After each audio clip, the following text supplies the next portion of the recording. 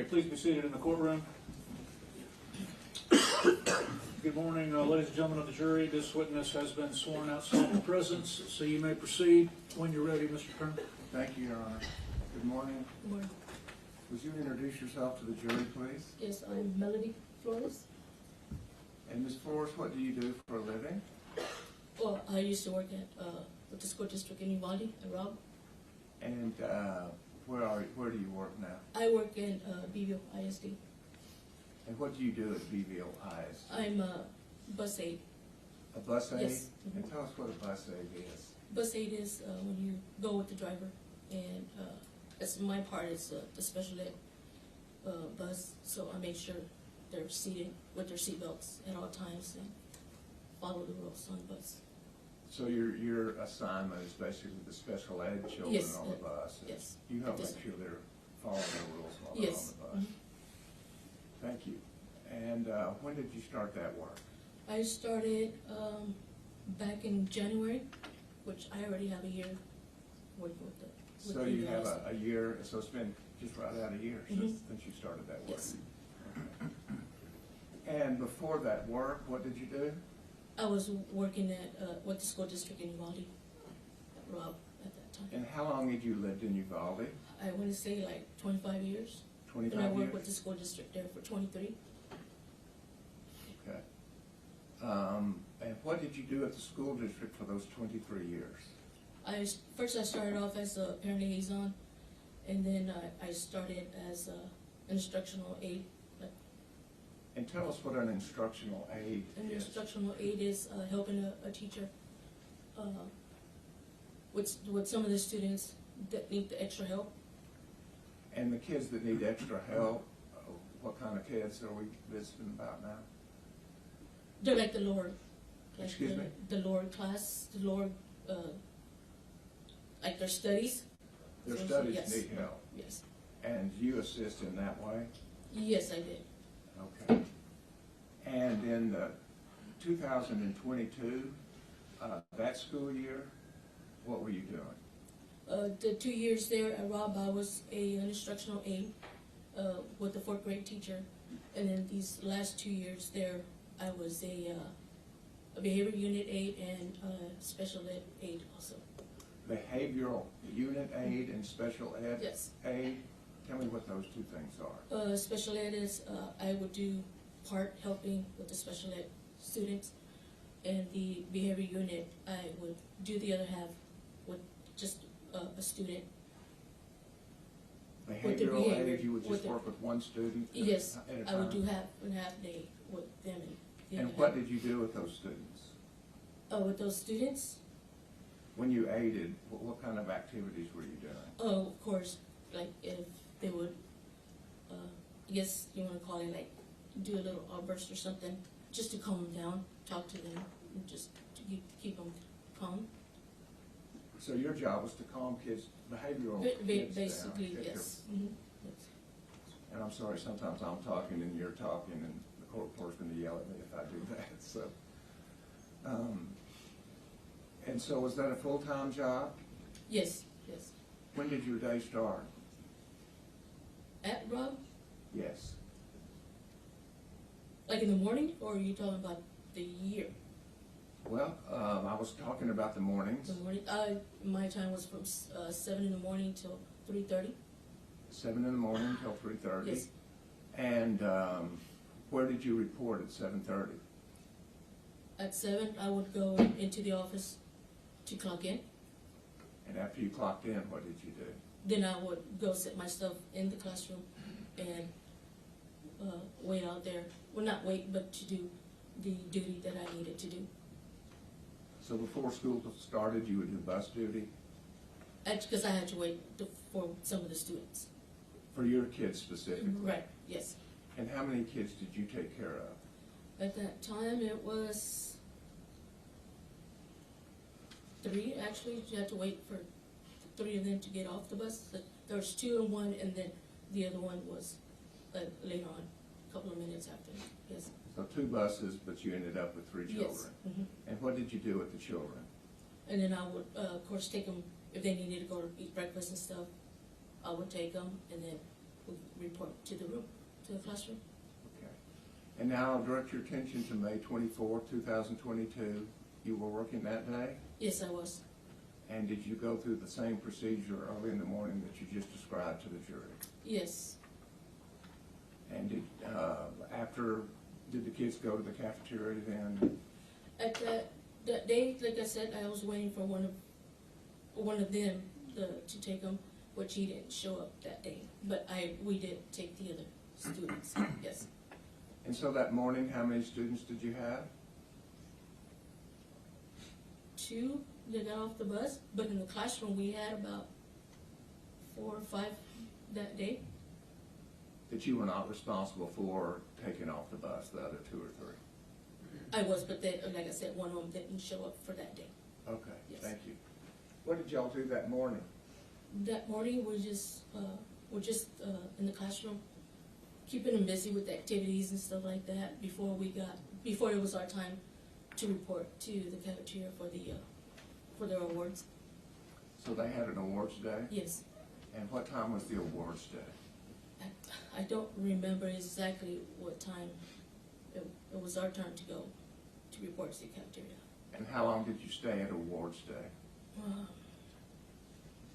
We were done, and then we just waited there for a couple of more minutes, and we saw the other teachers with the classrooms, and while they were presenting their awards to them, I want to say maybe like, I don't know, So you 20, don't 30 have- minutes, I guess. I'm sorry, say that again? Like 20 to 30 minutes that we stayed there, so they, Okay. And are we in mid-morning now? yes, just, And then after the awards were presented, what did you and the class do? like I said, we waited there for a couple of minutes, and then our teacher said, we're ready to take the students back to the classroom, so that's what we did. And what age were these students? We had 3rd and 4th graders at that time. Okay.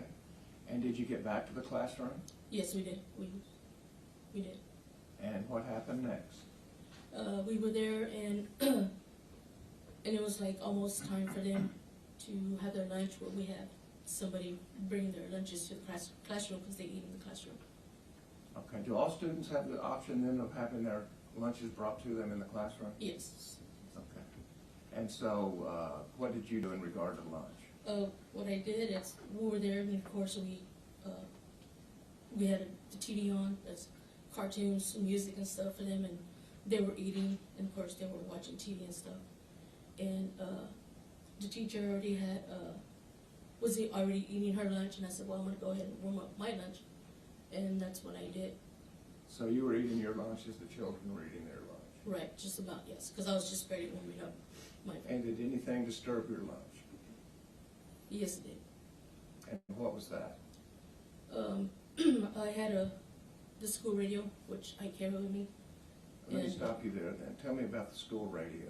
It's a radio that I carry where we can communicate. And Like who can you office or, communicate with? excuse me? Who do you communicate with? Whoever calls in, whoever calls me, or I need to call somebody.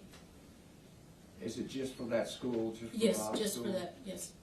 Okay. And is it just adults or is it kids too? No, it's just for the employees only. And you keep that radio with you? Yes. And you got a call on the radio? Oh, I didn't actually get a call. There was a call, and we didn't understand what they had said, because the teacher said, "What did she say?" I said, "I have no idea, because I don't know. I couldn't understand." And then So the first communication, you couldn't understand No. what was being said? and then the second time it called in, they said that there was a shooter, and he was jumping the fence and had a gun. Do y'all have a fence around Robb School? Yes, we do. And could you describe that fence? It's chain link, I think that's what you call it. It's all around the perimeter of the school. Okay. And what were the words that you heard? When we kind of understood, they said that he's jumping over the fence, he's shooting, he has a gun. So a man jumping over the fence, shooting, and has a gun. Mm-hmm. Okay. So what did you do when you heard those words? When I heard that, I just got the radio, clicked it back where would clip it at, and I just ran outside. And as I'm running outside, one of the coaches was running this direction, getting the other students and teachers, I guess, in. I don't know what they were doing or what they were at.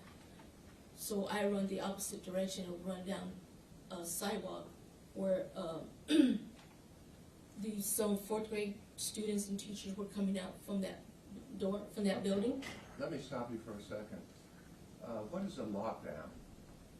A lockdown is where you get all the students in, make sure your doors are locked, lights are off, quiet. And what causes lockdowns? You want to say, I don't know, like high-speed chase, bailouts, and things like that. Would an indication that there was a shooter, somebody that jumped the fence and was shooting, would that cause a lockdown? Yes, definitely, yes. So normally you would stay inside and lock the doors? Yes. Tell us why you didn't do that.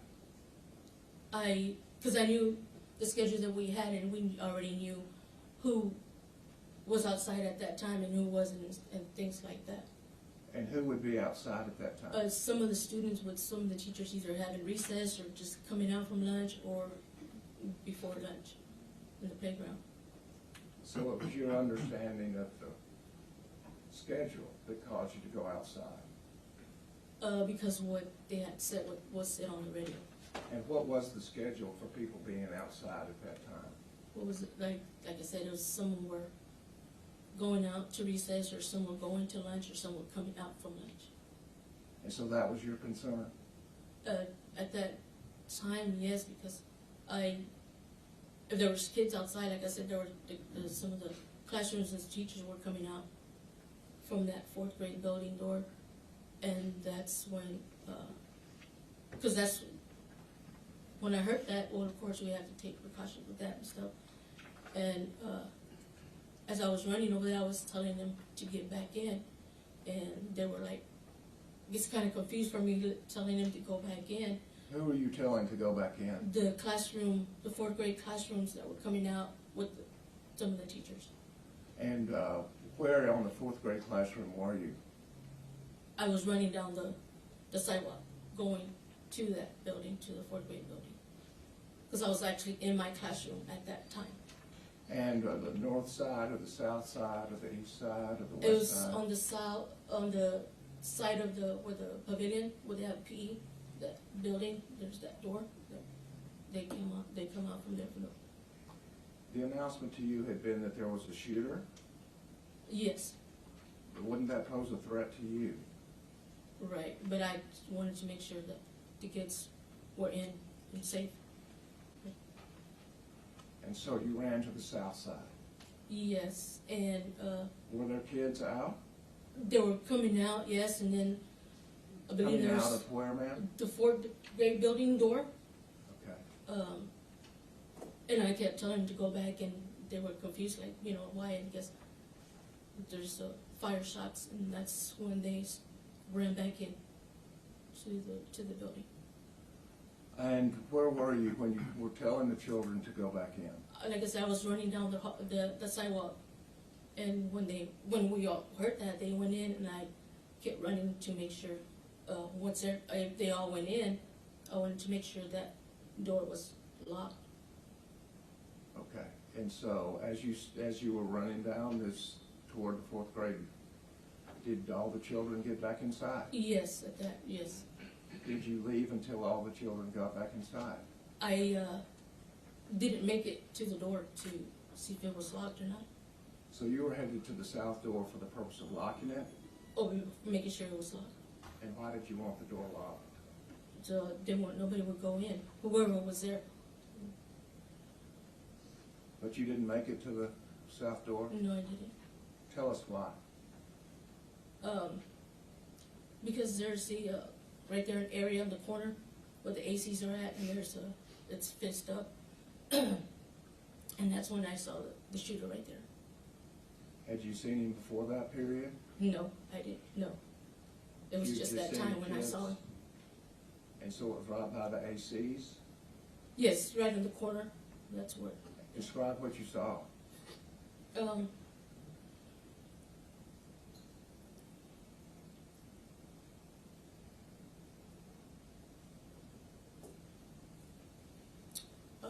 like I said, I didn't make it to the door because that's when I saw him. He was wearing all black and a hoodie, and then the hoodie just fell off him, and had curly that kind of shoulder length there. And that's when he started shooting at. And he was wearing all black? Mhm. And how did you know he was shooting at you? Because he just stood there and lifted up this rifle as I started running back. At one point, did you think it was a handgun? I thought it was at one point, yes. Okay, but this is, a lot of media has passed since then, is that correct? Yes. But at the time, that's mainly what we want to know about, is at the time that you observed it as opposed to other influences, okay? Mm-hmm. So at the time, you thought it was what? I thought it was just a regular handgun or something. And why did you think he was shooting at you? I mean, because I was running and he just kept shooting, and when I looked back, all I could see was that he was still standing there, and all I could see was just the fire coming out of the barrel. Okay. Now, when you saw him,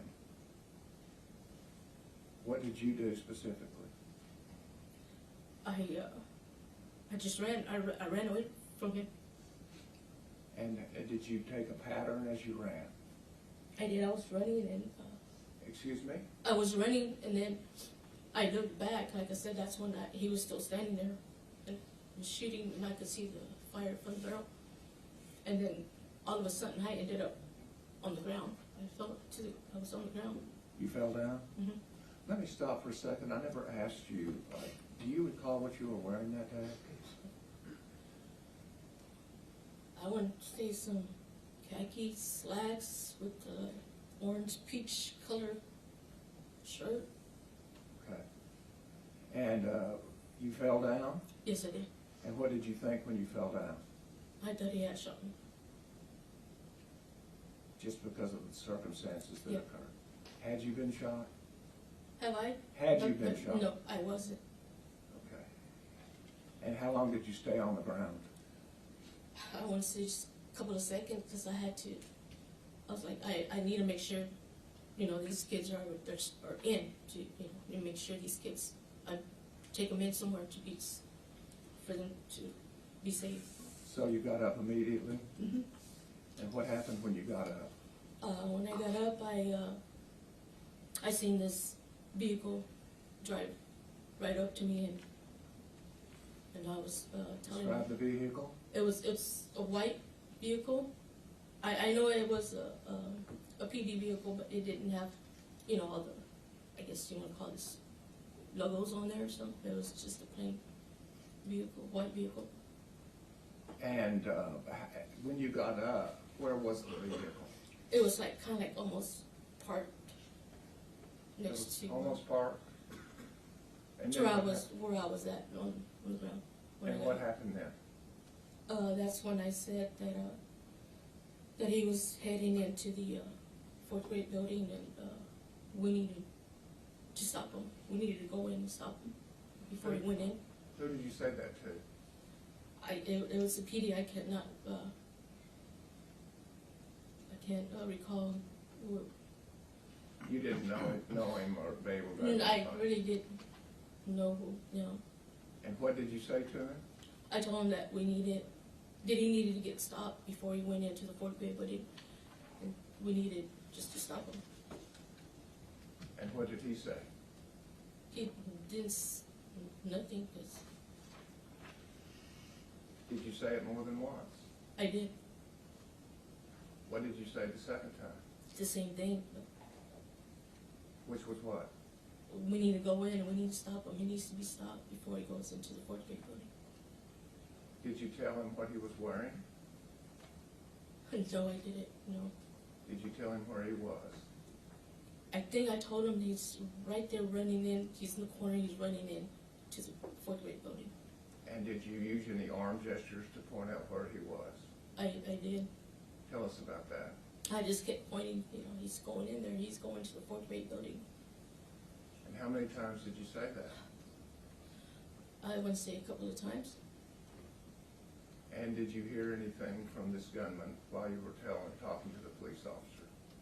To the gunman, the shooter, Uh-huh. I just kept hearing shots. You heard gunshots? Yes. Where were they coming from? That's where he was going into the fourth grade area. That south area? Yes. Could you see the gunman at that time? No, I couldn't. No. But you heard where the gunshots were coming Yes. from? And when you heard the gunshots, what reaction did that have with you? Like I said, I just had to make sure that everybody was in, the kids, and as I'm getting up and trying to find a place, I see a teacher, a second grade teacher. I'm not sure exactly what she was doing. I don't know if she was the last one in or she was opening, I don't know. So when I went over there, she told me if I wanted to go in. I said no, because I need to make sure your door's locked. And so. Let me just stop. I think you're getting a little ahead of Oh. us at this time. How long had you been talking to the police officer when you heard the continued gunshots at the south end? A couple of seconds, Just a second or two. maybe 3 to 5. And how many shots did you hear? Couple. Okay. And when you heard the shots, did that cause a reaction from you? Did you say anything to the officer? Like I said, I kept telling him that he needed to be stopped. He was going before he goes into the fourth grade building. And while you were talking to the officer, did anything on the east side of that fourth grade wing catch your attention? The east side is you're talking about The side that, yes ma'am, that you were on, it was just shots. there were more shots? Did you see the window break? I did not. Excuse me? I didn't. Okay. I could not see where I was at. I could not see it from the other side, but I could just hear Okay, you the couldn't shots. see the west side? Right. As And then the other side, the east side, did you ever see any of those windows break? not that I recall, no. Okay. When you told the officer to go in, did he go in? No. What did he do? Yes, he just stayed there, because like I said, that's when I ran to see if everybody else was in and find a place. He just stayed there? I believe so. And about how many times did you urge him to go in and do something? Like I said, it was a couple of times, A couple, does that mean twice? 2, 3 times. 2 or 3 times? Okay. Then what did you do? And that's when, like I said, I got up and I saw the second grade teacher on her door, the classroom, and she asked me if I wanted to go in, and I said, no, I need to make sure the door's locked. and it was locked. And I went in, and when I went in, she already had the kids in the corner covered with her bookshelves, to protect them, and her phone was ringing, and her blinds were still up. And I said, you need to put your phone on silent or turn it off, and we need to put the blinds down and close them. So I guess while she was doing that, I'm not too sure, like I said, I put the blinds down and closed them up. And where were you when this happened? What do you mean? I was in, What room? I don't remember the room number, but it was a second grade teacher classroom. While you were in the room, what happened? And then I started looking around. I gathered some papers from different desks that were there and taped them up and taped them to the door window. And then I put a chair on the door handle, which I guess I didn't do it right because it fell. And just telling the kids for them to stay quiet. I wasn't gonna let nobody. Excuse me? I wasn't gonna let nobody hurt them. Did the kids stay quiet? Yes, but you can still hear them when they were like crying and stuff. And where were the kids? They were in that classroom. They were, as soon as we walk in, they were on the left side with the bookshelves around them. And is that how they've been trained? Yes. And while you were in the room, did you hear anything else from the gunman? Or nothing but shots. You continued hearing shots? Could you describe how many? I kept shooting and shooting. And you could hear that where you were? Oh, yes.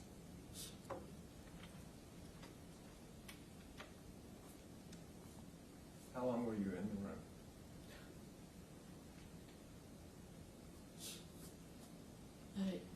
That day for me was like fast forward, slow motion day for me.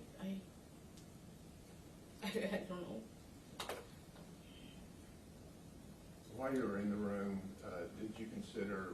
what were you considering or thinking or planning? Did you do anything like that while you were in the room? I was just like, I mean, what can I do if it, if he doesn't come here, and I did grab some scissors that were there. I said, I can protect not only myself, but the kids if he does or comes in here or something. Scissors are about all teachers or kids had in the room. It was the teacher's scissors. They were teachers' Mm-hmm. scissors. And any other planning? Would you? Did you do any other thinking about what would happen? That's about it. I mean, Fair enough. How long were you in the room about? it was a while.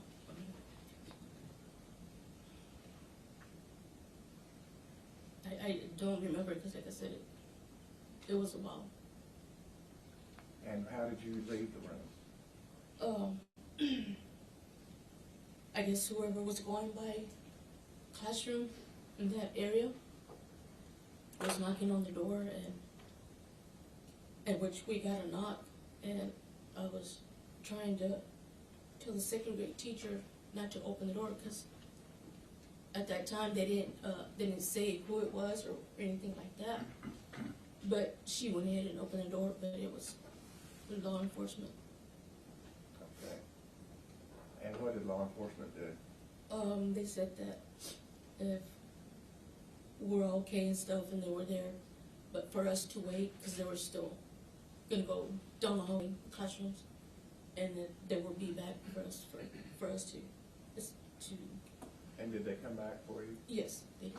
How much later did they come back for you? It didn't take them that long until they finished going down the classrooms down that hall. And when they came back, what happened? When they came back, they said for them to hold their hands together and go behind each other and To follow do them. what? To go behind each other and hold hands and to follow them. And did the kids do as they were told? Yes. And where did y'all go? They took us down like 2-3 blocks down the street away from the school, And then what happened? and we just waited there Until when? until they brought buses or whatever vehicles they could get to pick us up. And you were taken where? We were taken to the Civic Center at that time. Is that where the children were reunited with their family? Right, yes. And as far as you're familiar with that grounds and those areas that you just described for the jury, Yes. and have you been out with personnel from the DA's office to pinpoint the things you saw and where you were, where the Yes. gunman was, as well as where the officer was? Yes. And were photographs taken during that time? I'm not sure. You didn't take any photographs? No, I don't think so. May I approach that? Yes, sir.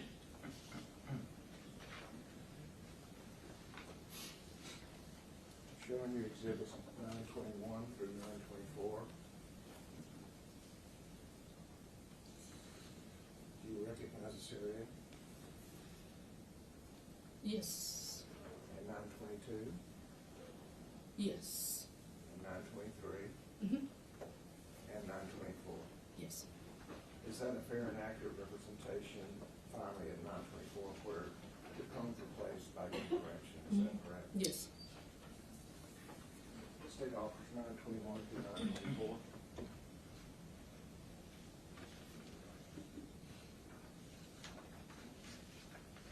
No objection, Your Honor. They're admitted. And they be displayed. Yes, sir. Ms. Flores, these are going to be displayed and they're going to be shown back on that TV to your right, so that we don't stand in front of the jury and use that point in my notes. Okay? Starting with State's Exhibit 921.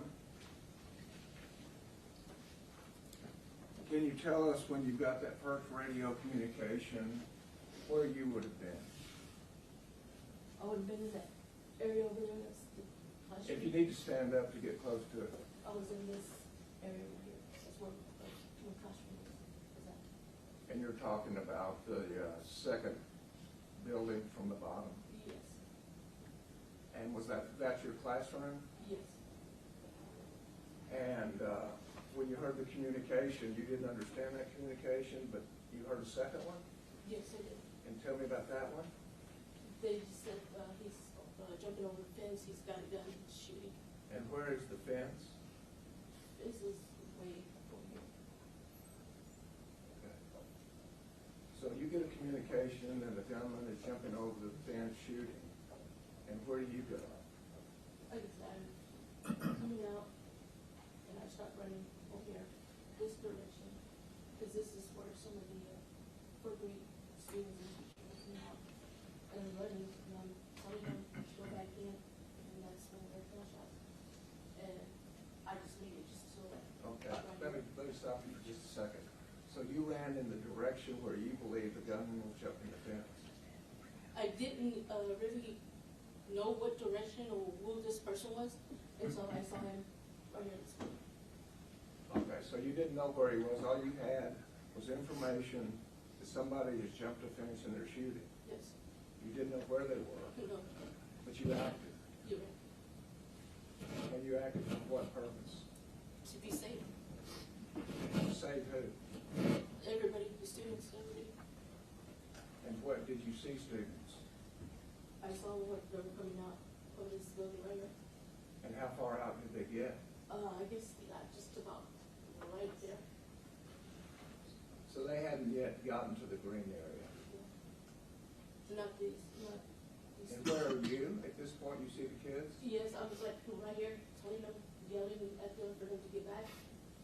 And that's when they heard gunshots, and that's when they went back. And I guess I just made it to right here while the gunman comes out right here. Okay, about how many kids were outside? Outside, out here. I don't remember. Fair enough. And is there a recess area? I guess the recess area is over here in the pavilion P area, and I guess it's in this area. Some recess, So there's several recess areas? not several, but there's many. They say that there's too many in the playground area. Some just stay on this area right here. Okay. And so you don't see the gunman when you see the children, No, I don't. I just hear the shots.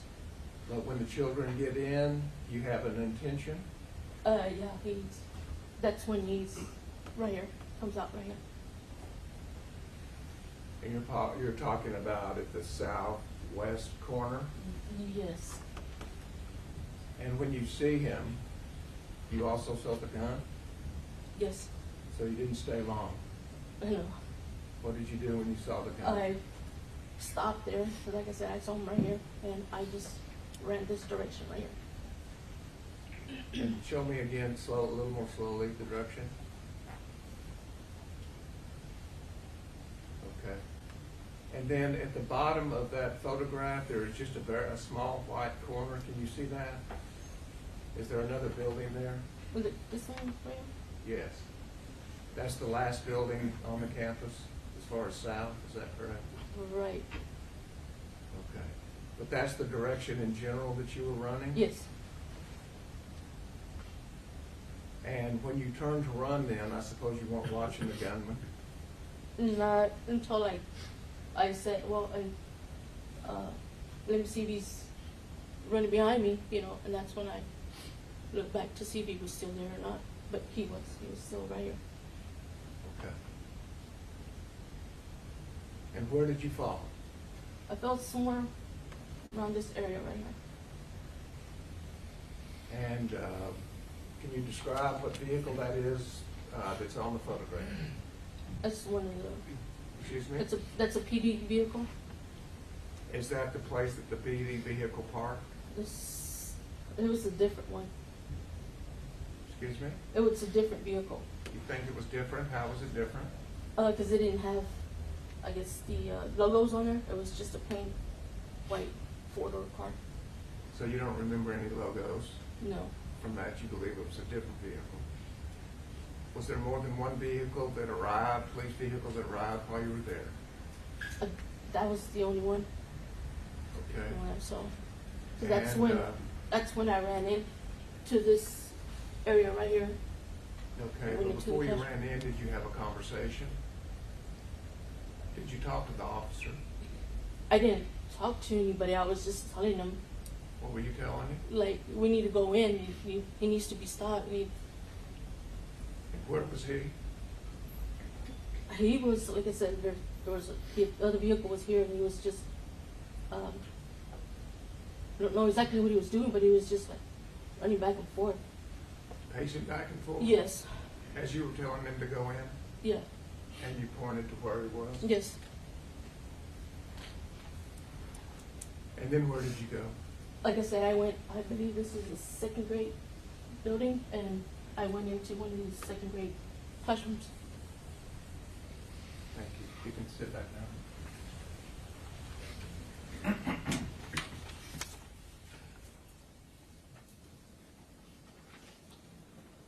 Showing you State's Exhibit 922. Can you tell us what we're looking at here? I believe it was that vehicle.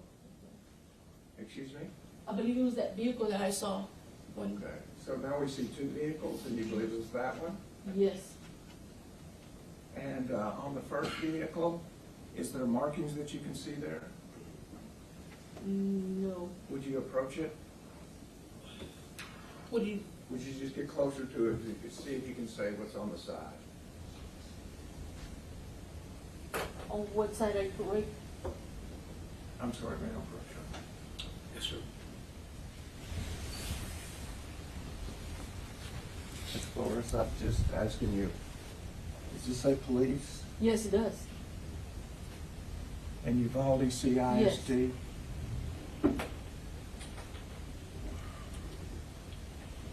Thank you.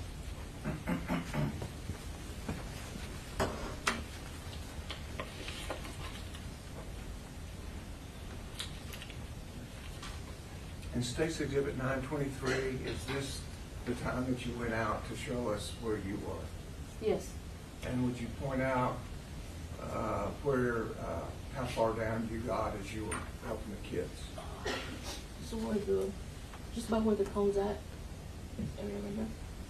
And is there a second cone there? Yes. What is that? That's kind of like where the gunman comes out. And State's Exhibit 924.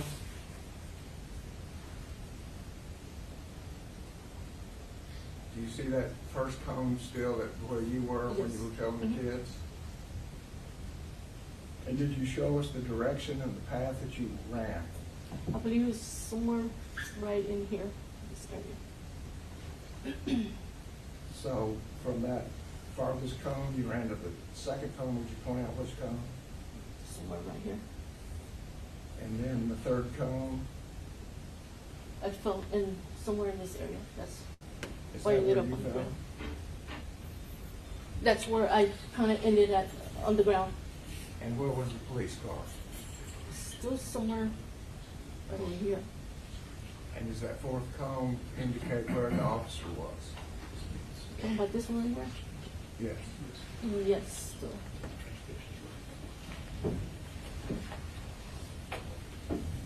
Thank you.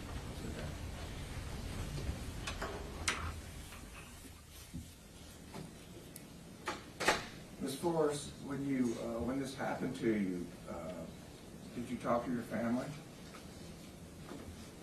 At that time when I was in the classroom, I did. I called one of my brothers And why did you call your brother? to let him know what was going on. And did you find out what was going on? Yes, there was a And shooting going on. Excuse me? There was a shooting going on. There was a shooter on the campus. And did your brother have any advice for you? I told him what was going on and what happened. He just said for me to hide and to check myself if I was shot or not. Did you eventually go to the police with this information?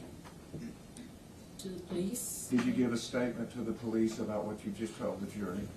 I know, because I left out of town, and when I had told him that I wanted to come back when the funeral services started. So I did. I came the day before, and they had a report to the Fairplex. To who?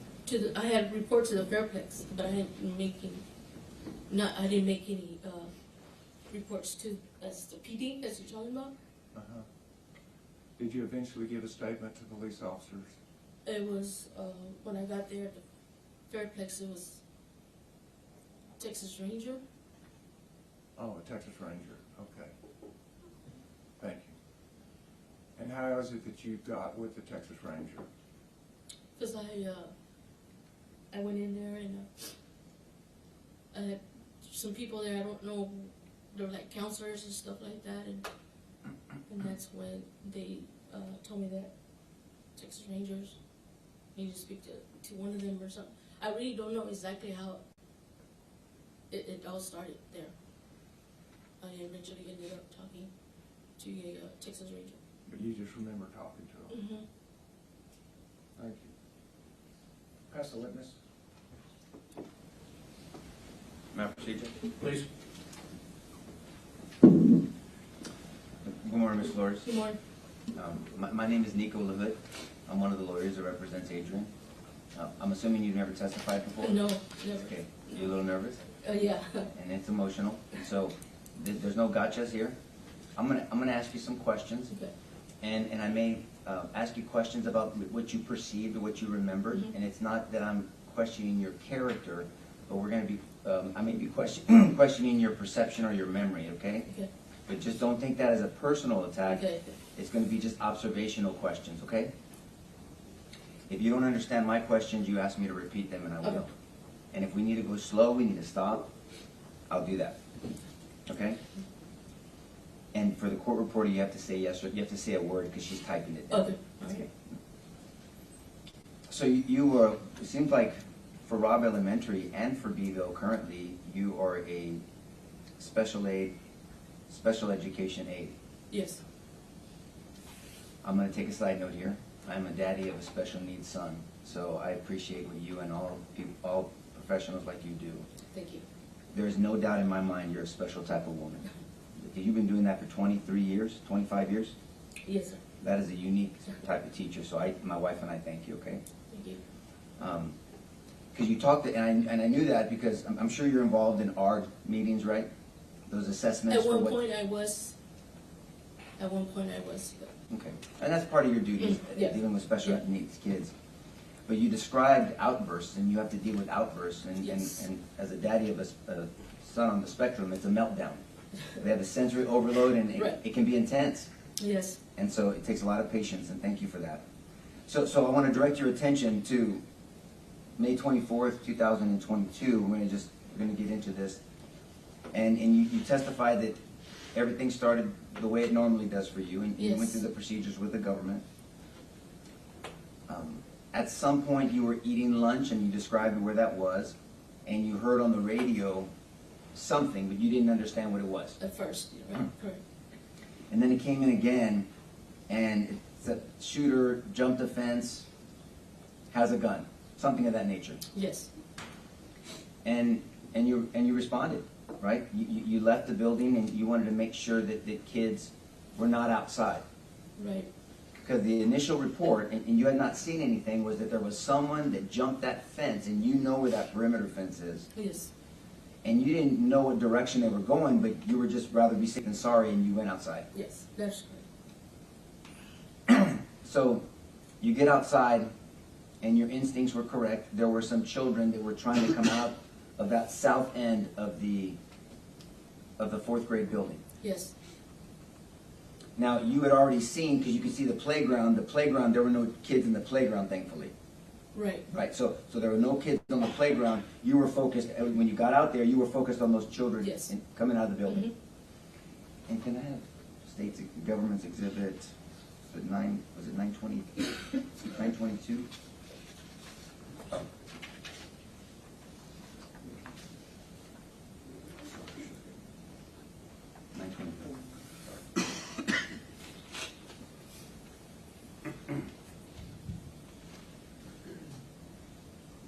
I'm gonna walk beside you, okay, Ms. Oh. Torres? Thank you.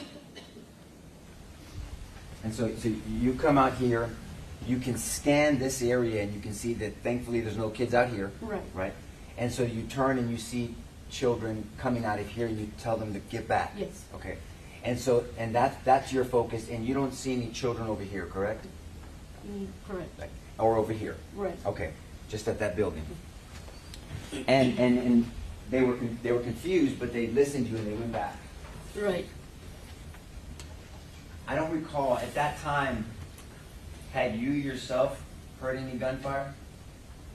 As I was telling the kids to go back in, like I said, that's when we heard, and that's when they kind of started running back in.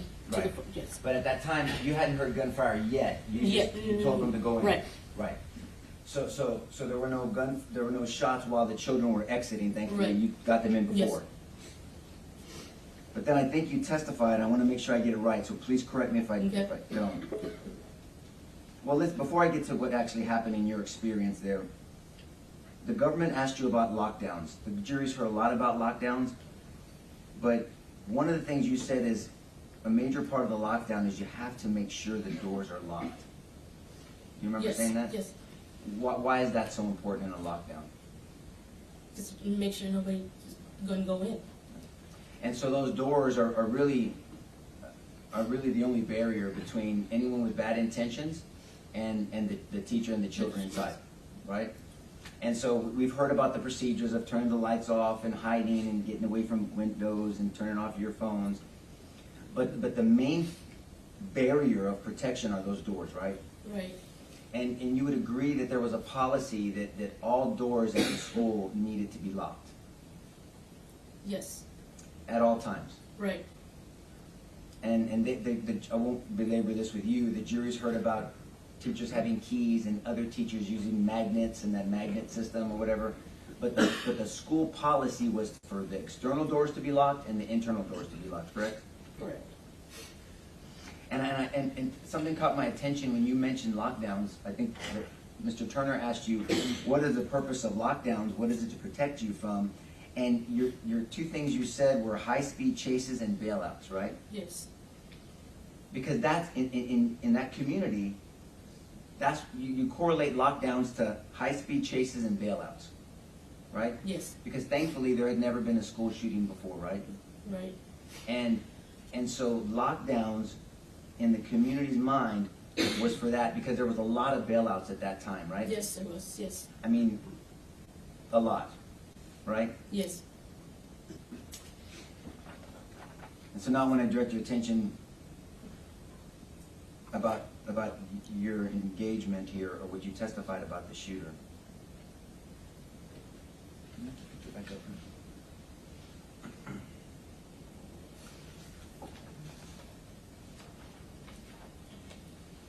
Start with that, thank you.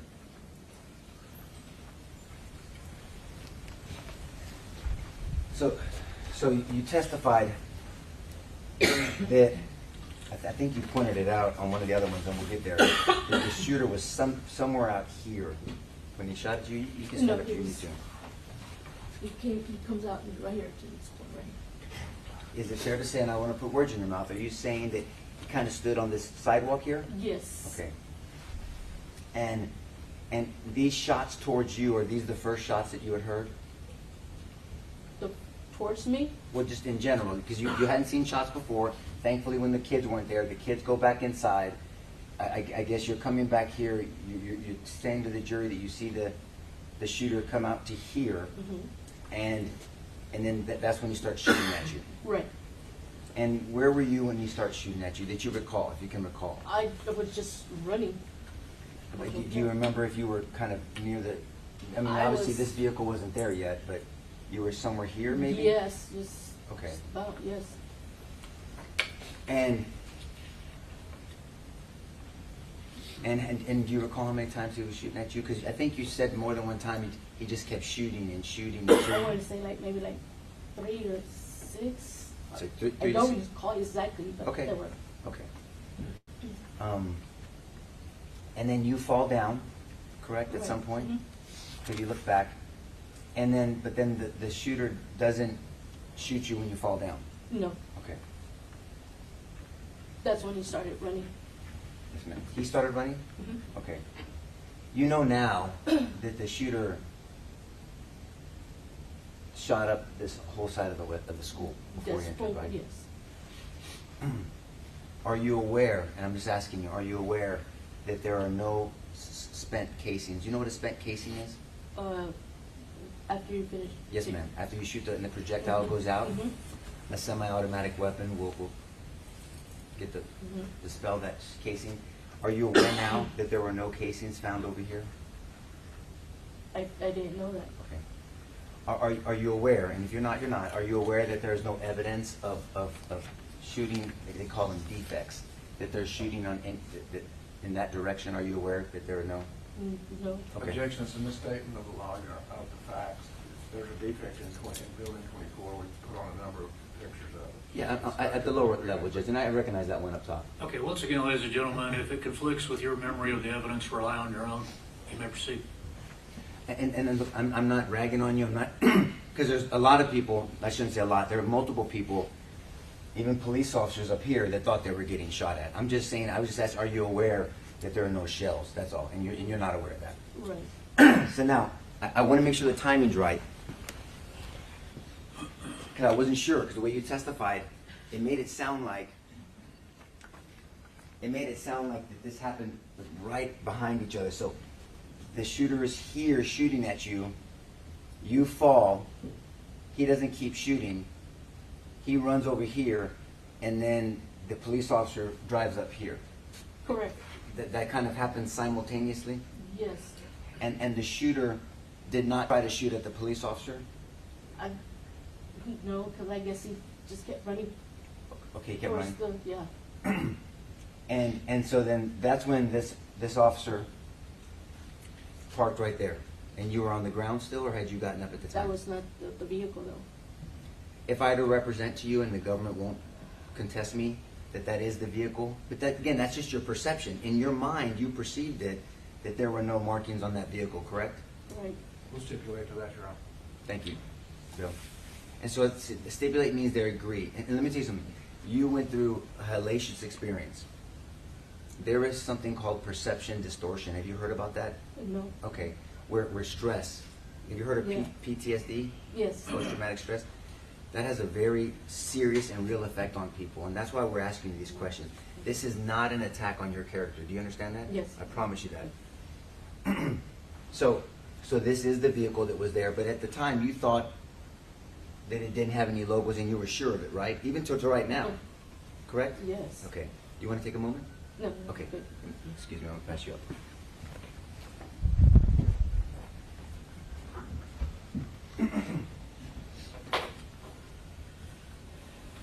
And so may I have permission to ask you about some of your other perceptions? Okay. Okay. You initially described the officer as wearing khaki pants, correct? Yes. a white shirt. I believe it was white, like a bluish. No, you said white. Remember, you've spoken to a Texas Right, Ranger? yes, it was, Right. yes, I did say, yes. Okay. You spoke to, well, this for clarity, you've spoken to a Texas Ranger and you spoke to Mr. Rick Garza with the DA's office here, right? This gentleman Yes, behind- yes. to my right? Okay.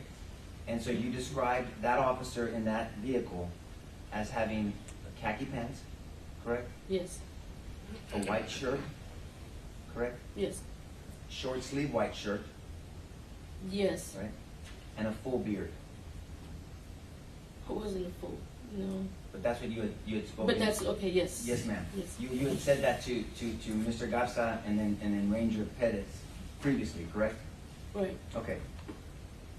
And so if I represent to you that Mr. Gonzales had a dark uniform on, no white shirt, no shirt sleeves, and no khaki pants, and did not have a beard, that's kind of an example of your perception, right? Right. In your mind, that's what you saw, right? yes, Okay. And so the officer gets out, and at the time you didn't know it was Mr. Gonzales, right? You didn't know it was Adrian. no, I didn't, really, no. But that officer, I believe the government asked you, you testified that he just was kind of pacing back and forth? Yes, he was. And that's your perception of what he was Mhm. doing. Is it fair to say that, I mean, I can see it's emotional now, but at the time, because this was real time, that you were frantic. You were extremely excited at the time. Excited as, This was traumatic experience. yeah, Right? I mean, Yes. so you're running out, you get this call, your instincts were correct because you know the school. You have an absolute love for children. I know that, it's obvious to me. And so you go out there to warn children to go back in. Yes. You're yelling at them, because I think you're yelling at them to get inside.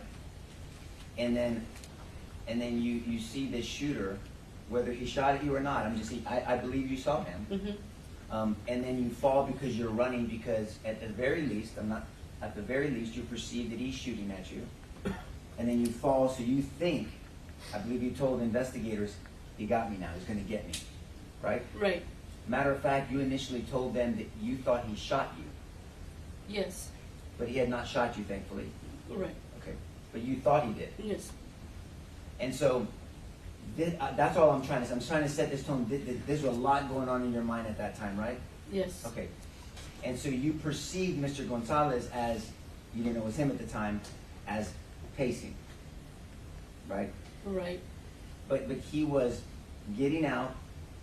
He's assessing you because you're yelling things at him, right?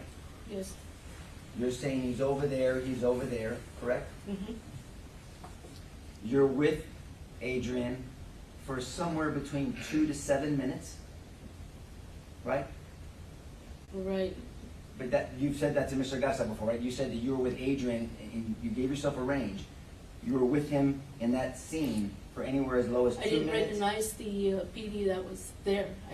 I'm sorry, I didn't hear that. What I did not, I didn't know, I didn't recognize the PD officer that was there, that was telling that to. When I mean Adrian, I'm talking about the PD officer. Okay, Let me represent to you that Adrian Gonzales, sitting to our left, is the officer that drove that vehicle with the logos on it, okay? And he's Okay. the officer that you were dealing with. So if I say Adrian, I'm sorry, I mean Mr. Gonzales, the PD officer, okay? okay, So you're yelling at him instructions, but he's getting out. At some point, there are gunfire, right? At some point, there's Yes. gunfire. Do you recall the PD officer? I'll just say PD officer. Do you recall the PD officer radio in and saying shots fired, shots fired? I don't recall it. Okay. But if that's on dispatch, that dispatch will be the best evidence for that. Do you recall at some point after getting instruction from you and you're yelling at him and he's ducking, do you remember him moving around the vehicle to get behind it for cover? You didn't know it was cover, but do you remember him getting behind the vehicle? I know I would see him, see that PD, pacing back and forth. Yes, ma'am. So you're pacing back and forth. Could that be that he was going behind the vehicle to get behind it for cover? I'm sure. Okay. Do you recall hearing him say, west side of the building, supposed to be wearing black? No, I don't.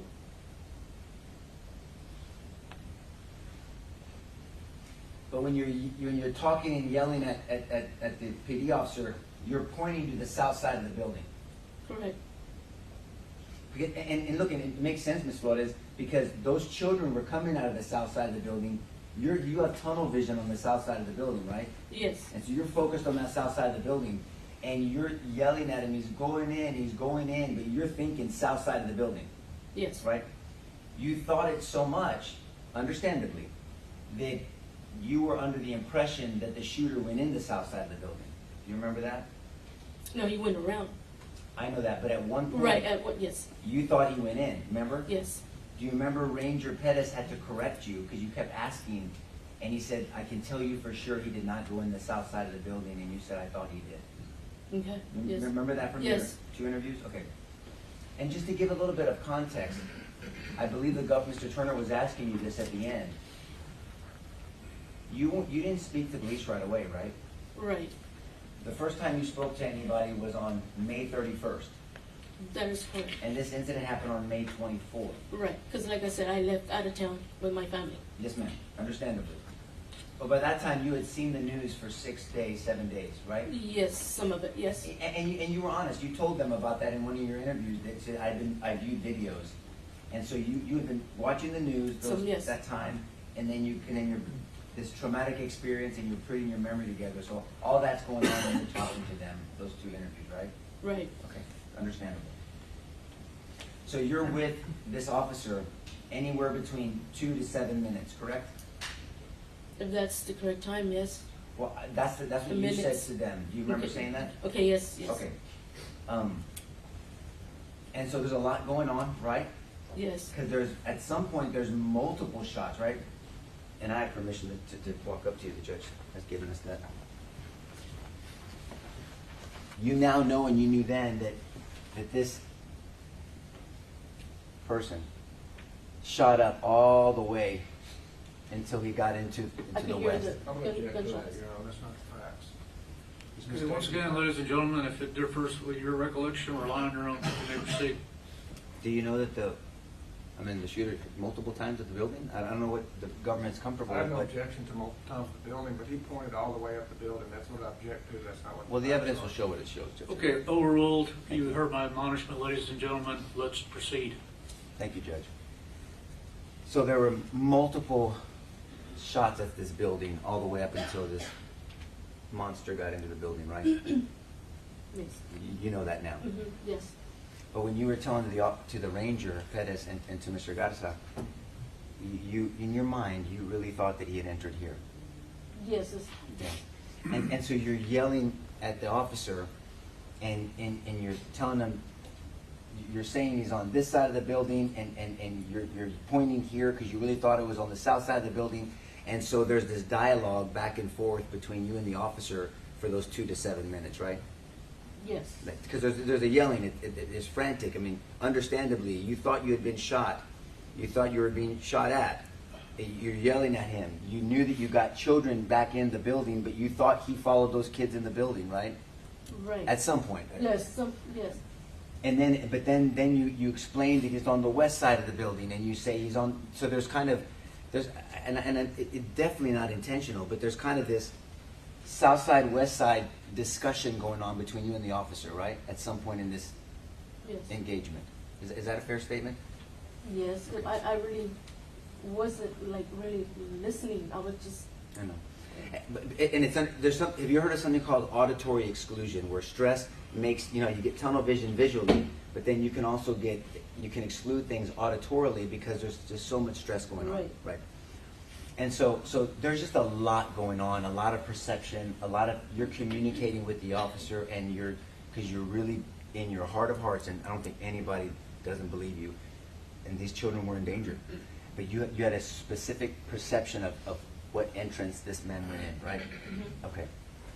And the officer is talking with you. He's communicating with you. He's having to, and he's focused on you too, because did you tell him you thought you were shot?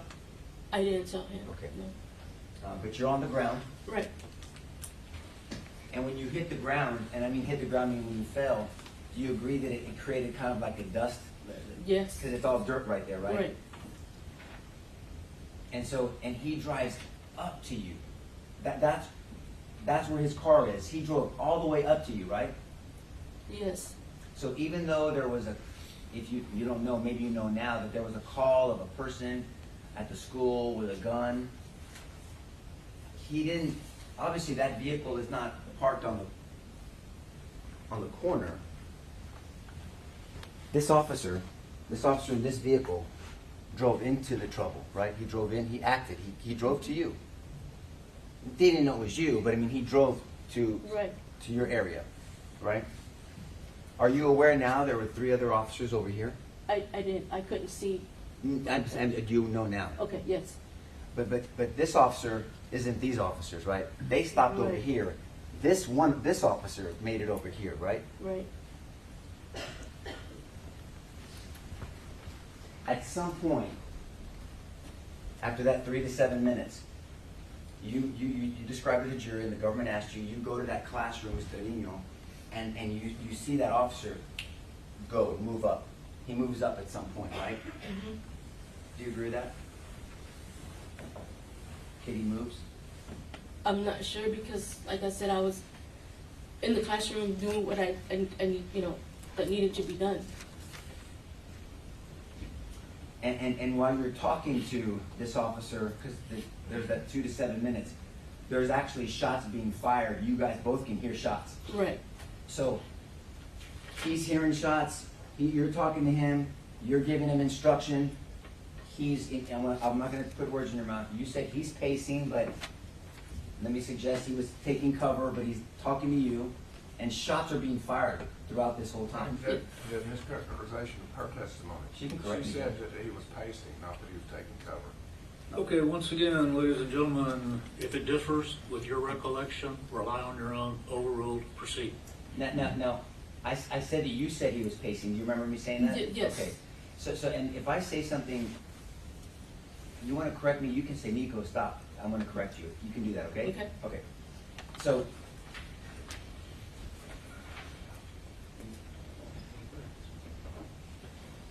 I'm going to direct your attention to State's Exhibit 922. Oh, there it is right there. So, you see that second car? Yes. Do you recall telling Ranger Pettis and Mr. Garza that at some point when you went to the other classroom, Mr. Trevino, and you didn't say it exactly like that you saw this officer, whoever he was, move forward? Move forward. Do you remember saying that? I don't remember saying that. Okay, at some point when the jury's out, I can have you listen to your statement, okay? It's the audio, right? Okay.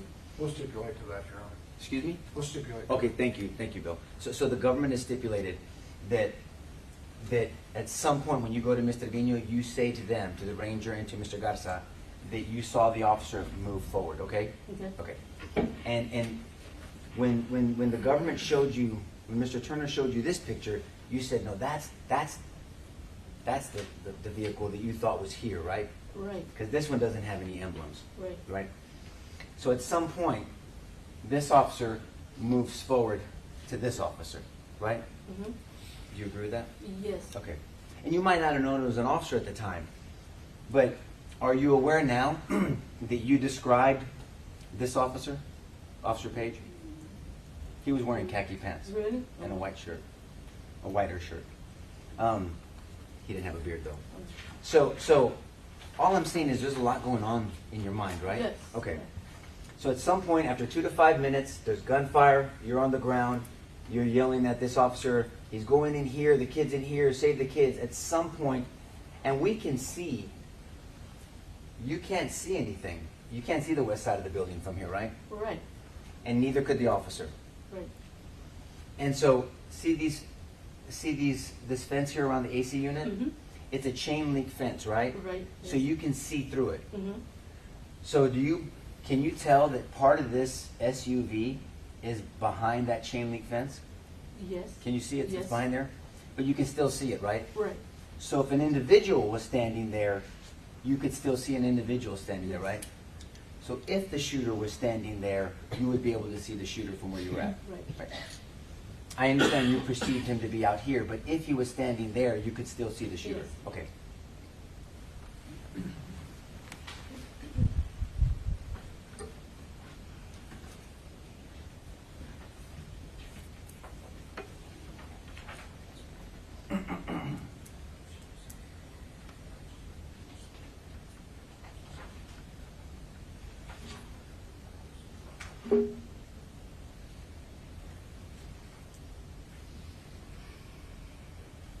I want to talk about another one of your perceptions, and I think that Mr. Turner tried to clear it up. At some point, you told Ranger Pettis and Mr. Garza that you believed the gunman had a handgun. At some point, yes. And then you when you told them that, you were sure about it. You were sure that it was a handgun, right? Right. And then either the ranger or Mr. Garza, I can't tell on the audio, corrected you and said it was a long rifle. It was not a handgun. Right. Right. And you correlated the handgun to a handgun that you carry sometimes, and so that's in your mind. That's Right. what you correlated that to.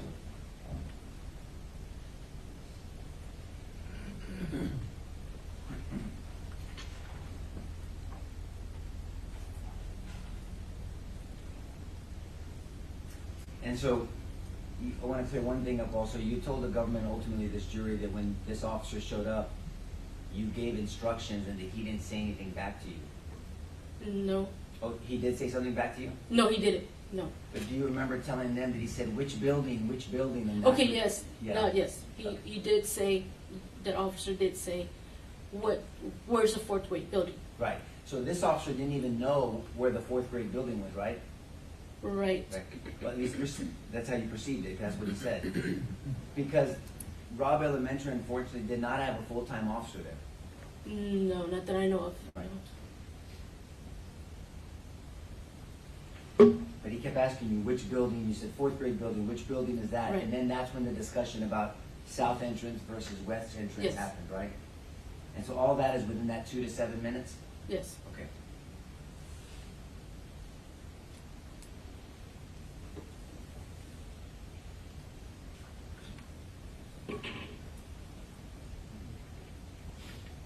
Ms. Flores, thank you so much, and I want you to know that all my questions had nothing to do with your character. You have an outstanding character, okay? God bless Thank you. you. Pass the witness. Good. Yes, ma'am, and when you said the fourth grade building, the officer said which building? Yes, he said, where's Is that when you the fourth grade? started pointing? Yes, And where did you point? to the fourth grade building. And was the officer standing looking at you as you pointed to the fourth grade building? At that, like, yes, Y'all were having a discussion, he wanted to know where it was and you pointed it out, yes, but he stayed there. yes.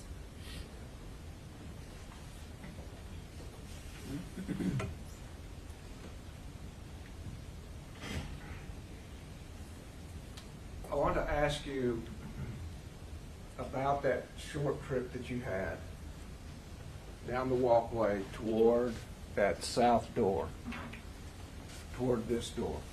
Mhm. And show us about how far you got down toward that south door Just about right, somewhere right here. and where did you see the gunman? He's standing right here. Okay.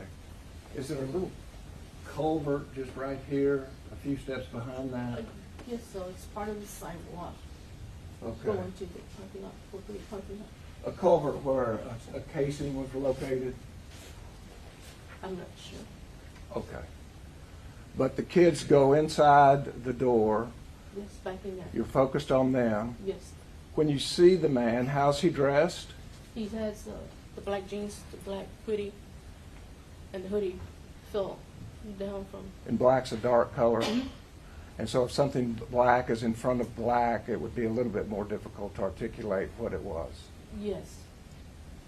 And when you saw the man with what you perceived as a gun, whether handgun or rifle, you turned and ran. Right. And when you turned, that means you turned away from him. Yes. So you didn't see where he went. When I was coming somewhere right here, that's when I looked back and he was still in this area here. Okay. So he was kind of in this same area here. Yes. And is that why you thought he was going to the south door? Right. Okay. The police car is white, correct? Yes. You saw it. Yes. Was the gunman the position that he was facing? Was he in a position to see this white car I drive believe up? that's when he like starts running this direction. Sure.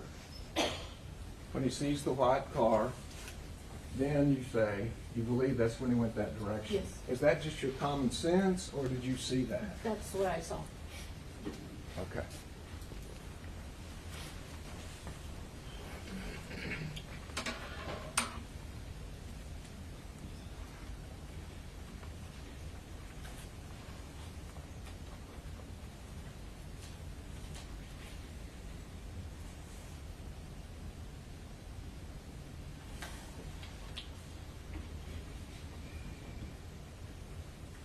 And as far as auditory,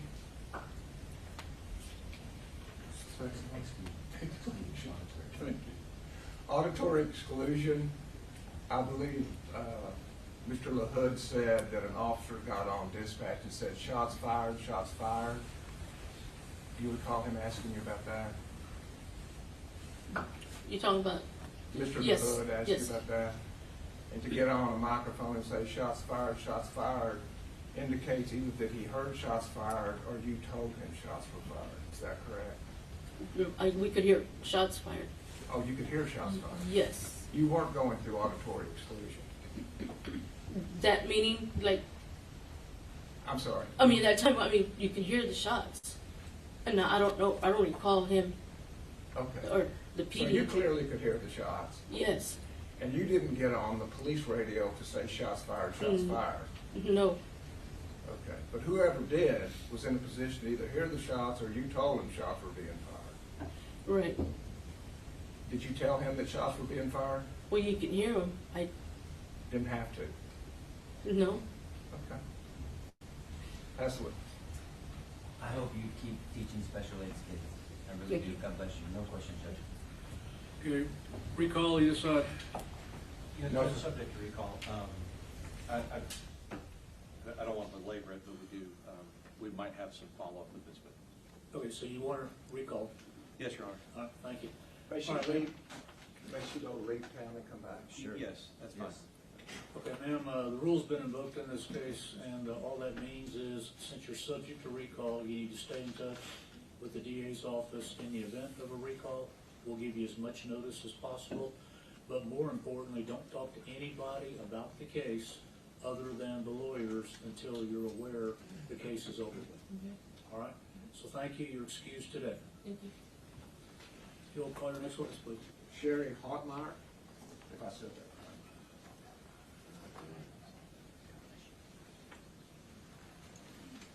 right.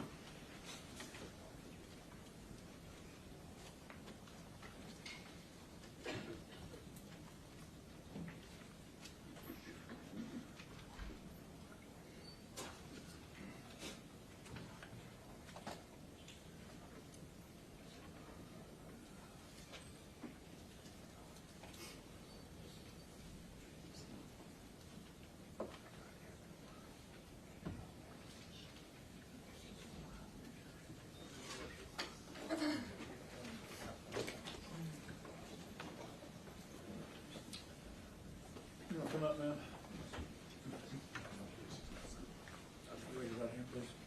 You do solemnly swear the evidence of the testimony given in this cause will be the truth, self you got. Okay. You have a seat right over here. Adjust that microphone, make it comfortable. Speak up so everybody can hear you, please. You may proceed. Good morning. Morning. Would you tell the jury who you are? Hi, my name is Dr. Sherry Hotmeyer. I'm from Uvalde. And Dr. Hotmeyer, where do you work in Uvalde? Currently, I work at Uvalde Medical Surgical Associates, which is an outpatient clinic that's adjoined to the hospital. And when you say adjoined to the hospital, does that just mean you have a business relationship, or is it also physically adjoined to the hospital?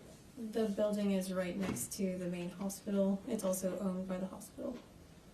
And tell us what your credentials are. I'm a doctor of osteopathic medicine, which is essentially, there's allopathic and osteopathic. We do the, same training, but we do a little bit more in musculoskeletal.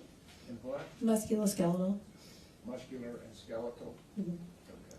And when did you get your education? I completed medical school in 2011, from 2007 to 2011. And after medical school, what did you do? Then I went to residency at Christus Santa Rosa in San Antonio, family medicine residency program. How long is that residency program? That was an additional 3 years. And after the residency, then what? And then I graduated in 2014, and I moved out to Uvalde and began working, and I've been there ever since. Ever since 2014?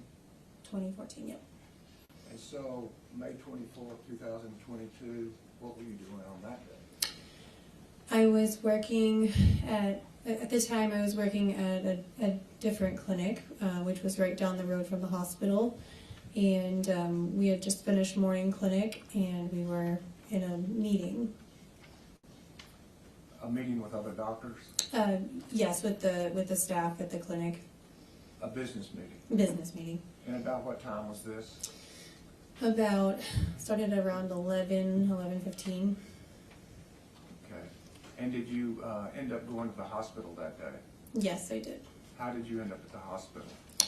We had an alert that sent a mass text message to all the physicians saying that they needed us immediately in the emergency room.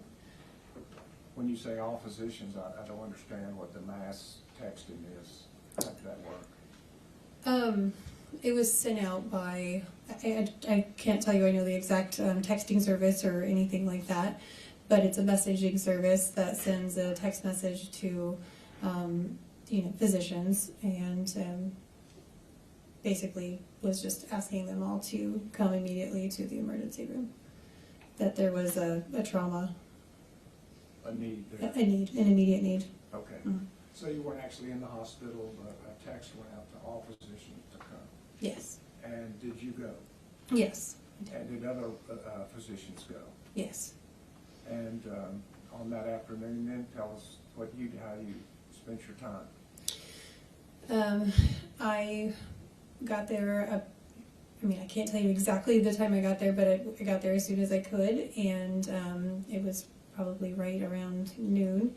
And when I got there, I'm sorry, I don't quote me on that. I apologize. I don't know what time I got there. I got there as soon as I could. But when I got there, there were other doctors that were already treating patients, and I circled around in the emergency room and tried to help in any way that I could. And so this is the emergency room where you see doctors treating patients? Yes. About how many doctors did you see working? There were probably about 8 to 10 of us. And patients? Mm-hmm. Can you tell us about how many patients you saw? There were about 15, I believe. Okay. And did you treat any of the patients? I did. I treated. I helped and assisted in some of the ones that were already ongoing and needed just like a little bit of help here and there. And then when those ones were stabilized, I went to a different area where children were waiting that were not as critical but still needed medical care. So there is an order in which you treat patients when they come in? Yes. And describe that for us. And call it triage, and basically those patients that are the most critical get the most immediate care. The ones that need to be stabilized, it's all hands on deck, and we do everything we can to get that patient better. The ones that are less acute, those ones typically will then be next in line, and then the ones that are least acute will then be seen after the other ones. And is that the way the procedure went that afternoon? Yes. Okay. Now, you said that you actually did treat some of the children yourself, Mm-hmm. but other doctors treated children too. Yes. And let me ask you then, are you familiar with the records? Yes, of the I- Uvalde Hospital? Yes, sir. And is it common for doctors to review the records of other doctors? If asked, we will do that. I mean, you can read a medical record whether you created it or a fellow doctor did. Yes, correct, absolutely. And I believe at the defense's agreement, they've agreed to allow you, rather than having eight or nine doctors come in, to testify to the records. Yes, Is that correct? that's correct. This witness can testify to all the injuries to the kids and all the treatment that was done by all the doctors. Okay, you can proceed. And so have you done the time, you've spent the time to look at the records of those children that were treated at Uvalde Medical Hospital that day? Yes, sir. And are you familiar enough, and have you summarized it so that you can tell us the name of the child as well as the any injuries they sustained and the nature of that injury? Yes, sir. And you have summarized that for us? Yes, I have them here, if you don't mind me using my notes. And we may not be in the same order, so it may take Okay. a second for you to find it. Okay. But if we could start with Exhibit 910. Mia Cerrillo.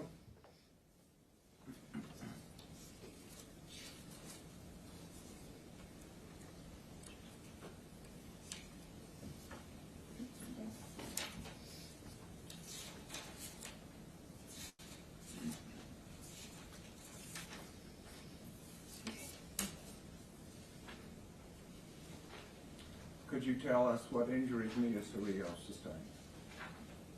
From the summary on the medical record, she had pretty significant shrapnel injuries. And what is shrapnel injury? Shrapnel is basically little parts of or fragments of bullets that Fragments of bullets. fragments of bullets that get embedded in the skin or other locations. And was there a location in which she had the shrapnel? Yes, sir.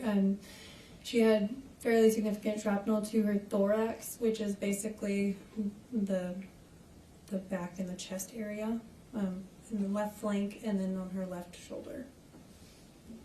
And when you see shrapnel in somebody, do you remove that shrapnel?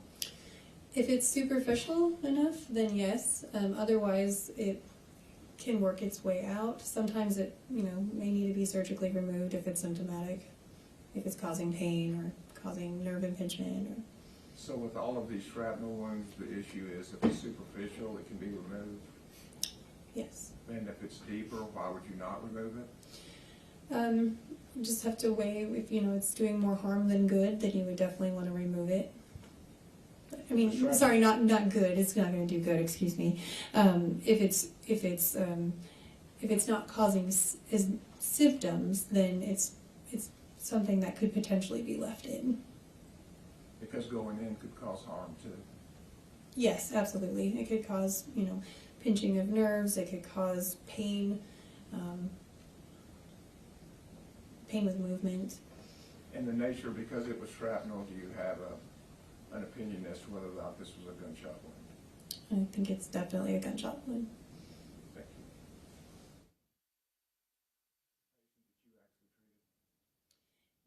This patient was treated by a different physician. Thank you.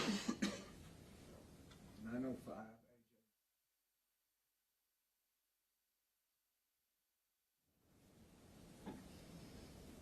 Could you tell us what injuries AJ Martinez, he had a gunshot wound to his right thigh with significant shrapnel to the right thigh, as well as some shrapnel injuries to the left side of his head and his face. And what is the right femur? The femur is the long, big bone on the top part of the leg, right here. And so was this shrapnel penetrating shrapnel or superficial? Was the shrapnel? Did it penetrate or was it on the superficial? It was close to the femur. and it had multiple shrapnel injuries in the subcutaneous, which is basically the layer below the skin, and in the deep soft tissue, which is Deep soft tissue. mhm. Thank you. Exhibit 906.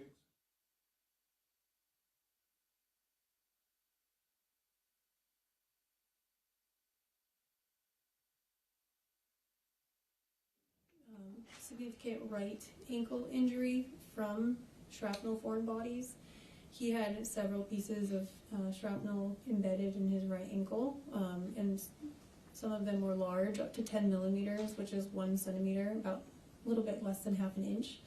But thinking about that being embedded in soft tissue, that is fairly large. And then one of them was close to the Achilles tendon, which is the large tendon in the back of the lower leg where the calf attaches to the heel.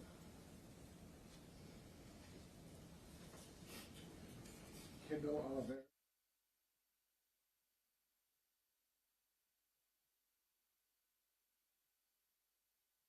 To her left shoulder, she had a very large soft tissue defect, fracture of her humerus, which is the bone in the upper part of the arm, significant shrapnel to the left shoulder, and then across the front of her abdomen she had quite a bit of shrapnel as well.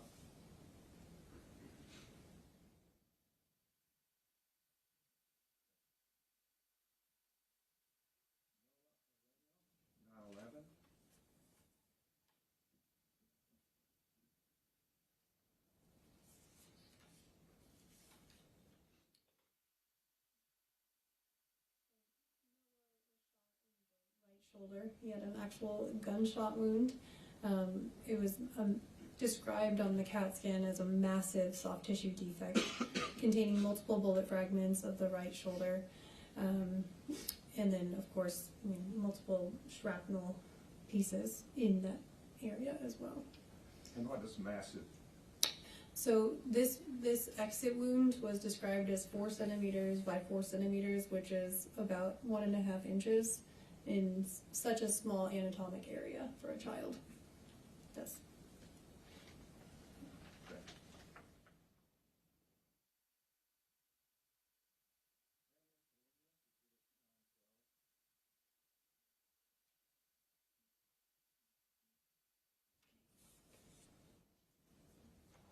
Okay. he had shrapnel injuries to his right thigh. So on the lateral part of his right thigh.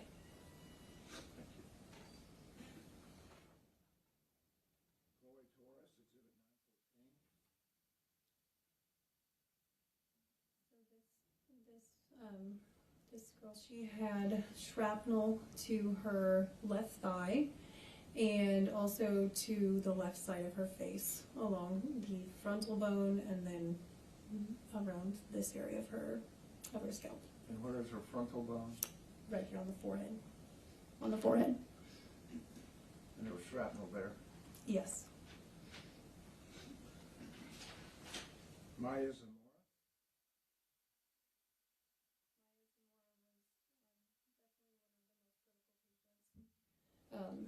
When she arrived, she was scared, anxious. She wasn't talking. She was already receiving fluids from EMS because her blood pressure was low. She was found to have a gunshot wound to the left side of her chest, which was a sucking chest wound, which is basically air is going in but it's not coming out, which then caused both lungs to collapse. She had a very, very large gunshot wound to the left shoulder, the left arm, and then the right hand. The ER physician that was taking care of that trauma bay, he had to do needle decompression, which is done in emergent situations to let that air out, allow the lung to expand, and then he had to put in bilateral chest tubes to continue to allow the lung to reach the pleura, which is the lining of the lung cavity. He gave fluids, crash blood, and then this patient was one of the ones that was transferred out to a trauma center. When you say transferred out to a trauma center, tell us what that is. BAMC is typically where we'll transfer to, university, a higher level of care that has a trauma surgeon available.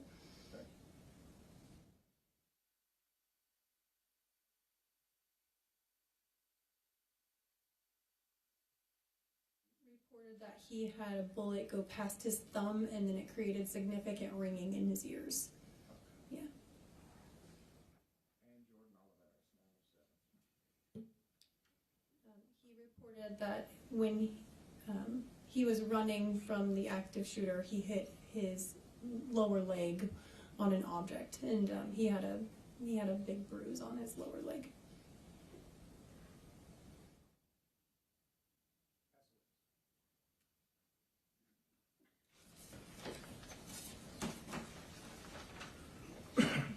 Dr. Hotmeyer, my name is Jason Goss. I'm one of the lawyers representing Adrian. I just want to say, I know that you would just say it's doing your job, but we appreciate that you did that, help those kids. I don't have any other questions. Anything, redirect? No, Your Honor. Excuse, not subject to recall? Yes, Your Honor. No, no recall. Okay, Doctor, you are excused. The rule's been invoked, so we would appreciate it if you just wouldn't discuss the case with anybody until you're aware the trial's over with. Yes, sir. Thank you very much. Thank you. I'll tell you what, ladies and gentlemen, let's take our morning recess, take about 10 minutes. Please remember my instructions. Would everyone please rise for the jury?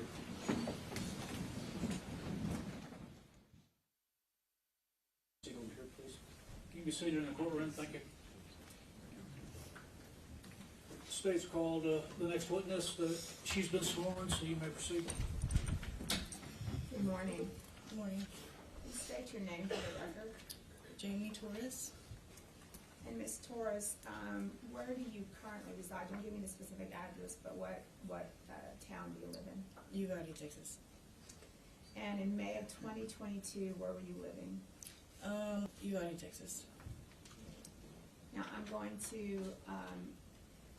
be real specific and go ahead and take you back to May 24th of 2022. Are you the mother of Chloe? And for the record, can you spell Chloe's first name? Khloie. And what grade was Chloe in on May 24th of 2022? 4th. And how old was Chloe at the time? 10. And what school was she going to on that date? Robb Elementary. And what grade was she in? 4th. And do you recall what room she was in at Robb Elementary? 112. Now, you were not at school that day, No. and was there something special about this going on at school that day that she was excited about? Yes. And what was that?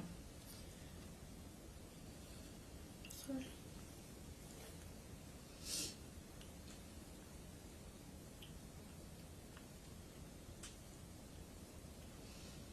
She was excited. She had left early that day to get bubbles and watch a movie after awards. And so she was excited for that. And did she receive an award that day? She did. And what was that award? The Good Citizen Award?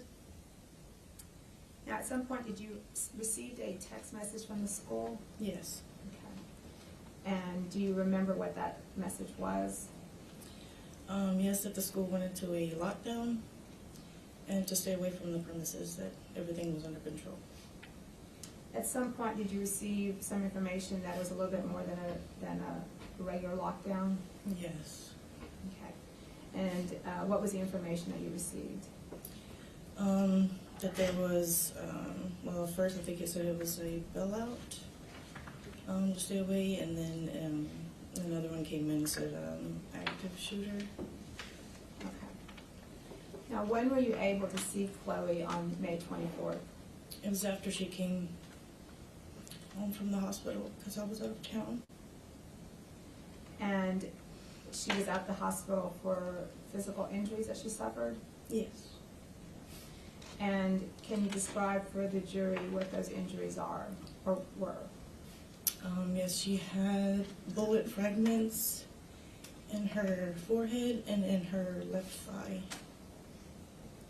Now, those bullet fragments in her head, do they still exist today? Yes, What about the ones in her leg? yes, And does she suffer from the fragments in her head? yes, she gets headaches, frequently, and then in her leg, if she walks, kind of far, sometimes she'll say that she has to stop because her leg was hurt her. Okay. Yeah.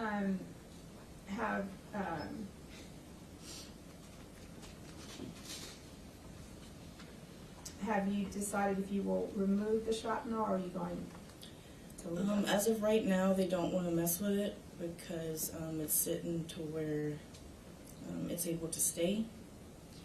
They did say if it was to move, then they would go ahead, but as of now, they think she's fine with it in there. Okay. I'm gonna leave it at that. Pass the witness, Your Honor. Ms. Torres, I'm very grateful to Chloe that you still have her, because as we know, a lot of people don't. So I hope she continues to be a blessing to you. Thank you. That's all I have. Thanks.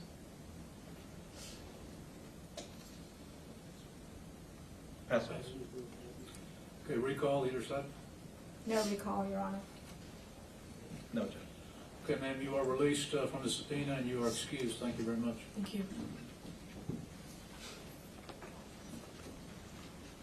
State calls Jennifer Hagy.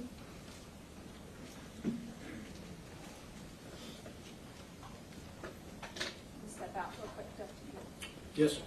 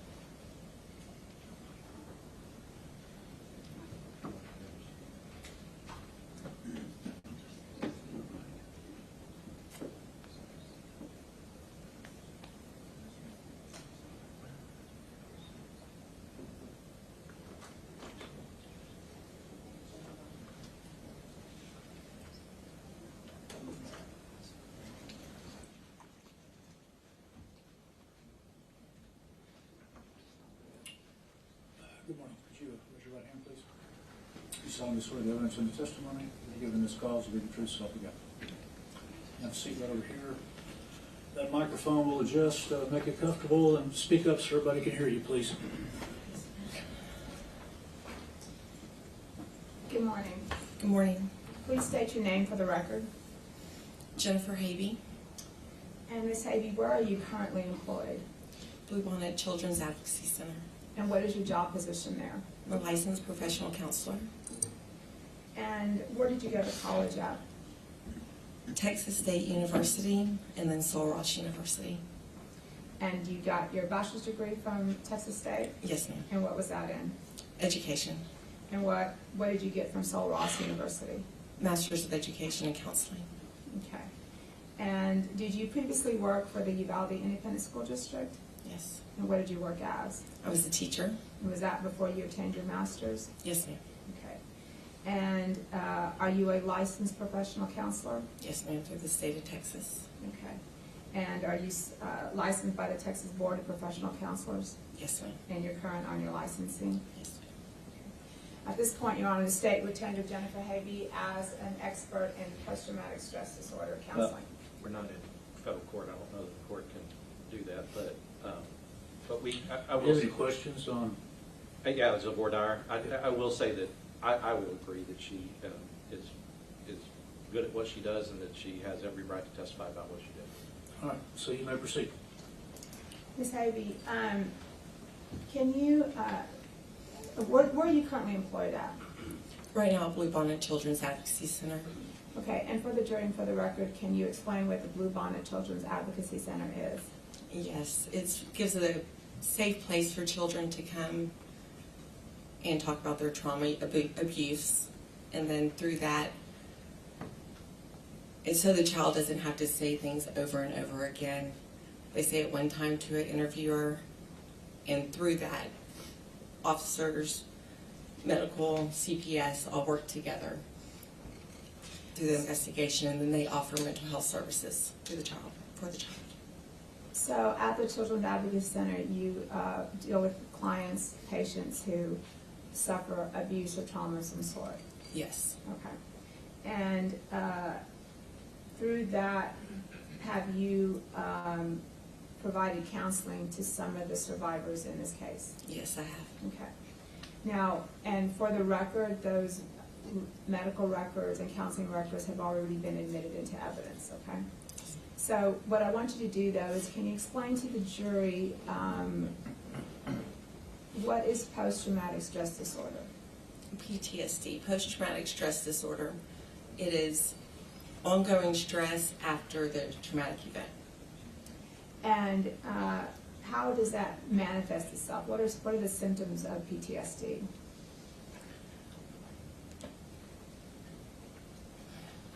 It can manifest itself in many ways, through the body, through headaches, stomach aches, nausea, as well as not wanting to leave your home or not being able to leave your home, socially, trust with others. And we call that disassociation. Dissociation, yes. Is that what it's called? Okay. And do you also see children with anxiety and depression that are suffering from PTSD? Both, yes. Okay. And are these considered a disorder? Yes. Or an impairment of some sort? Disorder, yes, ma'am. Okay. And what are the different ways that these are explained through children with PTSD? In other words, do they express it through like guilt, or I mean, how does that work? Through PTSD, can you repeat your question? Just so I'm answering it. Right. Well, if they have PTSD, do they also have maybe other impairments? Such as Yes. I apologize. Yes, usually with PTSD, anxiety comes as well with it, hand in hand, only because the stress, your body becomes alert, hyper alert, and stress rises, and that brings on anxiety. Okay. Do you know what survivor's guilt is? Yes, ma'am. Can you explain that to the jury? Yes, it's when a survivor feels guilty for living. And have you seen that through some of your patients through their counseling? That's me.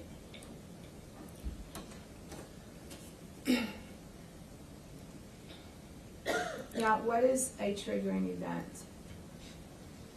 It's when something happens that escalates anxiety in their body. It's when you're triggered by something and it brings you back to whatever traumatic event they had. Is it a sensation that stimulates the nervous system? Yes. And is it a biological response in a child? Yes. And can you explain that? It's an automatic response in the body. It's not something that's they think of. It's protection. So it's dissociation, it's protection. And what can be a triggering event in a child with PTSD? I've seen many things that trigger children right now. I'm seeing helicopters, loud noises, trigger children, colors. What colors? Red. Why red? It's the color of blood. Okay. And explain to the jury what these triggers do. What do they do in a child physically that they're called triggering events? What do they do? Some children, when triggered. They might cry. Their heart might race. They might get under a table and not want to leave. They might want to hold someone's hand for safety.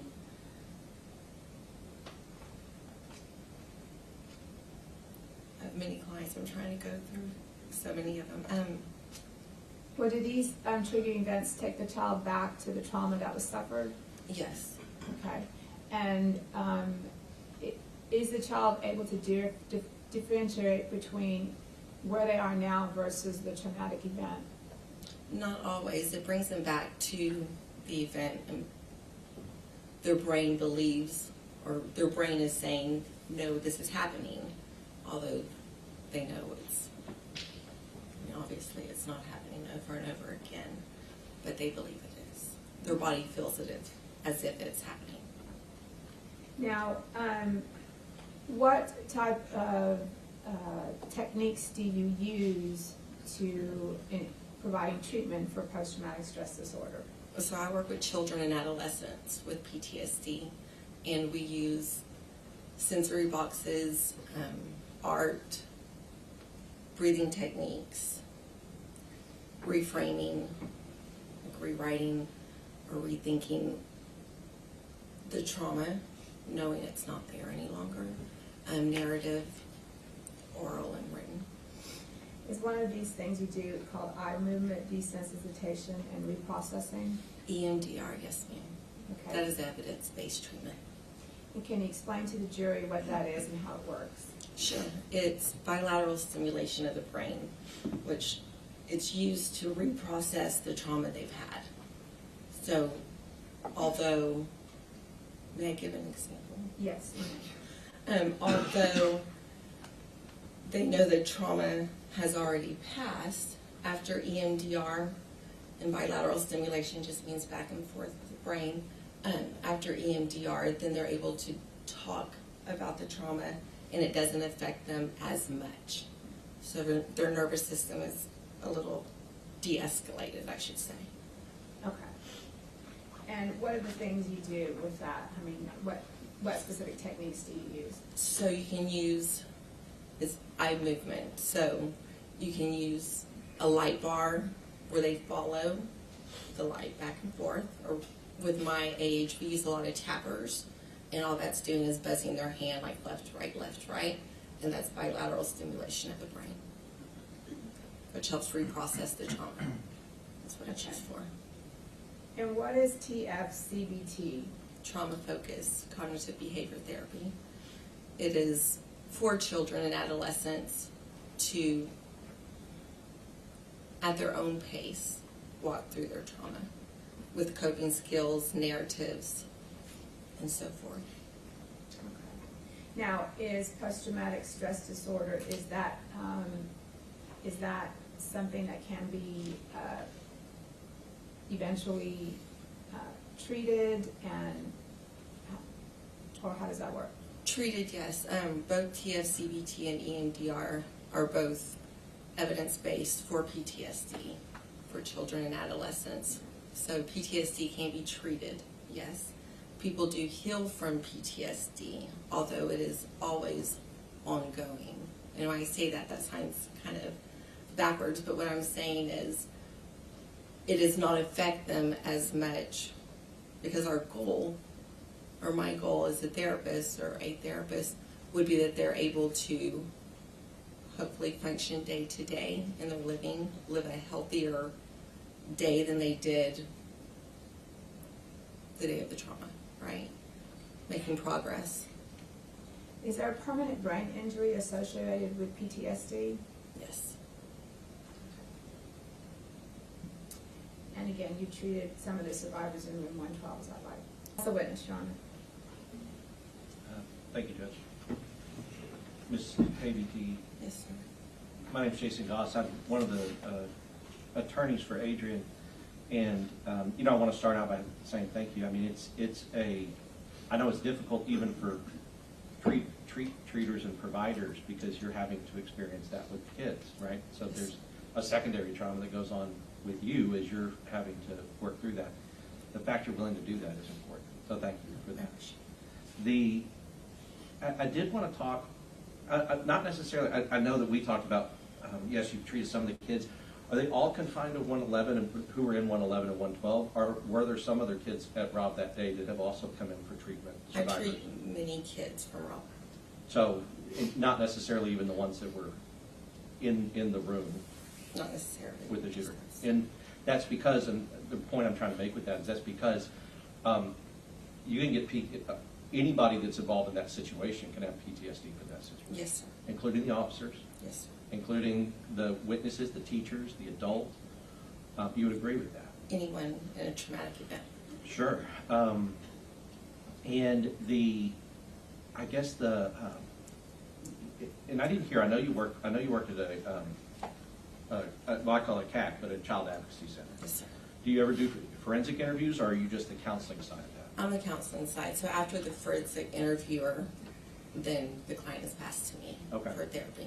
And it sounds like you have a lot of experience with PTSD and trauma and talking to people who have suffered trauma. So I want to ask you some questions about your understanding of the medicine and the science in your discipline, and as far as like what you have been able to learn about how people who experience trauma, I guess, relate and talk about it. Okay, so you would agree that, like with the kids you've worked with the adults you've worked with, who has experienced that kind of trauma, the next day after that is not, they're not 100% accurately recalling everything that's happened perfectly, because trauma affects memory and stress affects memory. Trauma does affect memory. It does, right? And you know that. And so asking somebody the next day who's gone through a situation like that what happened, you might not get exactly what happened or exactly in the right order or exactly in the right times, right? Because if they've gone through a stressful event like that that has caused trauma, then their recall of that can be inaccurate. You would agree with that?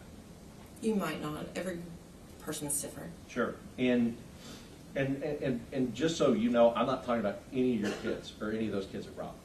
I'm not talking about any of their statements or anything about them. I'm using your experience to talk about, because there are other witnesses and other people that were at the scene who Yes, sir. also kind of went through this. You see what I mean? Yes, sir. Okay. So the stress, you know, that stress can be, like maybe you know, maybe you don't, but stress can cause things like auditory exclusion when it's happening. It can cause time compression when it's happening. Those kind of things can happen as the person is witnessing an event if it's a high stress or traumatic event. Yes, sir. Right. And so sometimes they don't hear things that you would think that they hear. Sometimes they mix things up, like what order things were in, right? Yes. You would agree with that, because, and I don't know if you've had this experience, but even people who, somebody can be absolutely sure of something and then see a video that didn't happen the way they thought it happened, but in their mind, because of the way their memory has been kind of forged into trauma, in their mind it happened this way, even if there was evidence that they could see that it didn't happen that way. And that's because that's how people process in trauma. You would agree with that? That's how trauma works. Right. So, and that's all I'm trying to point out is that it is hard. It is hard with witnesses and other people to get sometimes accurate recounting if they've gone through a traumatic event. As a therapist, I'm not there for accuracy. I'm here to work on their healing. 100%. But I think one of the things you do want them to do is process by, like you said, you use different techniques to process by remembering or recounting the trauma or going through and talking about their trauma. And like I said, it's not up to you, or you don't care whether they're accurate. But you don't care if they're accurate about what they're saying. You want them to process it therapeutically. Correct. Right. But your experience and understanding of how trauma works and how stress works on memory and recalling and recounting is really what I'm going to. Like, that it can affect those different things. It's a physiological effect that happens to people. Yes. Right. I'll pass it later. And thank you again. No more questions, Judge, and she's excused. Not subject to recall, Mr. Gus? No, Your Honor. Okay, thank you. You are excused, not subject to recall. Thank you very much. Mike Westall.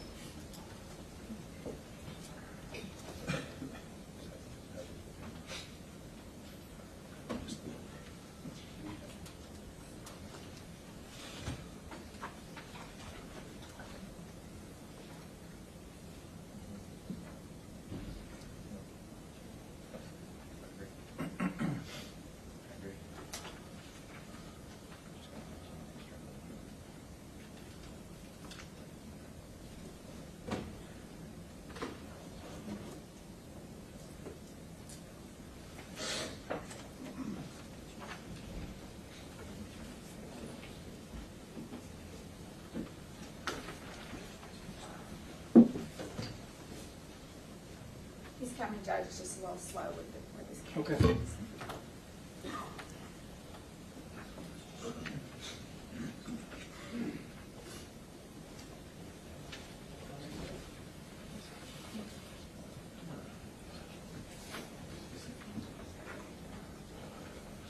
Okay, ladies and gentlemen, this witness was previously sworn outside your presence. He is under oath, so you may have a seat, sir. Thank you. Ladies and gentlemen.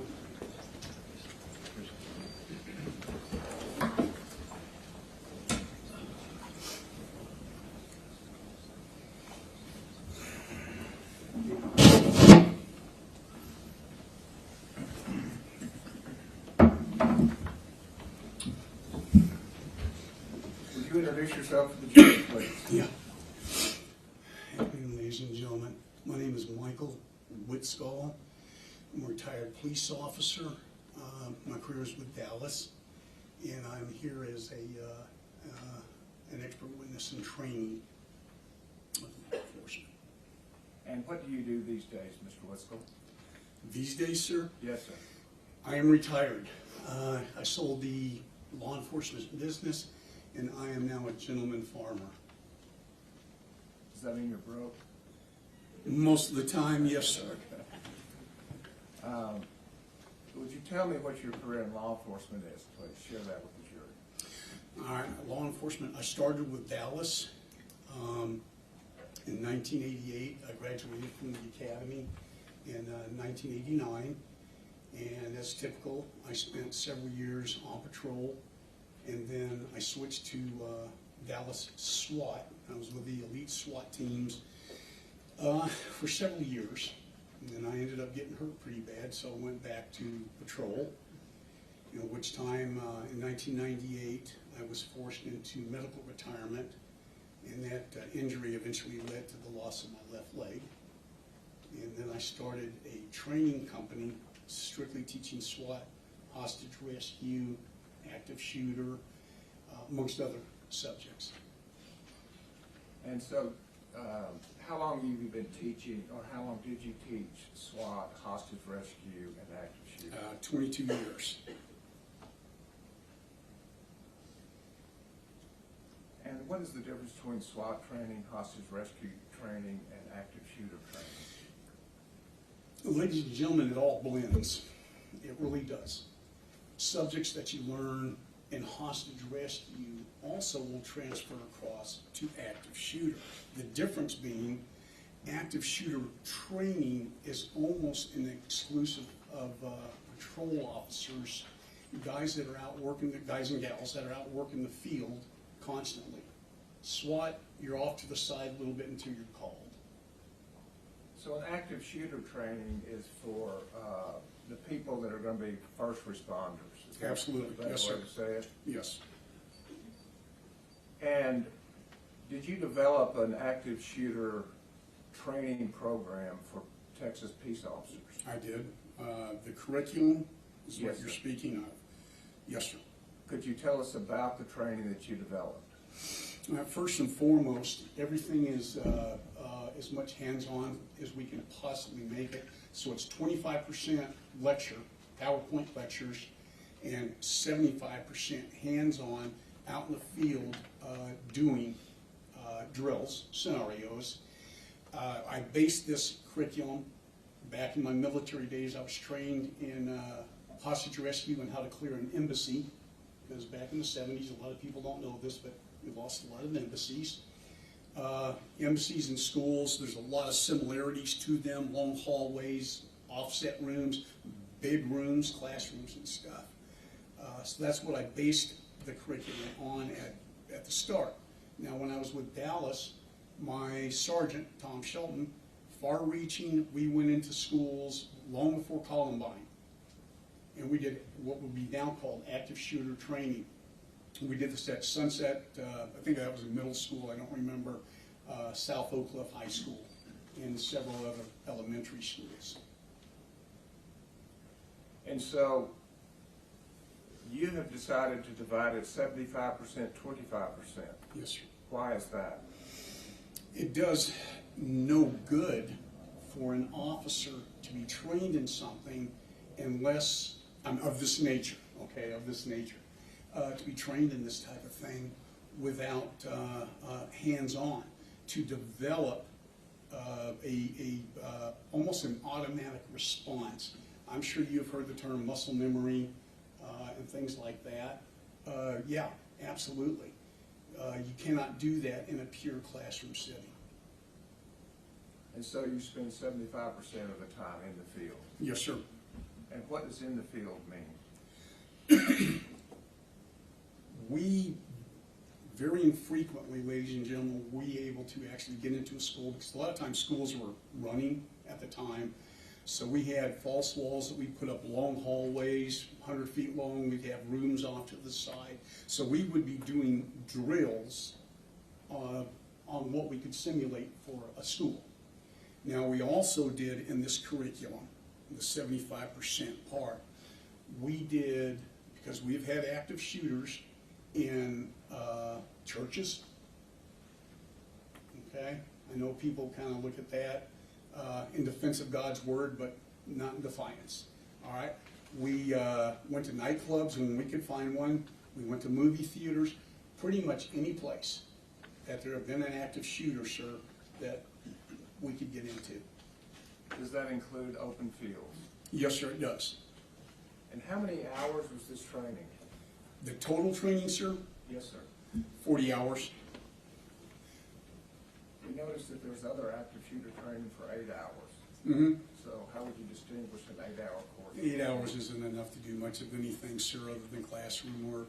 They might be able to do some hands-on, but in my opinion, this is just strictly my opinion, it's greatly deficient in any type of what we would call developing muscle memory. Now, did you have a title for your course, the 40-hour course? Yes, sir, it was active shooter, immediate response. And let's go over both of those terms. What does active shooter mean? Active shooter, an uncontrolled situation where there is an assailant, either, forgive me, in a school, outside of a school, at a church, outside, moving around, it didn't matter.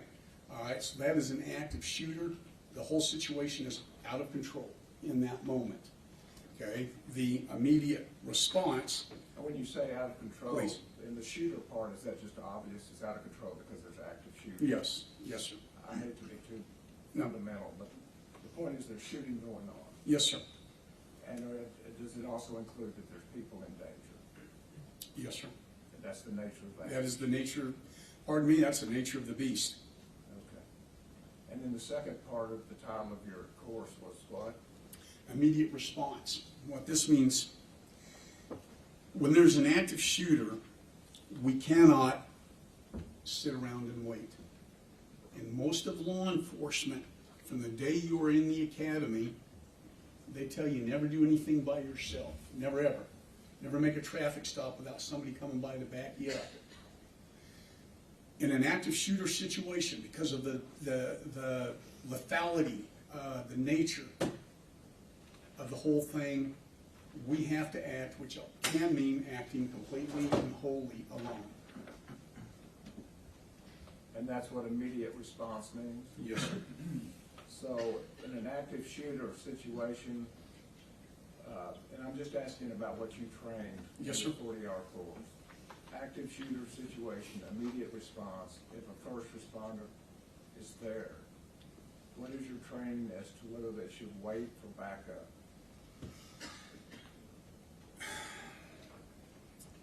We've got to stop the killing. There's no other way I can say that, folks, okay? You can't wait for backup. I know there are curriculums out there, sir, that teach, always wait for 2 or 3 more guys. In my opinion, in the way I train people, you don't have time to wait. You've got to make a move. And is that what solo entry is? It can be, yes, sir. And when you say you got to make a move, where do you make the move to? Well, What does your training teach? depends on the circumstances, okay? Outside, if it's a big park, all right? I know where the bad guy's been. By bodies, by blood trails. I know where his direction might be going. You do that by auditory sounds, gunfire. My job then is I've got to get in front of him to keep him from entering soft targets. What's a soft target? These days, pretty much anything, sir, I'm sorry. Schools, churches, hospitals, Why is it called a soft target? because there's no defense. They don't have, most of the time, they don't have security guards. When you're talking about they, who are you speaking of? I'm sorry, the ISD. I know many ISDs have police departments now, but for many years they did not. Hospitals might have some security. They hire off-duty cops, but it's never enough. And you can never put everybody, you don't have enough people to put at every door.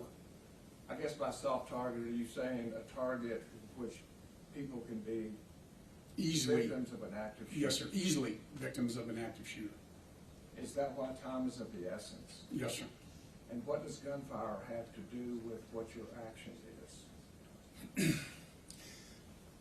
Depending, okay, if I'm the responding officer, depending on where I am at, I hear gunfire, I need to march to the sound of gunfire, and I'm heading that direction. All right, I'm not just hanging back. If I'm in a situation to where I know that there's been an active shooter, I see all the evidence, blood holes in the wall and stuff, then I follow that evidence also. So if you get there a little late, you may see evidence of the active shooting that's already occurred. Yes, sir. Or has been occurring. Yes, sir.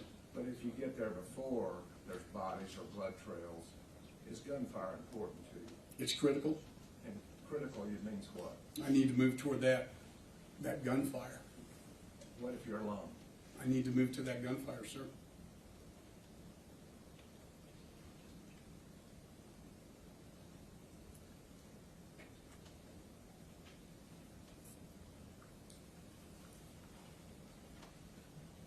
If you are the first responder, is moving toward gunfire the primary objective then? Yes, sir. Is it also important to locate, to tell other officers where you are? It's all happening at the same time. Now, this is basic police. I did not teach this. They should know this. I get out. If I'm the responding officer, I'm on my radio. I'm moving to where I hear gunfire. I am telling my dispatch or anybody that can hear me, other people on the radio, I'm telling them my location. I'm telling them my direction of travel. And if I have information on the suspect, I'm telling the suspect information, you know, clothing description, hair description. I'm telling them I'm marching to gunfire. I've heard gunfire in this area. Might be around the corner, might be in a park way off to the side. I've got to get there, so, and I need backup. I won't kid you. I desperately need backup, but I also know I can't wait. And so, when you hear gunfire, there's two objectives. One is go to the gunfire, the other is to tell other people. Yes, sir. notify them either for backup as well as to notify them where the problem is. Yes, sir. Which of those takes priority? Boy, because we are trained never to operate alone, my internal police officer says, no, tell them the information, tell them, but I know I've got to get to the gunfire. And you can do it simultaneously. What does that mean? At the same time, I can run to gunfire. I can move with one hand on my weapon or my weapon out and on the radio. Okay, so it's not an either or. No, sir, it is not.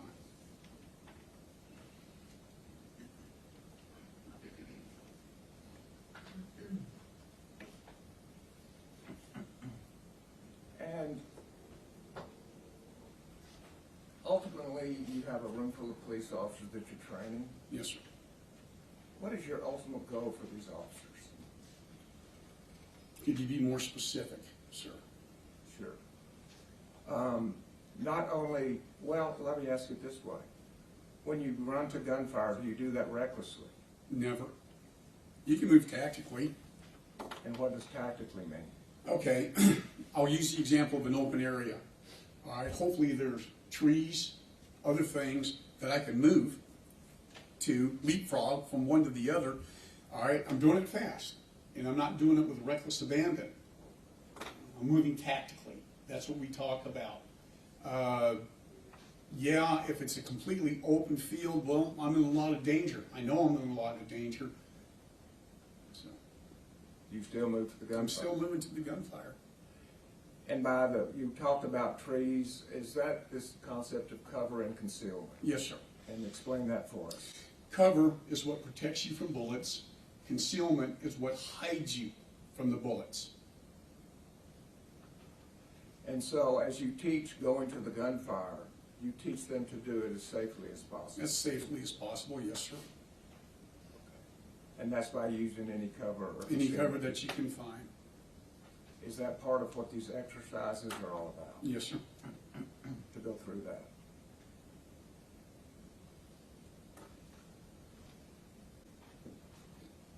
Now, fear is part of this active shooter, right? There's a threat. Yes, sir. And does your curriculum cover that issue? We discuss, yes, sir. I'm sorry, I cut you off. We discuss how to handle fear. Everybody's afraid. And if you're not afraid of gunfire, you're a little bit of a knucklehead. I've been in the military. I was under fire many times. All right? Yeah, I was scared. Same thing with being a cop. But you have to learn to fight through the fear. Do you teach all the officers in your class how to fight through the fear? We discuss it, sir. That's not something you do in the field, but we teach them, really to fight through the fear, take a few deep breaths, and focus. There's nothing complicated about it. Take a couple of deep breaths. Yes, sir. And focus. And focus. Okay. And is fear part of that fight or flight? Is that Yes. part of what you teach? Yes, sir. We discuss fight or flight syndrome. And what is that? It is, excuse me, fight or flight. Your response, your internal response, when you are confronted with something that could harm you, you go into fight or flight. It's a massive adrenaline dump, all right, that your body says, man, we need to get out of here. And there are physiological changes in your body that can make the difference for you.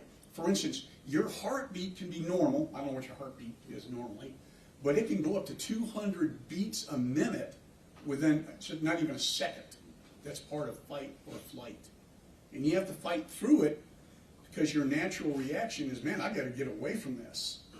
And we can't do that as police officers. So it's part of the lecture, how to fight, how to work through that. We discuss that, yes, sir. So you expose the officers to that information. Yes. Knowing that it's a potential. Knowing that it will happen, sir. Not a potential. It's not a potential, it's a certainty. And so now could we move to the field? Yes, sir. So how many days do you say stay in the field out of this 40-hour work week? Well, I mean, every day is 25, 75. Oh, every day? Every day. Okay. Fridays were usually a little bit of a short day because when we say it's 40 hours, I guarantee you those officers were out there with me for about 50 or 60 hours. All right, 40 hours is all that we can give them credit for. So that's the basic then? Yes, sir. Well, no, sir, the active shooter. Okay. And then this is where you set up different scenarios. As best we can, yes, sir. What we would do is we'd set up the panels for the long hallways, about 100 feet, sometimes longer. We'd have rooms that were enclosed or at least half enclosed. We had shooting dummies, and we would move these dummies in around the room and things like that. So there would actually be something. Occasionally we'd put an instructor in there, but we use tremendous amount of airsoft, and holy cow, that stuff hurts. And What is airsoft? What's that, sir? Airsoft, what is Airsoft. Airsoft is like a BB gun. All right, it's a biodegradable BB that it'll go away after a while, but they hurt, they sting, and all my instructors have to wear, and students too, when we're doing these drills, they have to wear protective gear. So you make it as lifelike as you As possibly. realistic as we can. There are things, sir, that I can simulate, emulate, and there are certain things, even in training, I cannot. It's impossible. What do you mean by that? Odors, sound, the smell of gunfire, blood. So training, you're not going to be firing off weapons. I did not do live fire. That's with real ammunition and stuff.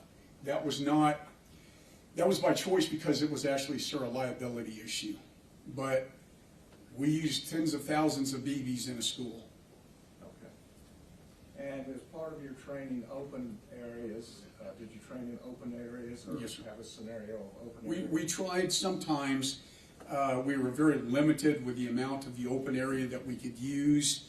Uvalde, we used a park, but there were people in the park, so we couldn't really do scenario-based training other than have somebody, an instructor, walking around, and the officers would have to maneuver into position to neutralize that threat. And in the training, the 75%, did that include solo entry by officers? Yes, sir, it did. And did it include multiple? Yes, sir. So it's not just training for a group, how they should tactically move together, but also for one person. Yes, sir. Our, again, 75-25, and I don't mean to be so redundant with that, but this is crucial. So many schools, even tactical schools, are death by PowerPoint. All right? But again, there's no way to learn. There's no muscle memory in what I'm talking about. In places like, anywhere we trained, whether it was a church, a park, we did bus takedowns, everything starts with one man. And after I am satisfied, which sometimes happens, all right, I'm satisfied, then we move on to 2-man, 3-man, 4-man. And specifically, did you do this 40-hour training in Uvalde, Texas? Yes, sir. And the defendant, Adrian Gonzales, did he attend that training? Yes, sir. And when people attend your training, they have to sign in, is that correct? Every day, yes, sir. And you have records of that? Yes, sir, I do. And is it once a day or twice a day? Now, TCL says twice a day now. Okay. And so when you have those rosters, it indicates not only did somebody sign up to take your class, but they were there. They were there every twice day. a Yes, sir. Yes, sir. Okay. And as they're going through the training, what is the purpose of photographing? All right, we took approximately 300 pictures every school. Actually, I'm sorry, ladies and gentlemen, we took about 600 pictures. I'd have to go back through after the training ended and get rid of all the ones that were blurry. And I'm nobody's good photographer. My finger would be in the way half the time. We used a big Nikon camera for this with a telephoto lens. A lot of times, one is it's a matter of record. It helps me if I am subpoenaed. All right, I can go back, look through the pictures, and yes, the student, I can see him on this day at this time. Also, sir, the students like the pictures. We always made them a disc, or as things progressed later on, I was able to email them to the students. I'm no technical wizard, so I had to learn that one. May I approach, Your Honor? Yes? Exhibits 916, 917, 918, 19, and 20. Yes, sir. Do you recognize those photographs? Yes, sir. Yeah, I'm wondering one. Yes, sir. I'm wondering why he doesn't have eye protection on in that picture, but okay. This is at the stadium. No, I'm sorry. I should. Yes, sir. Sorry. This is at the I football don't need you to stadium. describe them, Yeah. yes. I just need you to say you identify those as being your photographs. Yes, sir. Yes, sir. State offers exhibits 916 through 920.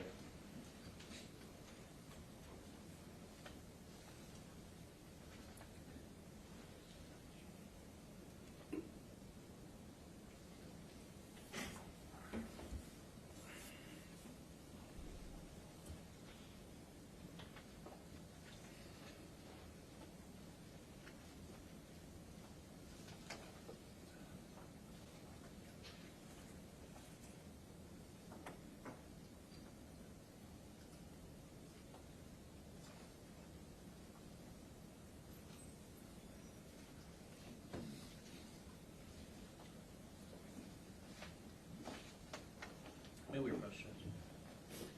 Yes?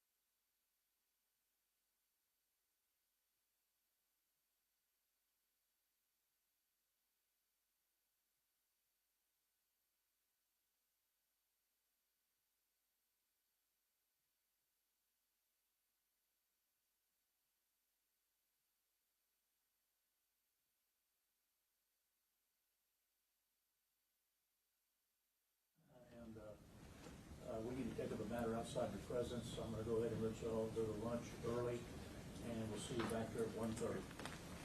Everyone, eyes to the door.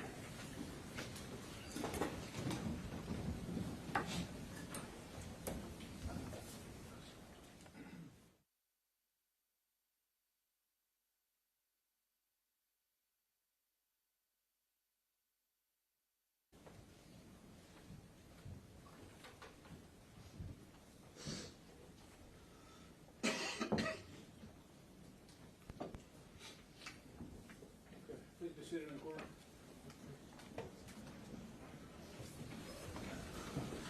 Mr. Turner, you can resume your direct examination.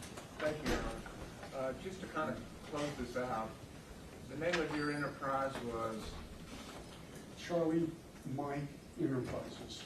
so that's the name of the business that put on active shooter training. Yes, sir. And is that the same for Alert? Is the name of the company that puts on active shooter training? That is their name, yes. But they're associated with the Texas State University. I'm sorry, sir, please say it again. Are they associated with Texas State University? Yes, they are, sir, as far as I know. And you just looked at State's exhibits 916 through 920, is that correct? Just before the lunch break. Yes, sir. State offers exhibits 916 through 920.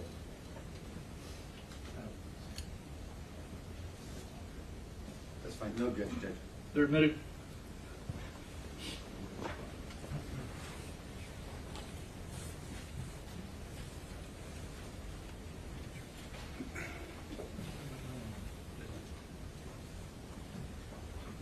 showing you State's Exhibit 916.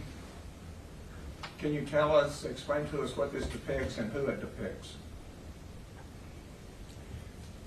This appears to be Officer Gonzales. We are doing, if I'm seeing this correctly, sir, this is usually the first day, first few minutes of training. We're learning to walk, move, and shoot.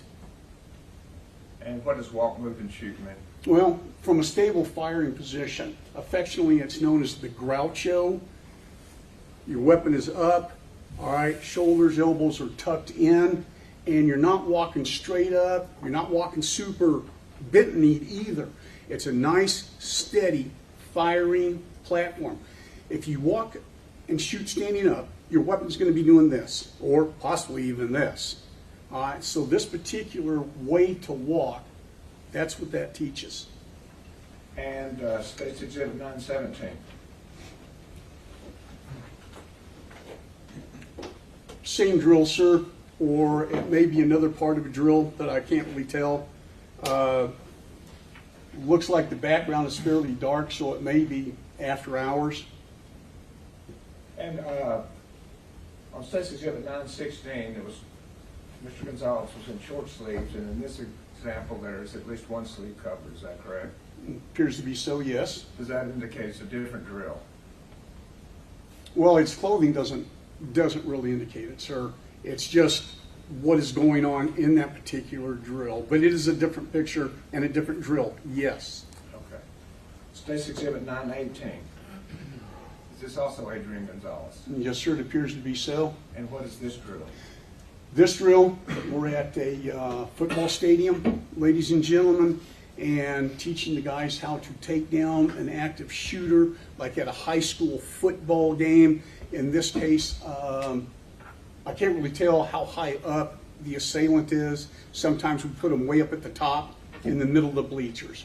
Either way, it teaches the officer how to move up steps without falling on his face. You can see his, it appears to be his left hand slightly touching the guardrail. That is to make contact again, so you know that your footing is sure. And State's Exhibit 919. Okay, those are the false panels. You can see the walls. In this case, these walls are like about 7 feet tall. This is known as the heavy head. You can see the two officers. They actually would be moving down a hallway. All right, you can see the officer, just barely make out the officer in the rear. That is rear security. He checks back as we're moving, as we're progressing. Now, a couple schools of thought.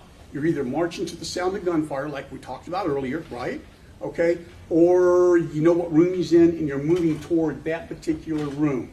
In this case, Officer Gonzales is checking the hallway, a little bit back and forth, and his wingman in this case, is covering deep into the hallway.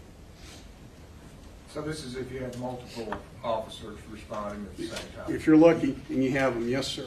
And State's Exhibit 920, is this also Officer Gonzales? It appears to be so, yes, sir. And when I say Officer Gonzales, are we speaking about the same Adrian Gonzales as at the far end of the table? Yes, sir, we are. And when was this course taken? If I recall right, April 2018. I can check my notes again if you wish me to. Pass the witness. Mr. Whitskool, my name is Nico LaHood. I'm one of the lawyers that represents Mr. Gonzales. We've never met before, correct? That is correct, sir. Have you testified before? In what manner, sir? Here or? No, not in this trial. In Well, any as a trial. police officer, yes, sir. Yeah. Have you ever testified as an expert before? No, sir. Okay. So this is the first time. Yes, sir. Okay. And so you understand cross-examination. I'm going to ask you questions. If you don't understand my question, then please ask me to repeat it, okay? I understand, sir. Okay. So you gave us some of your experience. You served 3 years in SWAT with the Dallas PD. Yes, sir. And then you served our country in the Marines. In the Marine Corps, yes. Thank you for your service, by the way. And so you did, I think you said you used kind of your experience in embassy sweeping. Embassy clearing. Clearing, but you were sweeping a building. I'm sorry, I'm using a term of art, right? Understood. So embassy clearing to formulate this curriculum. Yes, sir. Right. And I think you alluded to it on direct examination. Your curriculum is, in your opinion, a proper way to handle active shooting or some type of involvement tactics with these officers that you're training, correct? It is, sir.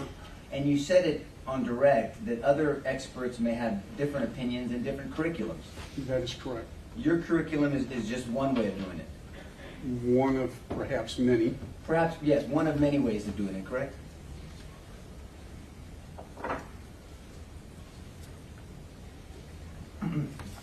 And so one of many. And so I want to talk about that because you're testifying that Mr. Gonzales took one of your courses, correct? He took multiple courses from me. Active shooter was just one of them. When you say multiple courses, as in two? He took basic SWAT, advanced SWAT, hostage rescue, active shooter. Okay, so 4. Yes, sir. Okay, and are they all 40 hours? No, sir. All the hostage rescues were 60 plus. 60 plus on hostage rescue. Okay. Yes, sir. But on active shooter, it's a 40-hour course. It's only 40 hours. Okay. And you say only 40 hours in all fairness, because have you heard the term of the 10,000-hour rule to be an expert in anything? Yes, sir. We have another saying, 5 minutes to dress like one, 5 years to be one. That's right. Okay. Say that again, because I might use it later. But 5 minutes to dress like one, 5 years to be one. fair enough. 5 minutes to look like one, dress like one, but 5 years to be one. And so that kind of coincides with this 10,000-hour rule, right? Yes, sir. Give or take. And so you use some phrases, and they're general terms, concepts of you can't sit around and wait when there's an active shooter, correct? Correct. We have to stop the killing, Yes. right? And I want to talk about that because there's also another concept of we cannot use reckless abandonment either. I'm sorry, yes. Right, it's okay, take your time. Because if an officer uses reckless abandonment, no one is protected by that type of behavior from an officer. It does no good to get yourself killed while you're trying to stop the killing, sir. And you've heard the term, and I don't mean to sound crude, but a dead cop is no good to anybody. That is correct. Right. And so if an officer is not using, as I think your term, is not using tactically, is not moving tactically, then obviously that officer is not going to be as beneficial to the circumstance. That would be correct. And you also stated on direct examination that we are trained to never operate alone. You start learning that in the academy. Right. And that's an overarching theme in law enforcement, that obviously it's safer to not work alone and to have backup. I think you used the term wingman. Yes. Right. Is that correct? Yes, I'm sorry, yes. It's okay. And so when we talk about, you can't sit around and wait and you have to stop the killing, those are, if we're using an analogy, those are 30,000-foot concepts, but then we have to drill down to how do we accomplish that. Yes, sir. Right? Yes, sir. Because if I told you, if I was your football coach, and I told you, may I call you Mike in my example? Yes, sir, Because please. if I'm your coach, I'm going to call you Mike, not Mr. Wetzel. Mr. Wetzel. Mike, go win the game. Your response would be, all right, coach, how? Right? There needs to be a how. I'm sorry, sir. With my coaches, it would have been yes, sir, and I moved out. But I do understand and agree with what you are saying. You're the exception to the rule. Okay, so but all I'm saying is in normal people's minds, it would be a coach how, right? And so when we look at some of these trainings, the how is really just tactics. It's tactics combined with mindset. Is that a fair statement? Yes, sir, I would think so. Because if someone tells you to stop the killing, how? How do you stop the killing? Okay, sir, I've got to close with, I've got to maneuver up and neutralize whatever's causing the killing. Okay, so when you say you close up, that depends on the circumstance, right? A lot of people get frustrated with lawyers when they ask them questions and the lawyer's answer is, well, it depends. Depends on your circumstance, it depends on the law, it really depends on fact-specific scenarios. So it depends matters in tactics as well. Would you agree with that? Circumstances, yeah. right? Yes. And you can't train for every circumstance. That would be impossible. It would be impossible. And so what you can do is create an environment of training where you create a mindset and you give them some set of skills to hopefully apply in a circumstance, right? Correct. Do you know the difference between training and conditioning? And I'll define it better for you. Well, define it, I don't yes. mean physical conditioning. You can train for something and then you can be conditioned in what you train for.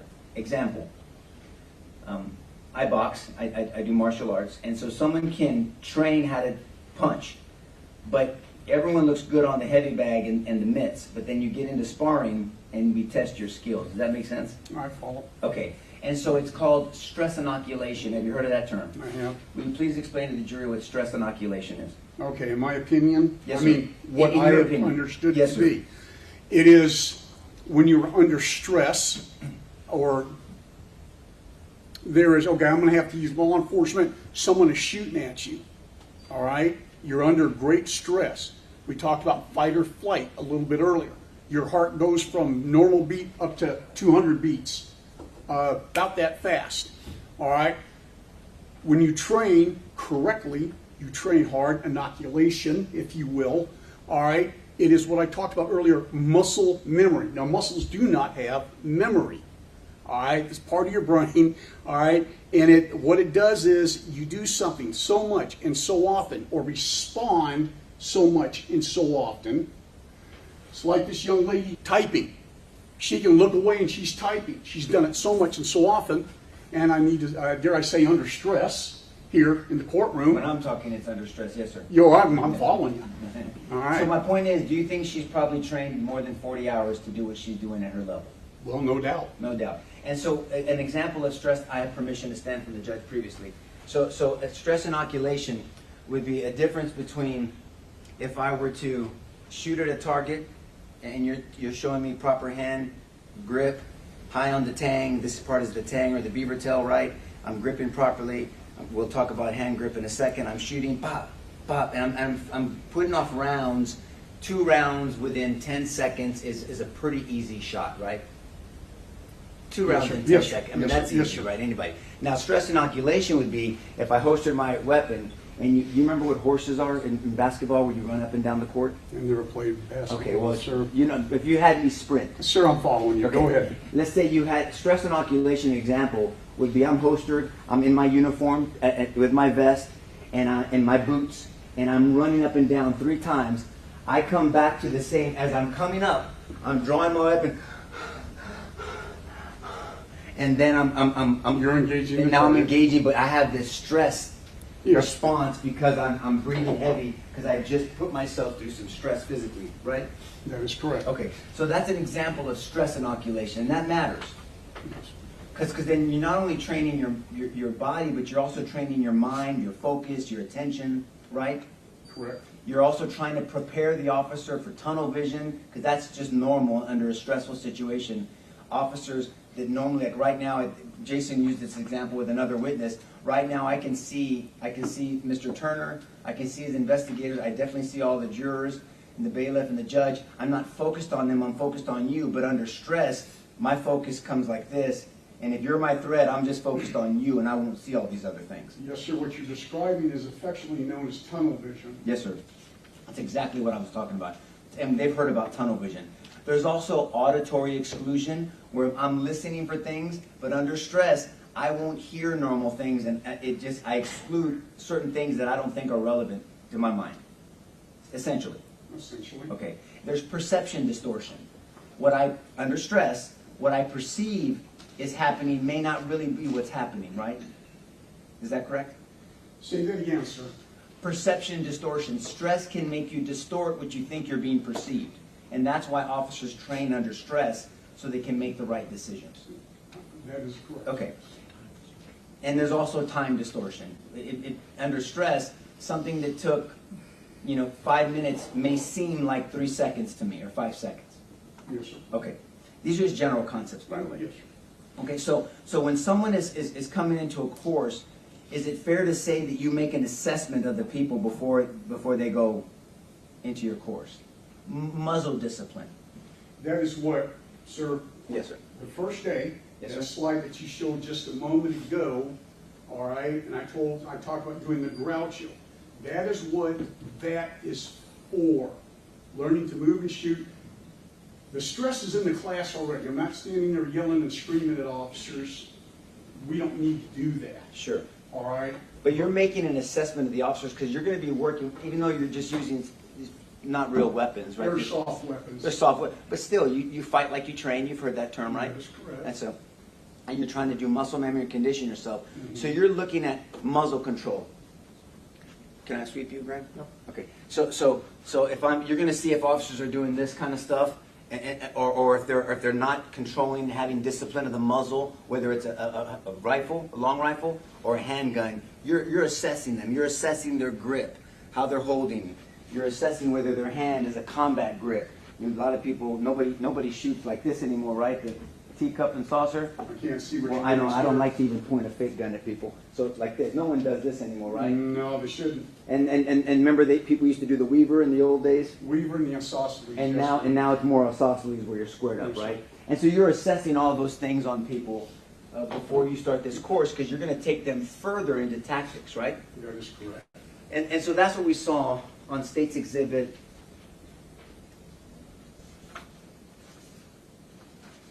One of the State's Exhibits. I think you were saying, or maybe State's Exhibit 16 or 17, that you might have been assessing them. Here, Yes, all sir. right, what you cannot see in this picture is, as a rule, hard rule, I always had an instructor walking around looking at his or her position, all right? In this picture, you know what, this might have been in the theater because it's dark. Yes, sir. Behind him, all right? My instructors and I are roving. We're watching everybody make entry and how they're moving. And instructor to student ratio matters as well. Critical. Right. Yes, sir. And matter of fact, and please don't take this as a personal attack. You noticed something about your own training. You noticed somebody without glasses. I saw that, you picked and it one of up. my instructors should have picked that up right away. So take it easy on them. But that's something that you would have, if you would have seen that, then you would have said, "Oh, that definitely is not acceptable." Ladies and gentlemen, I probably would have hit the ceiling. Right. Give me 1 second, sir. Please.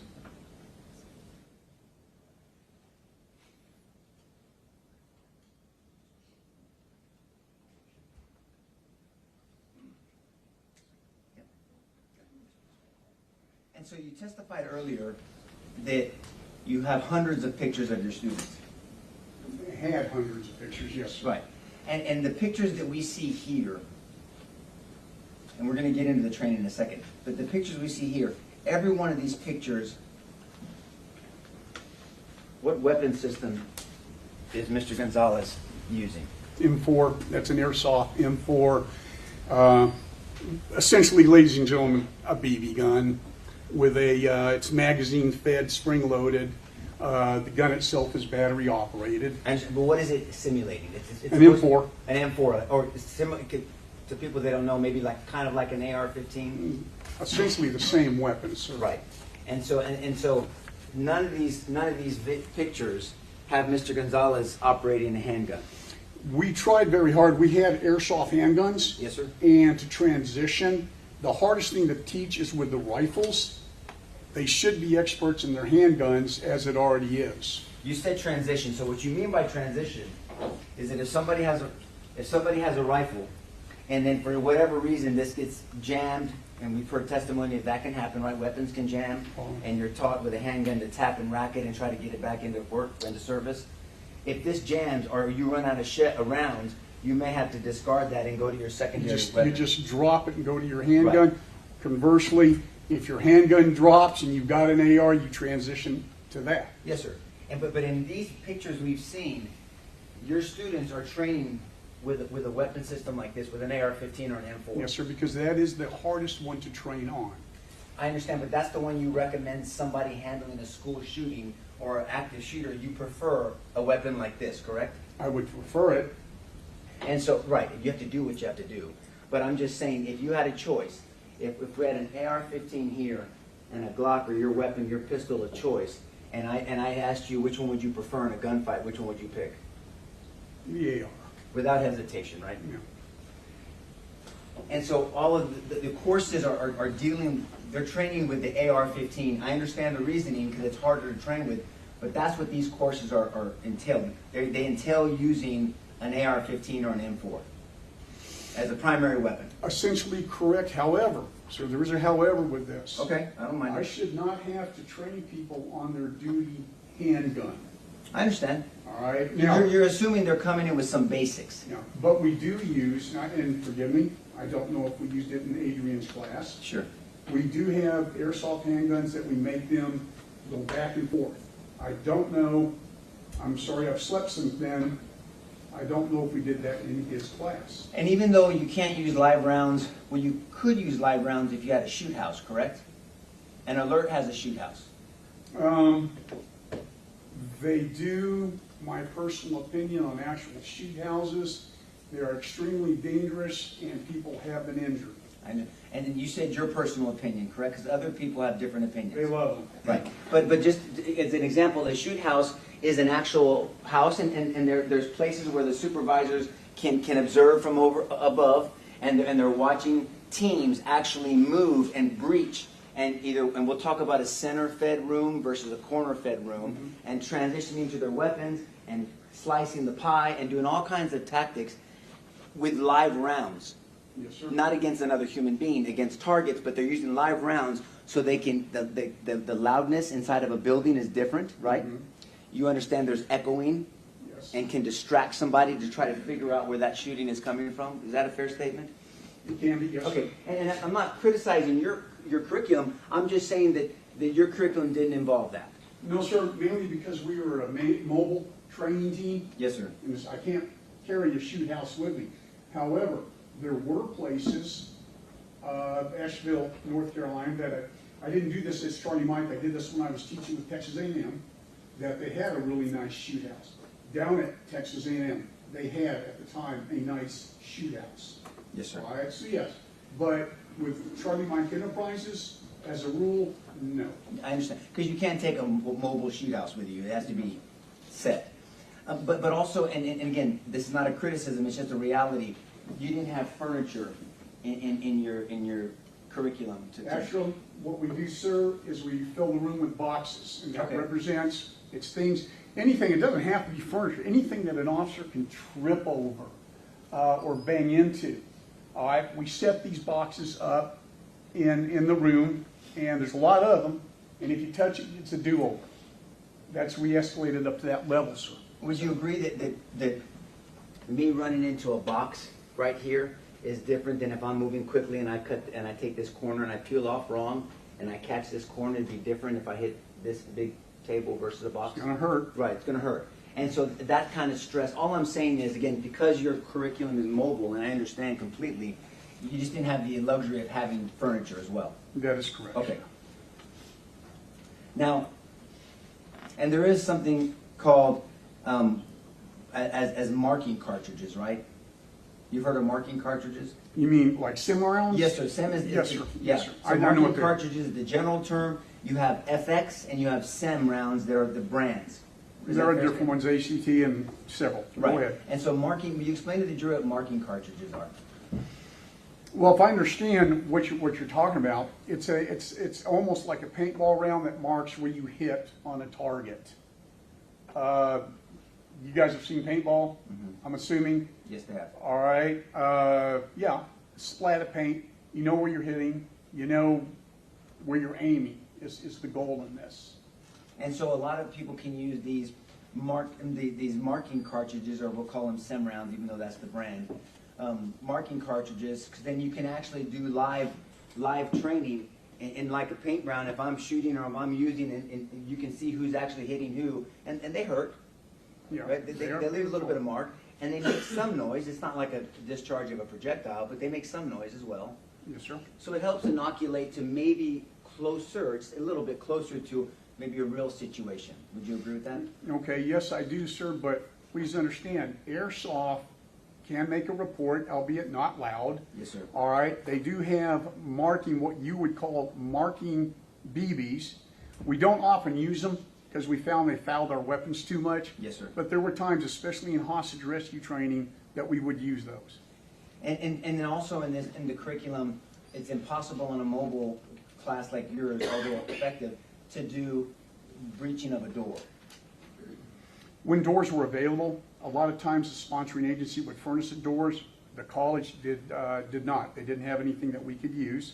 But you wouldn't have a frame like that jury room behind you. I mean, so there's a difference between breaching, if this is the room, an inward swinging door, and then an outward swinging door, right? I mean, that's a big difference when you're trying to breach. That is correct. And with an outward swinging door, there's a lot of things to negotiate, meaning you need a tool to get into it. Yes, sir. Maybe a Halligan tool. Yeah.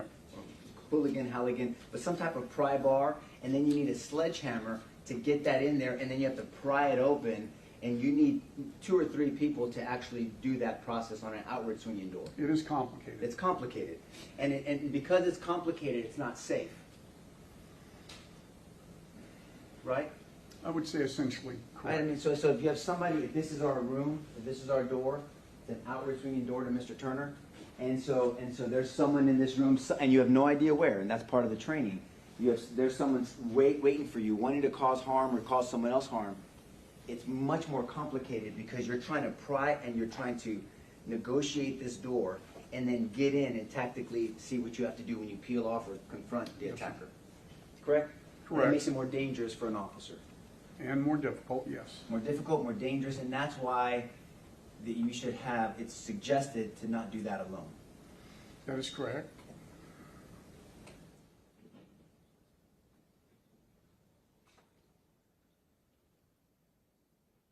And on an outward swinging door, one of the difficulties, I think it came out earlier, but I want to hear this from you. You can't just kick open a door on an outward swinging door because of the jam and the way it opens. That is correct. And so specifically, I want to talk about your training.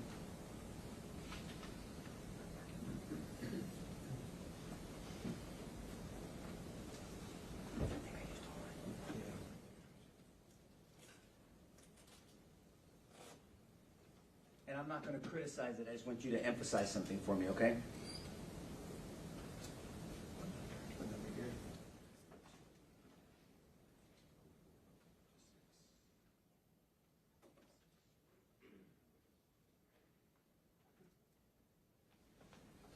I'm handing you what's been marked as Defense Exhibit 10 for identification only.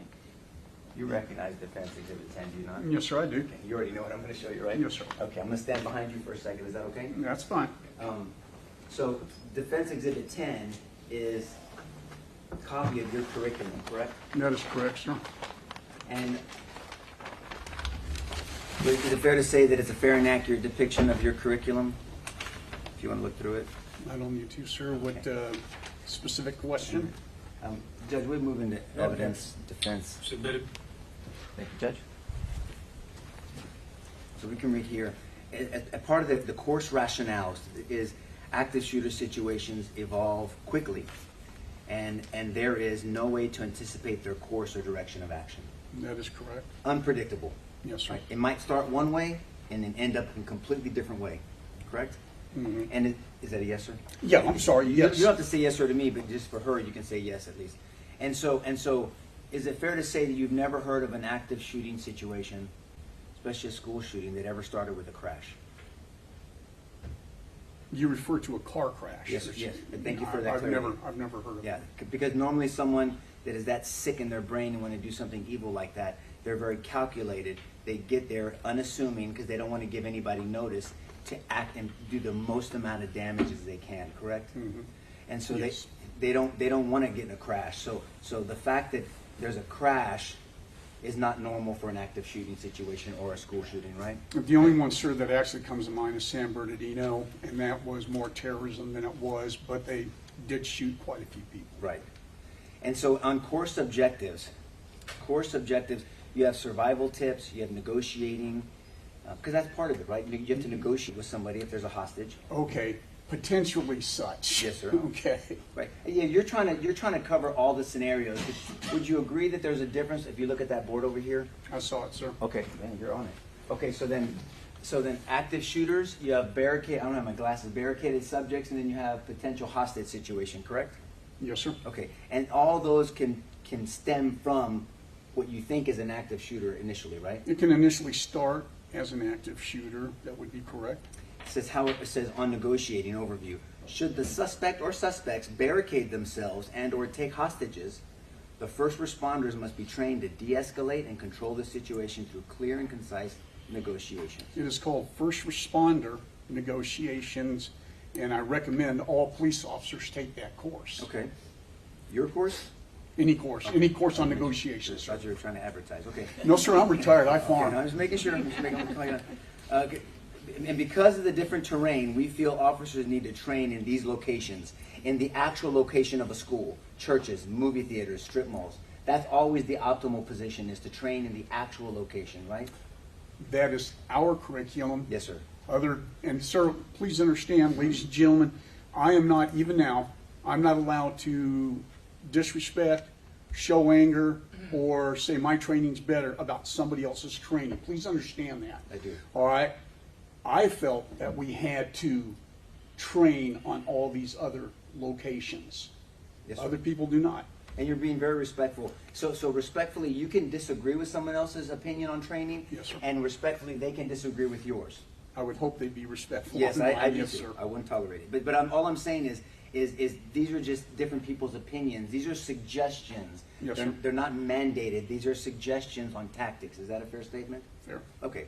And on clearing entry, you have 1 man and 2 man, correct? Yes, sir. Under 1 man, it says CME, and that's you, right? Charlie Mike Enterprises? Mhm. CME does not endorse nor encourage, what is that phrase? No, sir, I don't have I'm going to do it for you. It's okay. I got- Please read it, yes. CME does not endorse or encourage going it alone. Okay, may I clarify this? Of course, but is that what you? Yes, that, and it says it's there. Okay. All right. You go on and I'll ask you All some more right. questions. Ladies and gentlemen, please understand that I don't ever endorse an officer doing something by himself. But if people are dying, then you've got to get in there and stop it. The first part of our entry curriculum, sir, in the manual, all right, in the drills that we do, it always starts with 1 man. Under the guise that, sir, that 1 man can make a difference. Yes, sir. All right. Or 1 woman. Or 1 woman, Okay. yes. So and then it says our goal in training first man entry and clearing is to give the officer the best chance for safety, survival, and success. That is correct. Because if the officer is not safe, then not only are the people he or she is trying to save won't survive, but the officer has to survive to make sure other people survive, right? That is correct. And that is how we define success. You have an alive officer that hopefully, God willing, can prevent more people from dying and have more live victims. Yes. Live people that have been put in danger, correct? Correct. Safety, survival, and success, right? Yes, sir. 2 man and greater numbers, these numbers significantly improves a first responder's odds for success. Yes, sir. So it's kind of a percentage thing, right? So the more the people, the more officers, first responders, the better the training and the better the conditioning through stress inoculation, then it raises the percentages of success, correct? Yes, sir. And part of success, and we're going to sit in a situation where there's multiple deaths, unfortunately. If we can identify where the first responders prevented further death, even though 1 loss it breaks, and it's not like it's a Yes, sir. success, but success meaning that you minimize the number of losses, correct? You are attempting to minimize. And so, Yes, sir. in your experience, if someone's in an office building and there's an active shooter in a certain aspect of an office building, and first responders move in, and they contain that person in one aspect of the cafeteria, the office building, that stopped them from going to floor 1, floor 2, floor 3, or other offices in that building if they contained them, It correct? is now contained, probably not controlled, isolated. So, Right, and those are different tactics, right? And another officer may have a different tactic versus your perspective. But what I'm saying is, if you can keep an active shooter in a certain area, and there's other people exposed. In my example, this office building. Well, then there's been, in big picture, there's been some success because the loss of life has been limited to this area versus the rest of the building. That is correct? correct, sir.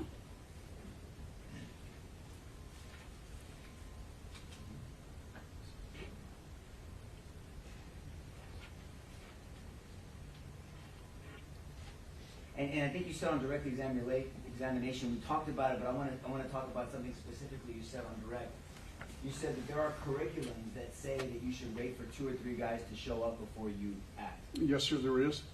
And you agreed with that at one point, but you have a different opinion. Sir, I mean, in certain circumstances, sure, but I've never really agreed with it because I understand that an officer, almost every officer I know, if they're there and they can stop it, they're going to go for it. And I agree with that, but you have to see what you need to stop before you can stop it, right? Sir, it's based on, and you touched on it earlier, Yes, sir. Auditory. Yes, all sir. right, what you're hearing. And I do not know the circumstances very much on the outside that Yes, sir. Mr. Gonzales was dealing with. All right, but witnesses, the first few seconds, I mean, everybody has heard that witnesses are not good because they start thinking about it, they start changing their story. The first 30 seconds to a minute talking to a witness, that's usually fairly accurate. Can I ask you this? Yes, please. You're not relying on any studies to say that, right? It's opinion, but Okay, there was well, a study out of okay. Northwestern University that talked about this. Right. And there's plenty of opinions that talk about eyewitness testimony and how it's not reliable. You've heard of those studies too, Oh, right? absolutely. Okay, Yeah. so there's a lot of studies out there. So let's talk about this. But when you show up to a scene, and if the scene is done, it's different than showing up to a scene where someone is still under the excitement or the stress of whatever they've seen or dealt with, right? Yes, sir. We touched on it earlier or this morning on fight or flight. Yes, sir. All and, right. and so if you show up to an active scene, and an active scene means it has not been dealt with and it's still going on, right? If you show up to an active scene and a witness is frantic and yelling directions at you, you're not suggesting that an officer should automatically just take whatever they say and then run into terrorists. No, sir. Okay. I'm not, but what they say if they're pointing, and I don't know the circumstances. I understand you don't. But if they're pointing, if they're trying to give me some type of description, I'm going to try and roll with it Sure. until or unless something better comes out. And so when you mean roll with it, you don't mean act on it immediately. You just mean assess it, right? I'm going to start moving that direction, sir, based Well, on other information. And you're going to give information to other potential officers. You have to communicate that, correct? That is correct. And if you get information that you realize as an officer, you show up at a scene and then someone frantically tells you something, and in your observation and orientation, you realize that's not accurate, right? It's not consistent with what you're seeing. Then you need to pause and get more information, right, before you put yourself in harm's way or Would somebody depend else. on, well, yes, but it depends, how long am I going to pause for? I understand. Well, we can go back and forth on Yes, every sir, situation. I understand that, and I'm not trying to be adversarial. You can be, I'm I trying don't to mind, think this but I through. appreciate that. Yeah. All I'm saying is this doesn't happen in a vacuum. We're talking about safety and success, right? We want to make sure that the people are safe, but that includes the officer making a proper assessment, observing, orienting, making a decision, and then acting at some point, right? Essentially, that is Okay. correct, yes. And you said something, you talked about soft targets, right? That a school is a soft target? Yes, sir. Does the school not having locked doors make the school less soft or more soft? Well, it makes it more soft. Right. So doors that are not locked make that school more vulnerable. That is correct.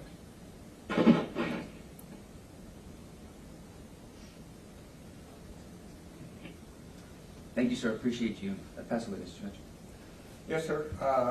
Just make sure I understand, if you have a witness that's hysterical, but pointing and giving description, you said I roll with it? What? I'm going to move, I'm going to go that direction, get on the radio as I'm moving, talking to, trying to communicate with my people, letting them know this is my direction, this is what I've been told, this is what I am hearing, all of that, sir. So you do take that information seriously? I do, very. And that's based on also on a Northwestern University study about how accurate that early information is. Yes, sir, that came out in about, oh gee, was the 1990s. Forgive me, I don't recall exactly. So it's been around a while. Yes, sir. And officer safety, that's what your program is all about. Yes, sir. How to get there as safely as possible. As best, as fast, and as safe, yes. But with an active shooter, there's something on the other side if you don't move quickly. Is that correct? Unfortunately, yes. And what's that? People are dying. So you have to move quick. I have to move quickly. Time is of the essence. Yes, sir, it is. Every second. Every second. And the muscle memory on live rounds versus paintball versus airsoft. Remember that testimony? Yes, sir. Developing muscle memory and getting used to the stress. Whether you're using live rounds, paintballs, or airsoft, is the rule still move to the target? Yes, sir, it is. And please understand, ladies and gentlemen, the fundamentals of marksmanship are the same.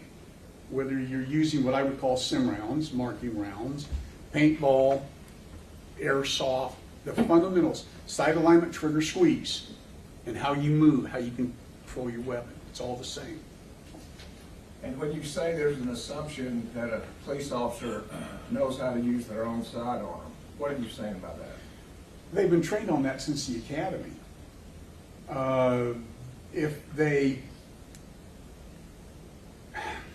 They've been trained on it since the academy. If they're a smart officer, they go to the range once or twice a week and train and practice with their own weapon. They make sure that they are equipped with the best weapon possible. Granted, most cities issue what they want you to carry, but I'm going to make sure I know everything about that weapon that I can possibly know. Okay. And so, are police officers certified on their weapons, or do they have to prove their worth on that weapon? Unfortunately, we certify only once a year. Qualified, we call it. It's not really certification. But once a year, people need to understand, ladies and gentlemen, qualification isn't training. It is the end of result of training. Makes sense? Okay. But as far as training, officers can go as often as they want. They may have to pay for it out of pocket, but yes, sir. That's what. And so you talk about your active shooter course, that's 40 hours. May I give you a hypothetical? Please. If you had a loved one that needed a very important surgery and the surgeon came in and said, I've had 40 hours in this surgery of training, would you want to use that surgeon or not? Certainly not, Okay. sir. I need to qualify my answer on something though. Well, I know you're going to recommend more training. No, but it was another training company that pushed that we can't do more than 40 hours on Got that. it. That's where I was going, so please. Yeah, I got it. But I'm making the point about 40 hours. 40 hours is not the holy grail of No, amount of sir, hours. that's to why train. it's incumbent upon the officer to train on his own too. Right, and that's why when it comes to shooting, you said if the officer's smart, once or twice a week they're going to go to the range. If you can. If you can. And so that has to do with muscle memory, stress inoculation, and all the other things in doing with active shooting. 40 hours is just the beginning, not the end, correct? That is correct. And you talk about time of the essence. Since every second matters, as the government asked you, locked doors give officers time to get there, correct? Give me a scenario, sir. because Let's I'm talk not about really- that office building.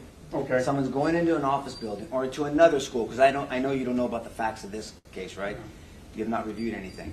So let's say we're going into another school, and there's someone that has bad intentions, active. There's a person with a weapon that can do a lot of damage, and they're coming to the outside of the school to get in. Yes, sir. If that door was locked, If it is locked. time yes, is sir. of the essence. If somebody's calling the police, the fact that that person, that monster, can't get into that school, that gives police time to converge and maybe engage the shooter, correct? Hopefully, yes, sir. But what I'm saying is, No, I'm following You you. want a And lot- yes, sir. Hopefully that's going to give me enough time to, as an officer, to move in there and neutralize it. well, time is of the essence. So the more time that shooter is outside the building, the better it is for law enforcement, right? Essentially, yes. Yeah. And if law enforcement was outside, looking at with line of sight, that would even be better. If that door is locked and then there's officers that had line of sight on this guy, that would be better too. For the officer to be able to react. I see and what you're respond. saying, yes. And let's say the person got inside the building for whatever way. If the individual classrooms were locked, that time is of the essence. And that would give law enforcement more time to catch up or to find out where this person is at to engage this shooter, correct? Correct.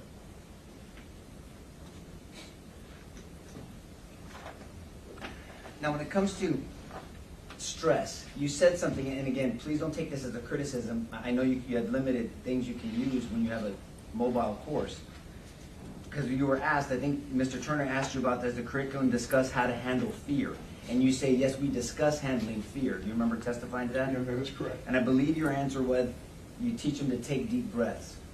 That's one of the ways to get your heart rate back under control. Yeah, so the only way to handle fear is to put yourself in fearful situations. Is that a fair statement? Enough, that's fair enough, yes. That's stress inoculation. You Yes. inoculate yourself little by little. I mean, we do it in combat sports also. You do light sparring, touch sparring, then you do light sparring, and then you then you go at it. Yes, sir. And now it's a full stress inoculation. You're in. But you inoculate yourself little by little to that full contact fighting. And in Similar military, in we this. call it desensitization. You Yes. desensitize yourself to contact or to fearful situations or stress, and that prepares you for that. And again, you have to do what you have to do. This course didn't cover stuff like that. In lecture, as best we could. Yes, sir. In the field, no, we did not. Pass the witness, Judge. Just one question. If a door is locked, it can give more time to an officer to neutralize the threat, correct? Correct, yes. That is if an officer is moving toward the gunfire, correct? Correct. Whether a door is locked or not, if an officer is not moving toward the gunfire, it doesn't matter. Correct. Is that correct? Say that again, sir. Yes, I think so, but say that again. Whether a door is locked or not, if you have an officer that's not moving toward the gunfire, it really doesn't matter. It doesn't help. Yeah, so yes, it doesn't matter. That's the way. And an officer has to know where the threat is to move towards it, correct? That certainly helps, yes. Pass the witness, Judge. That's what the question. Recall. No, Your Honor. No, Judge. Okay, sir, thank you very much. You are excused. Once again, the rule was invoked, so we'd appreciate it if you don't talk about the case until your what's over. Understood. Thank you. Next witness, please. State House Christopher Salinas. May we approach, Your Honor? I think you're on the way.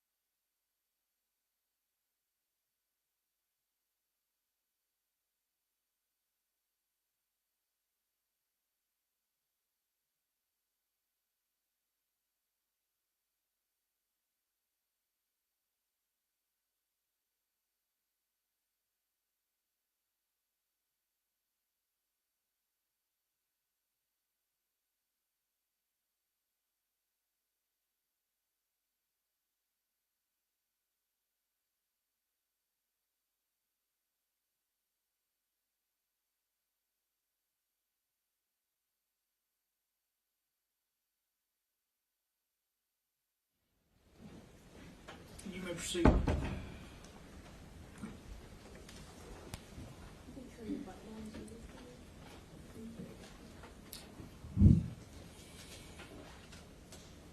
Good afternoon.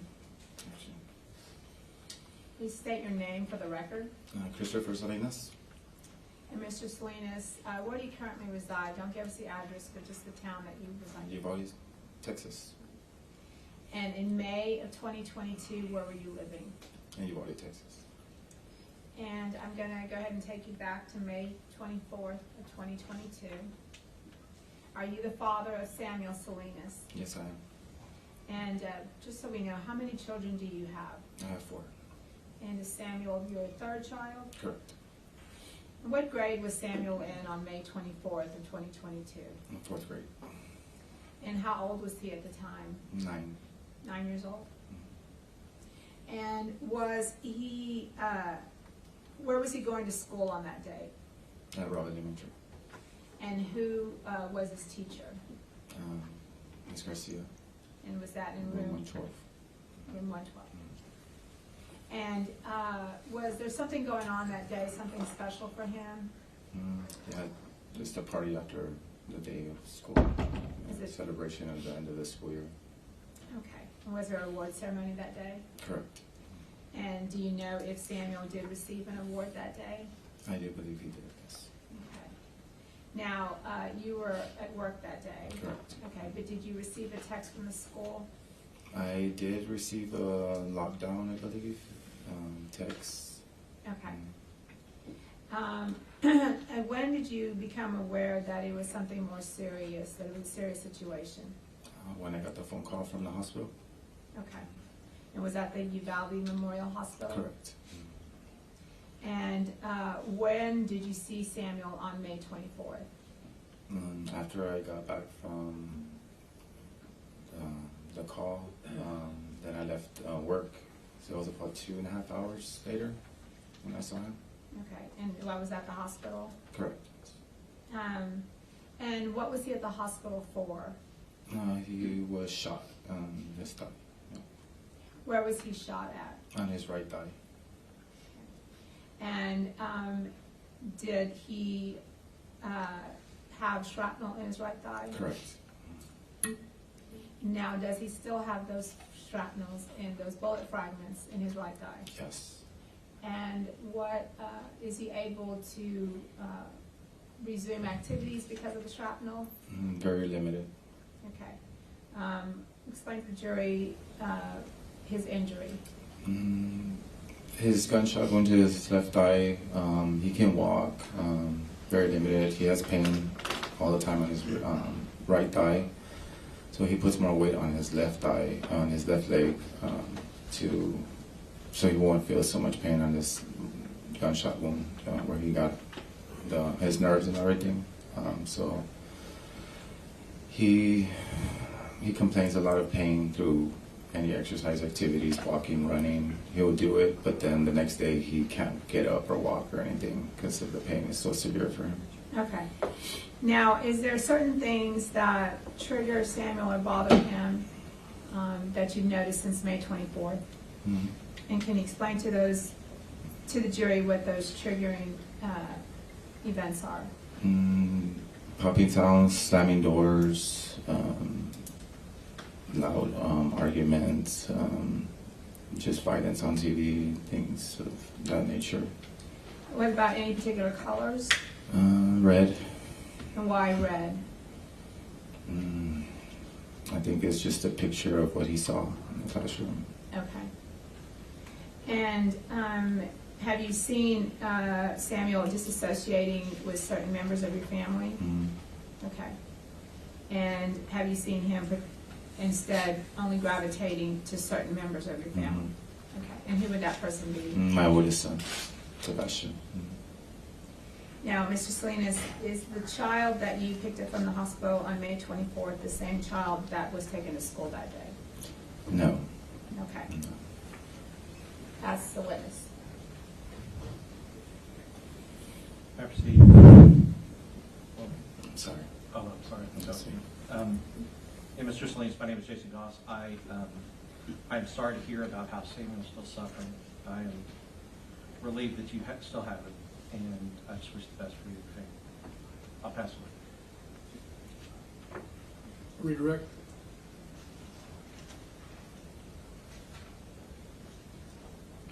He passed. Did you have any redirect? Oh, I'm sorry, Your Honor. No redirect. Okay, recall either side. No, Your Honor. Okay, sir, you are now released from the subpoena. You're not subject to recall. You're free to leave or stay, whatever you want to do. We just ask you don't discuss the testimony you gave in court until you're aware the case is over with. Thank you.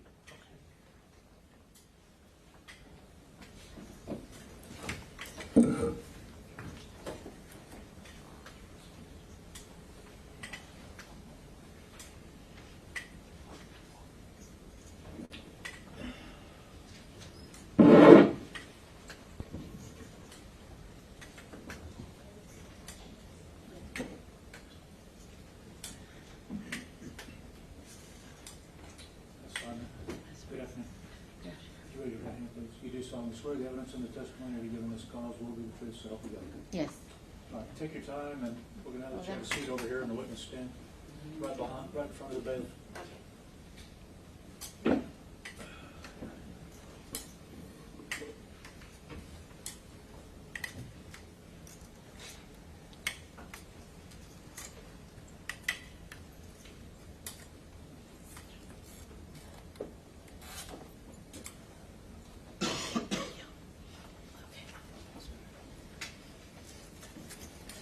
Proceed.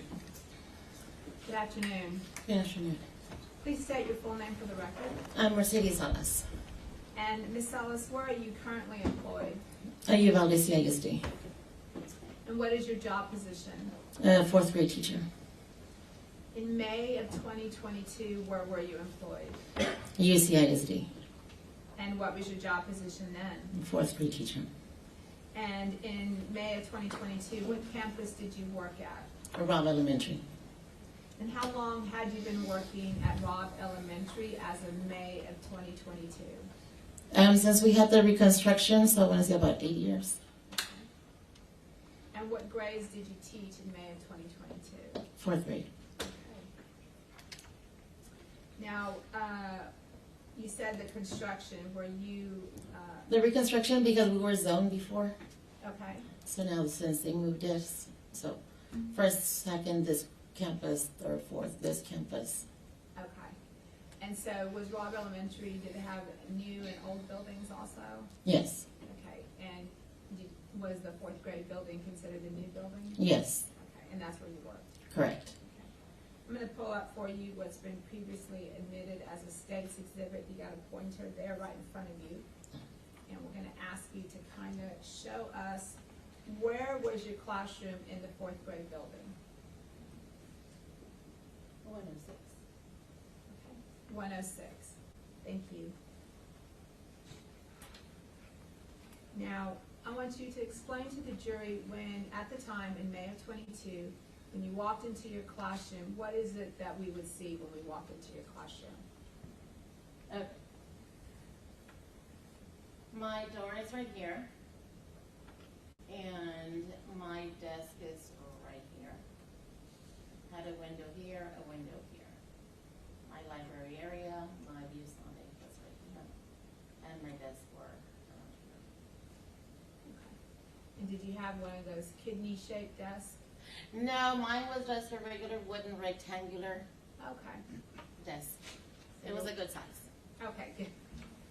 Now, did you began the year at Robb, so 2021-2022 school year, is that right? Yes.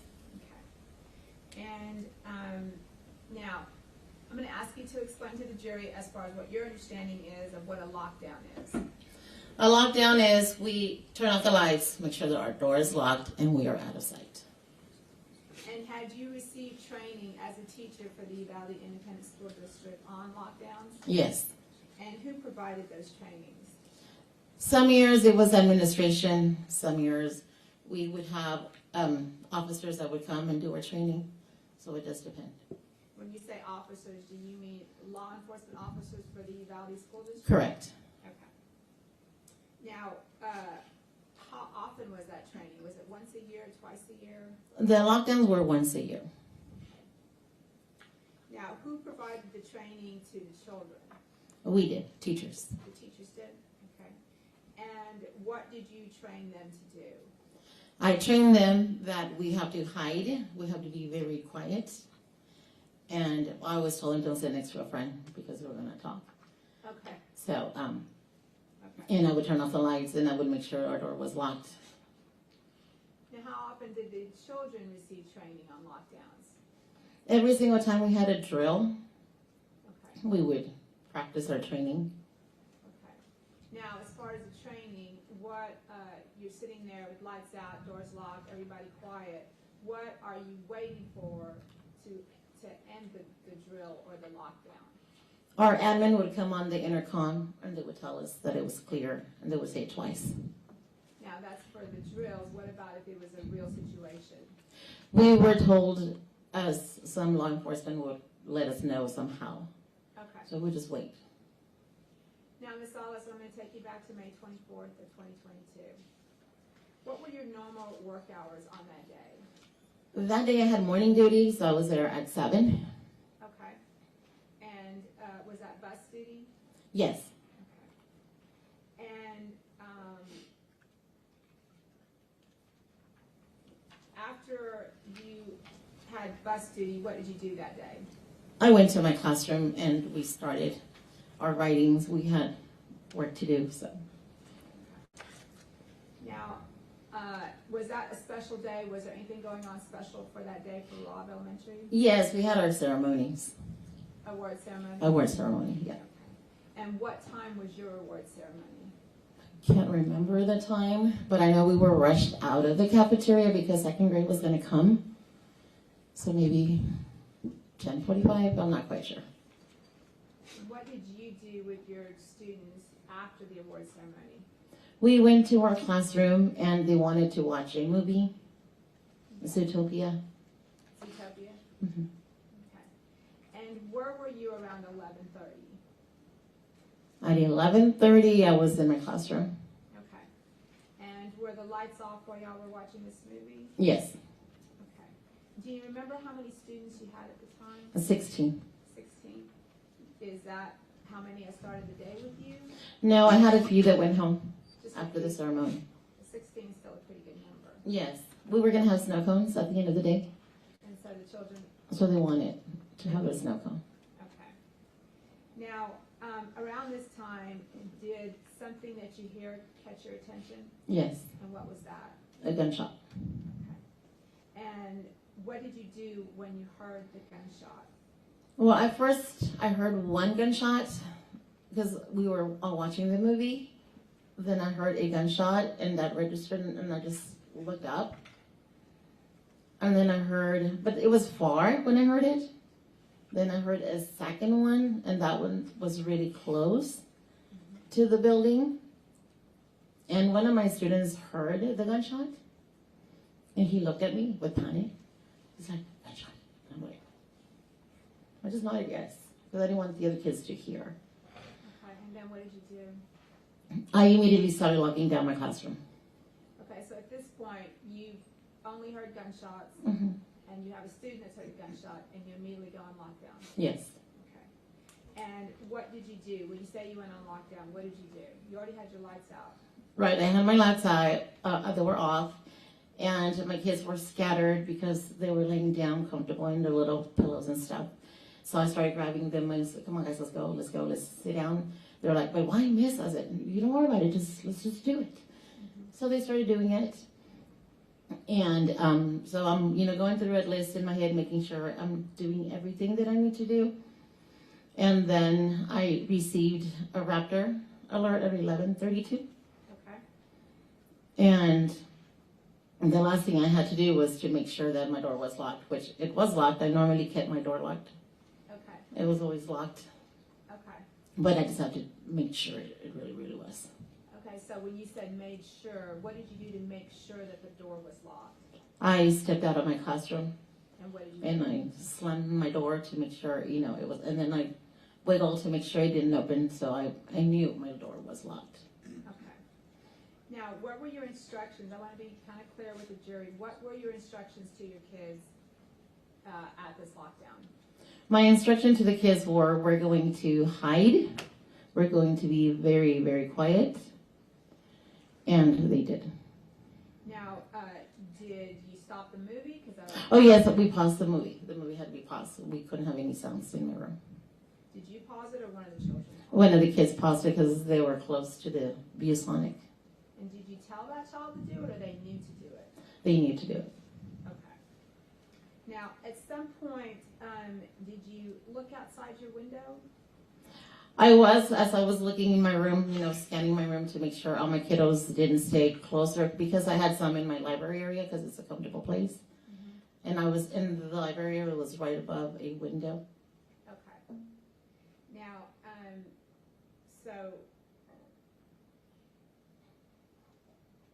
did any one of your students help you lock the door?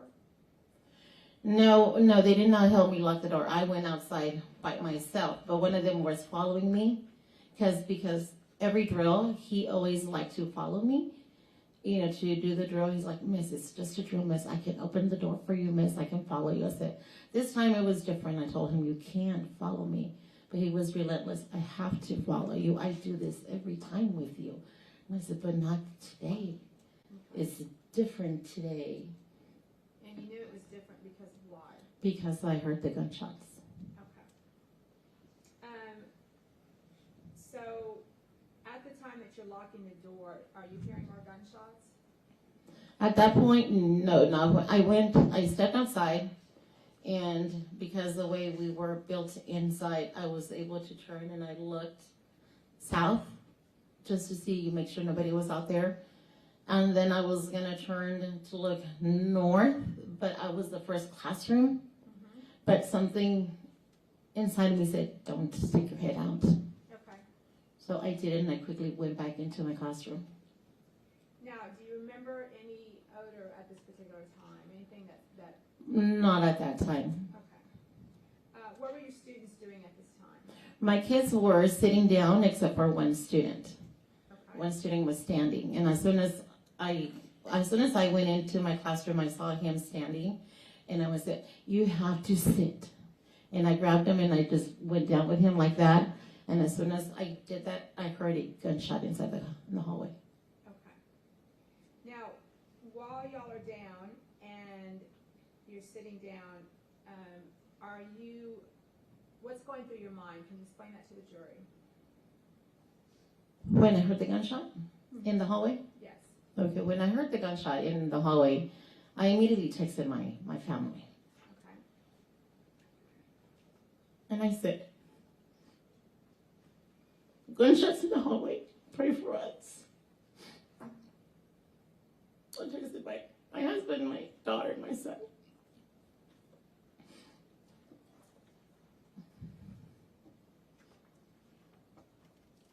What were your students doing at this time? They were sitting quietly because they heard them too. And I didn't want them to hear anything else, so I told them, you need to pray. So you need to pray. And I couldn't say it loud, and I had a lot of kids, so I just put my hands up.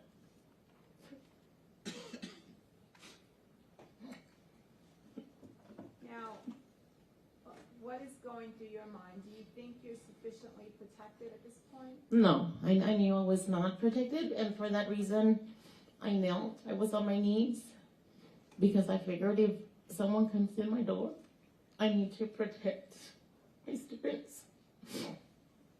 So I looked at 3 chairs that I had close to me, and I figured, okay, I have chairs. I can throw chairs, and I can quickly get up. That's why I stay kneeling, because I can get up really quick, and I can just start throwing the 3 chairs that were right there close to me. And at that point, one of my students said, Mrs. Ellis, and I turned and I looked, and he had a pair of scissors. And I looked at him, I'm like, okay. I didn't tell him to put them away because those scissors made him feel safe. Did any of your other students grab scissors? I think a few more, but I'm not quite sure. Okay. What could you hear as the shots were going off?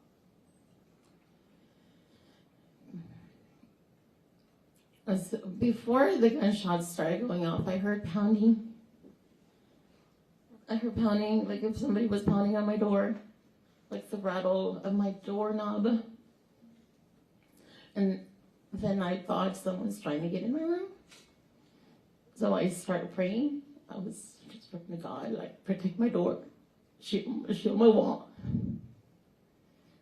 And after that, then I heard a lot of gunshots. And after hearing so many gunshots, I started smelling gunpowder. Did you hear any children at this time?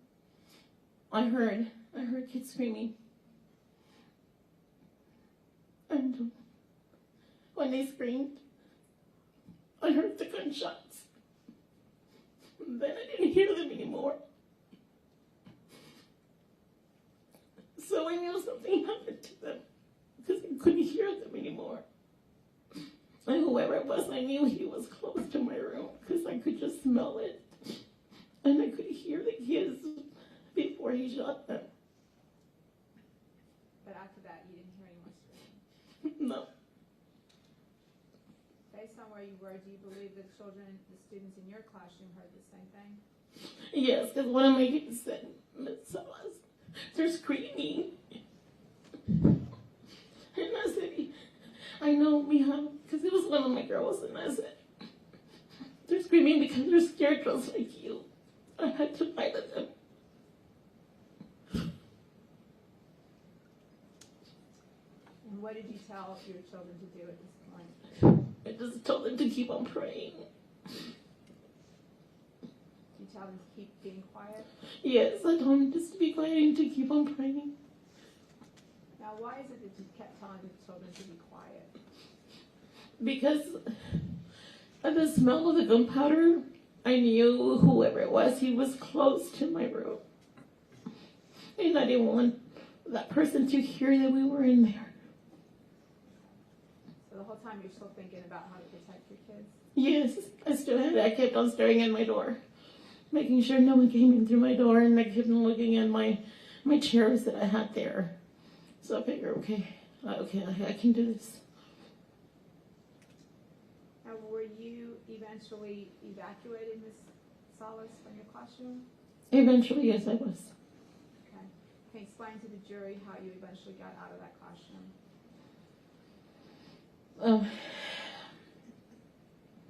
Someone through the window said, is anyone in there?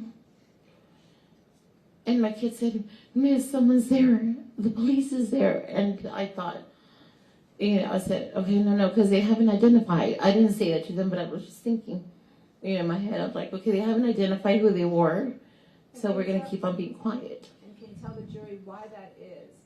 Why is somebody saying, the police, but they haven't identified themselves? Why are you reluctant to respond? Can you explain to the jury why that is? Because they didn't identify themselves. They didn't say this is the police. Is that part of your training? Mm-hmm. Okay. So then what did you do? So then I told my kids to be quiet. And then I heard them say again, is anyone in there? They screamed, is anyone in there? And I told my kids, like this, like, to be quiet. And then after that, I heard my windows breaking. And I just stared at my windows, and I saw a baton at the end. So I figured, okay, these must be officers, because who else would carry a baton? So that's when I told my kids, okay, well, let's get up and let's go. Okay. And were the officers rushing to get your kids out of that classroom? They were. Okay. Now, who was the last one out of your classroom? Me. And why is that? When my last kiddo got out, I turned back and I started walking back to my classroom, to the middle of my room. And why is that? Because I had to make sure nobody stayed frozen. And that was a possibility. It could have been a possibility. They were scared. But you wanted to make sure that every student was out? Yes. So I remember walking back to the officer that told me, ma'am, you got to get out now. I remember walking in and I doing my hand and I said, you need to wait. I said, you just have to wait. I have to make sure none of my kids are in there. So I turned around and I went back again to the middle of my room, and I looked and I looked and I looked again, and then I turned around in the middle of the room and I remember saying, okay, I'm ready to go. And is that when you exited the room? That's when I exited the room.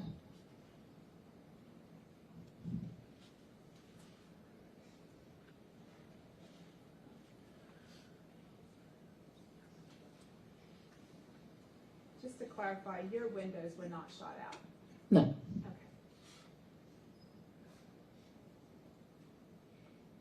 Can you explain to the jury what your thoughts are about your students that day during this event? My kids were so brave, being so close to danger. They listened to my instructions to survive. I was very proud of them. Pass the witness. May I proceed, Judge? Please. Ms. Salas, my name is Jason Goss. I'm one of the lawyers that represents Adrian, and I have a few questions for you. I think, I want to start out and just say, we all appreciate that you protected those kids, walking through their training. You're proud of them. I can see why. I think when that glass broke and you realized that the police had come to get you out, what did you feel like at that time? At the moment, I felt that someone was finally there to help us. Okay, and relief.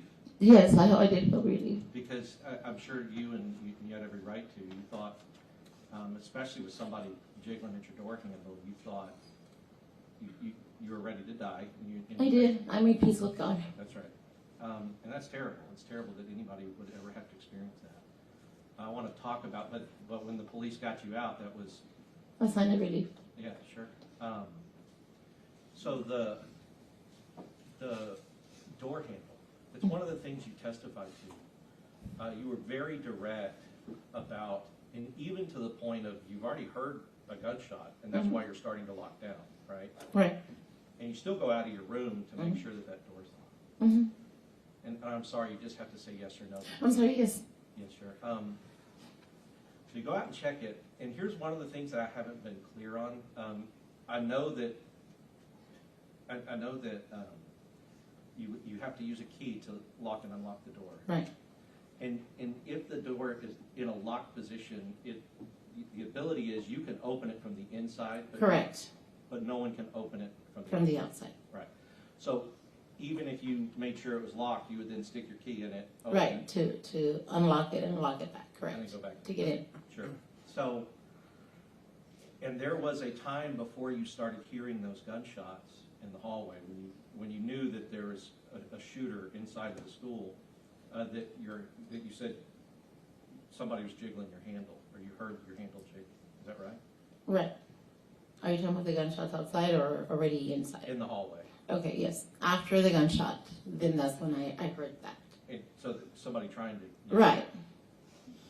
And I think at the time you assumed it was the shooter. Yes. And couldn't get in because your door was locked. Correct.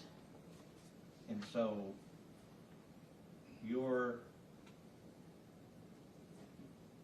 training and locking the door and making sure it is locked, if that is indeed the shooter, like you suspected, that stopped him from getting into your room. Correct.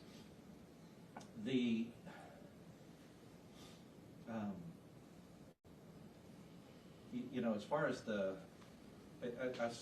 think I heard you testify that you had been, at that point, at Robb, you had been at Robb for 8 years. Right, since the reconstruction. Right, so 8 years from 2022 is 2014? Yes, about 2014. And it was your first year at Robb, 2014, but not your first year teaching. No, that year was not my first year at Robb. Of the 2022? Well, no, 2014. Oh, yes, I'm sorry, yes. Before I was at Adrian Elementary. Right, because I think, or maybe I saw it in your statement, you've been a teacher for about 15 years in 2020. Since 2008. Okay. So your first year at Robb, what room were you teaching in? Room 111. And at a point during this, did you recognize the person who you now know as the shooter? Yes. And that person was one of your students in 111? Mm-hmm. Yes? Yes. While he was in 4th grade? Yes. And I don't ask you that to cause you pain. I ask you that because 111, it's a classroom like the other classrooms, but a person who's been in 111 might know the features of 111 because they had been there before. Correct. I'll pass it with. No more questions, Your Honor. She's excused. Not subject to recall. Thank you. Okay, ma'am, you are excused. You're welcome to stay or welcome to leave. We just ask, since the rule's been invoked, don't discuss the case with anybody until you know it's over with. Thank you very much.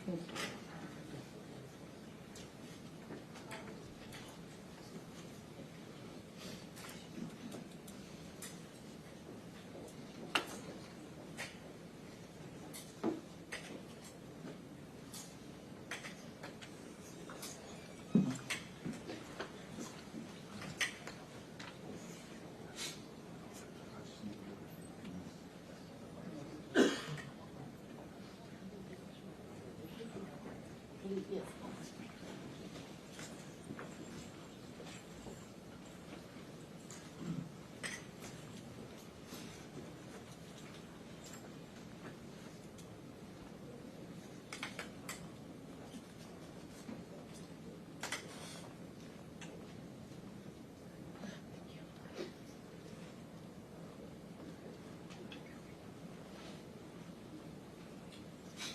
If you want to call your next witness, please. Ruby Gonzales.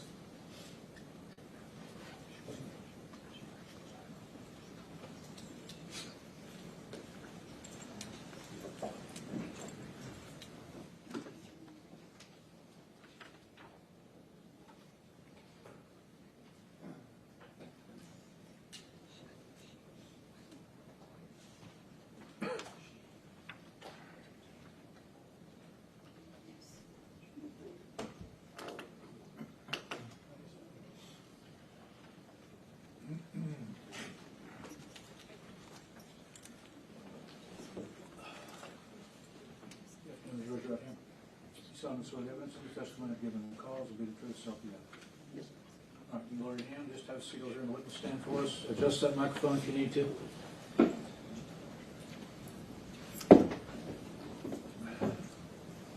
Good afternoon. Good afternoon. Good afternoon. Would you introduce yourself, please, to the jury? Yes, my name is Ruby Gonzales. Ms. Gonzales, I can tell you're a police officer. Yes, sir. Who are you with? The Uvalde Police Department. How long have you been with the Uvalde Police Department? Approximately a year and a half. And before you worked at the Uvalde Police Department, where did you work? I was employed with the Uvalde Consolidated Independent School District Police Department. How long were you at the Uvalde Consolidated Independent School District Police Department? About a year, give or take. Maybe a little over a year. So when did you start? In July of 2021, I believe. And that was your first job as a police officer? No, sir. What was your first job as a police officer? My first full-time job as a police officer was with the city of Uvalde. And that was when? In December of 2016. Is that what started your law enforcement career in 2016? Full-time, yes, sir. And before that, you were part-time? Yes, sir. And tell us about that. I was a reserve officer for the city of Junction. Of what? The city of Junction? Junction, Texas. Yes, sir. So when were you a reserve officer? For 4 months, and then I got an opportunity to come work for the city of Uvalde. And what is a reserve officer? It's just a officer that your license is being held by that department. If they need you to work any type of security or anything like that, that's pretty much what you do. If they're short on shifts or they need coverage somewhere, you just go in and you cover that for that department. Is it a paid position or a volunteer position? It's a volunteer position. So you don't get paid? No, sir. But your commission is held, and what does that mean? That means that my license will be active, so I'd still be able to work any other type of employment that is available to officers. And what is a commission? How do you get a commission? By the agency. So they hold your license for a certain, however long you want to stay employed as a reserve officer, and that's what they do. They just hold your license. Do you have to have training to be a reserve officer? Yes, sir. And tell us about that. You have to be a licensed peace officer with the state of Texas. So you have to go through basic police officer training? Yes, sir. And pass that? Yes, sir. When did you do that? In August of 2015, I believe. What got you in law enforcement? My family, they're all law enforcement. And so you chose to go into law enforcement. You made application, is that correct? Yes, sir. And was that for each job that you just discussed with us, whether as a reserve officer in Junction, the school district, the city of Uvalde, you make application to work there? Yes, sir. And if I understand correctly, you went to Uvalde Police Department first, was that a full-time or part-time job? That was full-time. And what did you do? I was a full-time peace officer. And what were your duties? Traffic, enforcing traffic laws, investigating crimes, maintaining the peace, things like that. Maintaining the peace? Yes, sir. Did that require making arrests? Yes, sir. Putting handcuffs on people? Yes, sir. And from there, you decided to apply at the school district police department? Yes, sir. What caused that change? Just where I was at in life, I had a lot of other things going on in my personal life, and I felt like I needed just a change of pace. Okay. And was this a change of pace? Yes, sir. So you went to work for the school district police department? Yes, sir. And how many people were at the police department when you went to work for them? I believe there was 5 of us. And can you name who they were and the rank? Yes, sir. My chief of police was Chief Arredondo.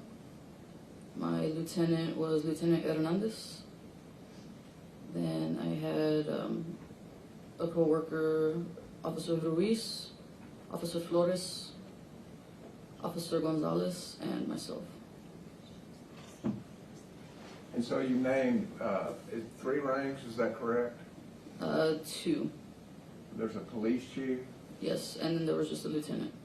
a lieutenant Yes, sir. below the police chief, It was, yes, sir. that rank? Yes, sir. And then what was the rank of the rest of you? Just peace officers, just school-based officers. And is rank important if you're being told to do something? Yes, sir. Tell us about that. Anytime you're given a directive from somebody who holds a higher position than you have to abide by what they're telling you. And you've been both at Junction, the city of Uvalde, and the school district. Is that true for all 3 of those Yes, sir. police departments you've worked in? Yes, sir. That they have ranks, Yes, sir. and you abide by the people that are above you? Yes, sir.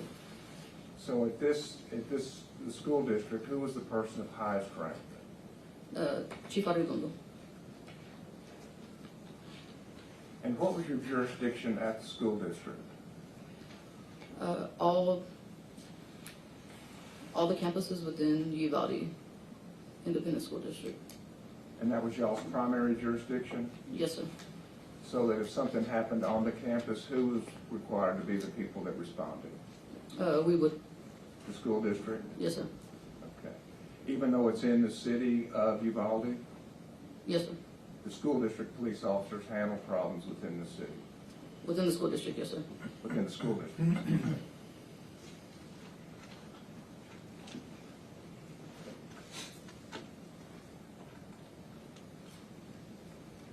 So on May 24th, 2022, were you working that day?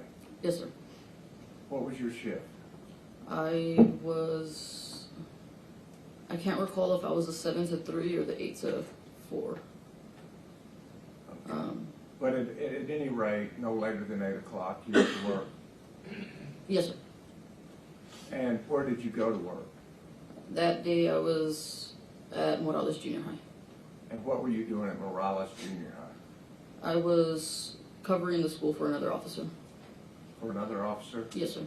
So were officers assigned to specific campuses? Somewhat, it varied, just depending on where we were needed at most. Would you describe that for us? Yes, sir. So typically the high school, you would have more officers responding there just because you deal with a little bit more because the students are older. Secondly, you would have an officer assigned to the middle school. So that would be like the second tier. So you would have an officer designated at that school at all times as well. And how many middle schools were there? I believe just one. Okay. And how many officers were assigned at the high school? I believe 3. Yes, I believe 3. And then elementary schools, did they have officers assigned specifically? No, sir. How did y'all handle elementary schools? We would rotate.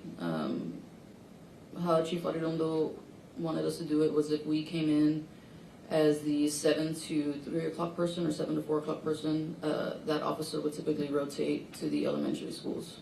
And what does rotate to the elementary schools mean? You're making rounds, you're ensuring doors are locked, showing the administration in the main office that you're there, you're available if they need anything, and then if they give you the all clear that you were okay to go, you would move on to the next school. And you pretty much did that same rotation throughout this district. So one of y'all's duties was to make sure doors were locked? Yes, sir. And if doors weren't locked, what did you do? We'd bring it up to the administration and let them know. We address it to the teacher. Excuse me? We bring it up to administration, or we'd address it to the teacher. Okay. And who was on that rotation to the elementary schools to check to see if doors were locked? Can you say that again? What officers within the school district were assigned to that rotation to go to the elementary schools and make sure the doors were locked? It was all of us. Was that you? Yes, sir. Did it include Adrian Gonzales? Yes, sir. And y'all made sure that that was part of y'all's regular routine? Yes, sir.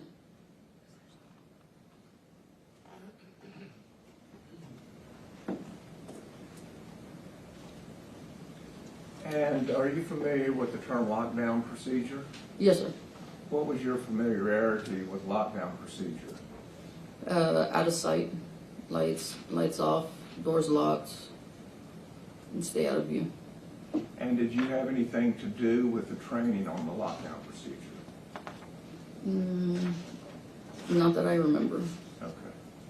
That was done primarily by the administration? I believe so. I'm not 100% sure. If other officers in your department did that, that's not something you're familiar with? No, sir. Okay.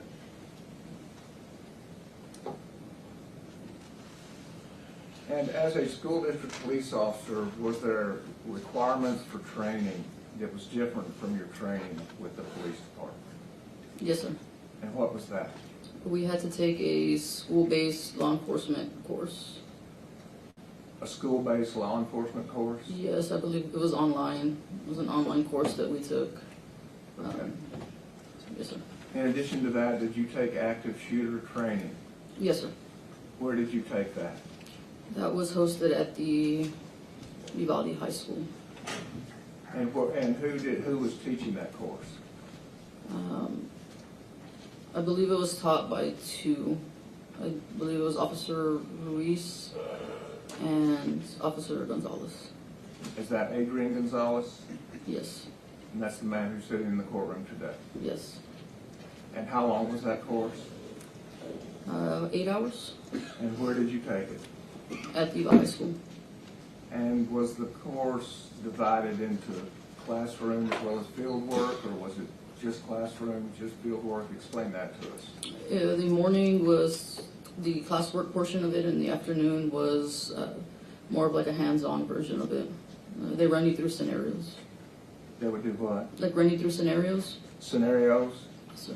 Did that include solo entry? I believe so. That is one-man entry? Yes.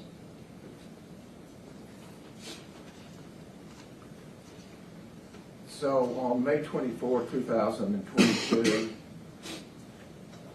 you worked that day? Yes, sir. When did your shift start approximately? Give or take around 8 a.m. And what did you do as part of your shift? I responded to, I was at Morales Junior High. I was in the courtyard area while the kids arrived for school, rotated to the cafeteria, back down to the playground area. Once the bell rang, we walked the hallways to ensure that the students went into their classrooms, checked restrooms, make sure nobody was in there, like skipping classes. And then the kids broke for lunch. Okay. So that took most of your morning? Yes, sir. And when did you break for lunch?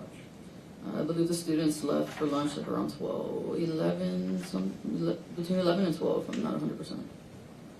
What did you do then when the kids broke for lunch? I left campus as well And where did you go? to go get lunch. And where did you go to get lunch? At my residence. How far is your residence from Robb Elementary School?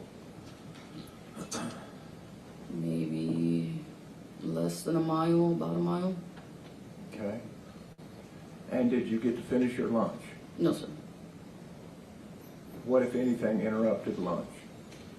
I heard gunshots when I was outside of my residence. And what were you doing outside your residence? I was taking my dog out. The part going home is to take care of your dog? Just, yes, sir. If I'm able to.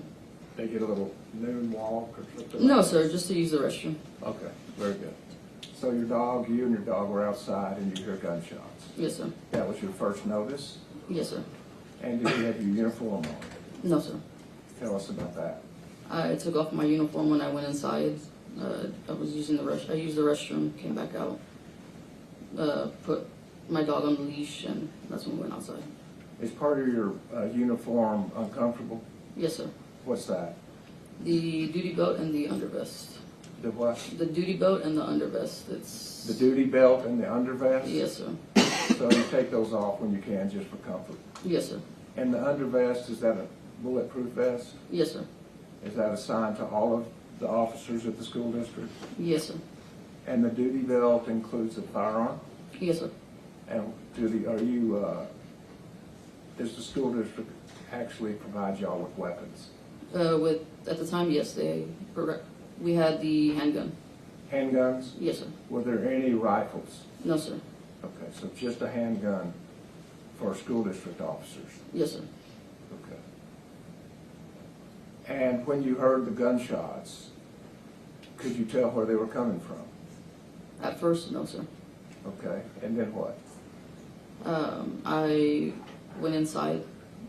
I took my dog, I went inside, and that's when I heard on the radio something about a vehicle accident or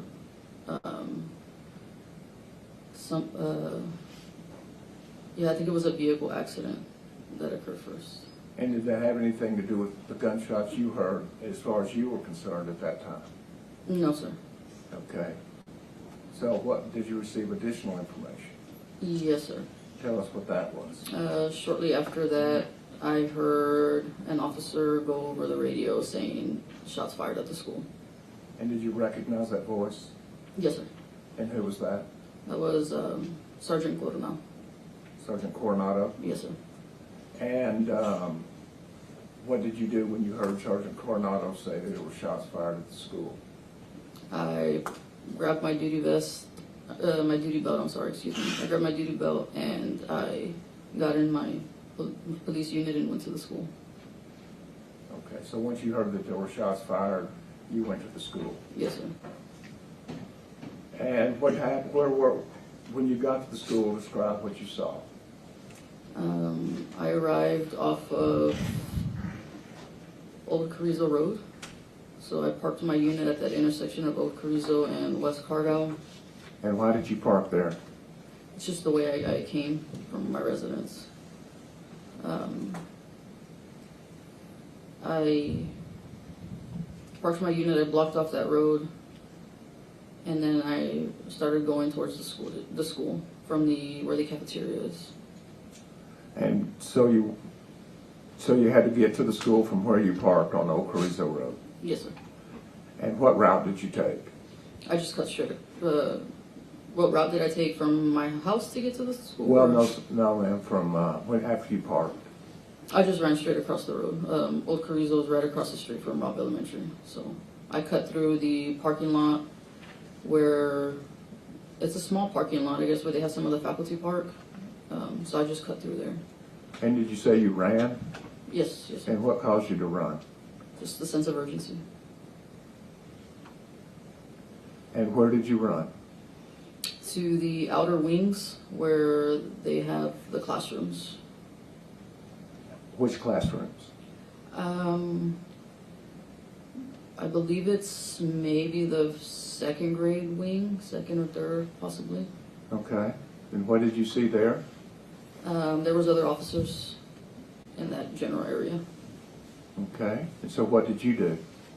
I met with some of the Border Patrol agents that were there as well.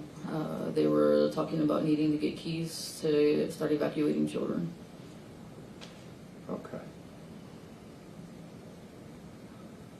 And so do you know how long it was from when you heard gunshots that you actually got there? I do not know, sir. Okay. Because it took until Coronado said gunshots, and then you had to get dressed. Is that correct? Yes, sir. And then you ran, drove and then ran Yes, sir. to the location. When you got there, tell us how many officers were there. Where I initially showed up, there was maybe about 10, possibly. And did you ever go to the 4th grade wing? I did, yes, sir. And tell us what you saw there.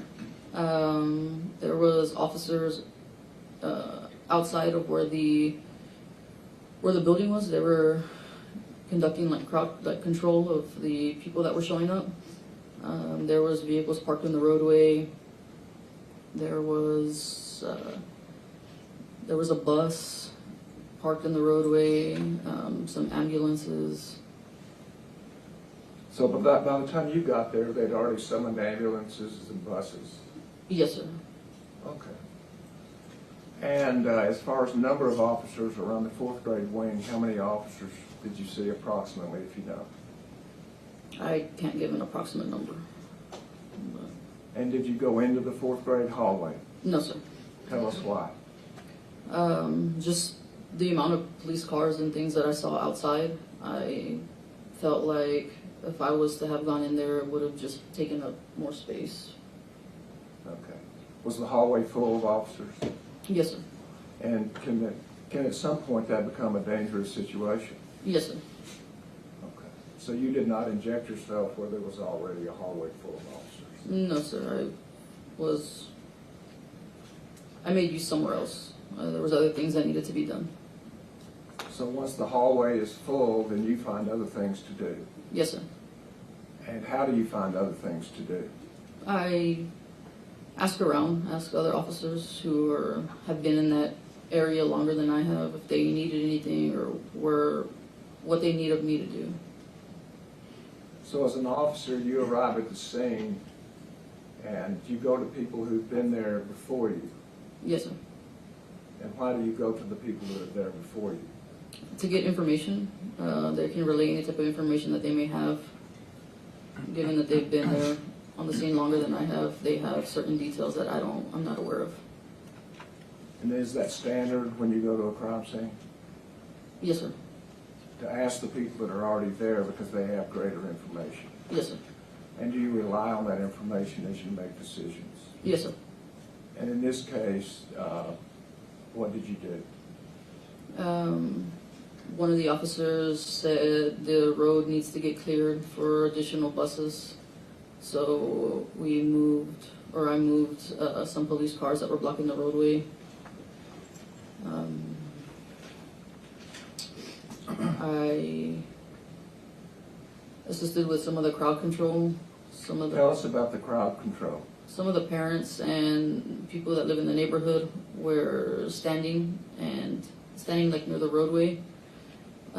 So one of the officers had instructed me to kind of keep them back, keep them at a safe distance. Did that take a significant number of officers to do crowd control? Yes, sir. And you joined in on that? Yes, sir. And when we say crowd control, was that around most of the building?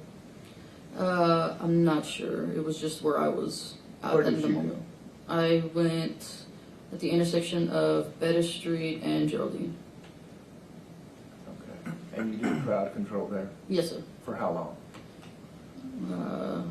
Give or take maybe 10 minutes or so. Okay. And did you see Chief Arredondo there? No, sir. Okay. Did you go to the south door of the 4th grade wing? No, sir. Okay. But Robb Elementary is the school district's jurisdiction? Yes, sir. And who is the highest person in law enforcement in that jurisdiction? That would be Chief Arredondo.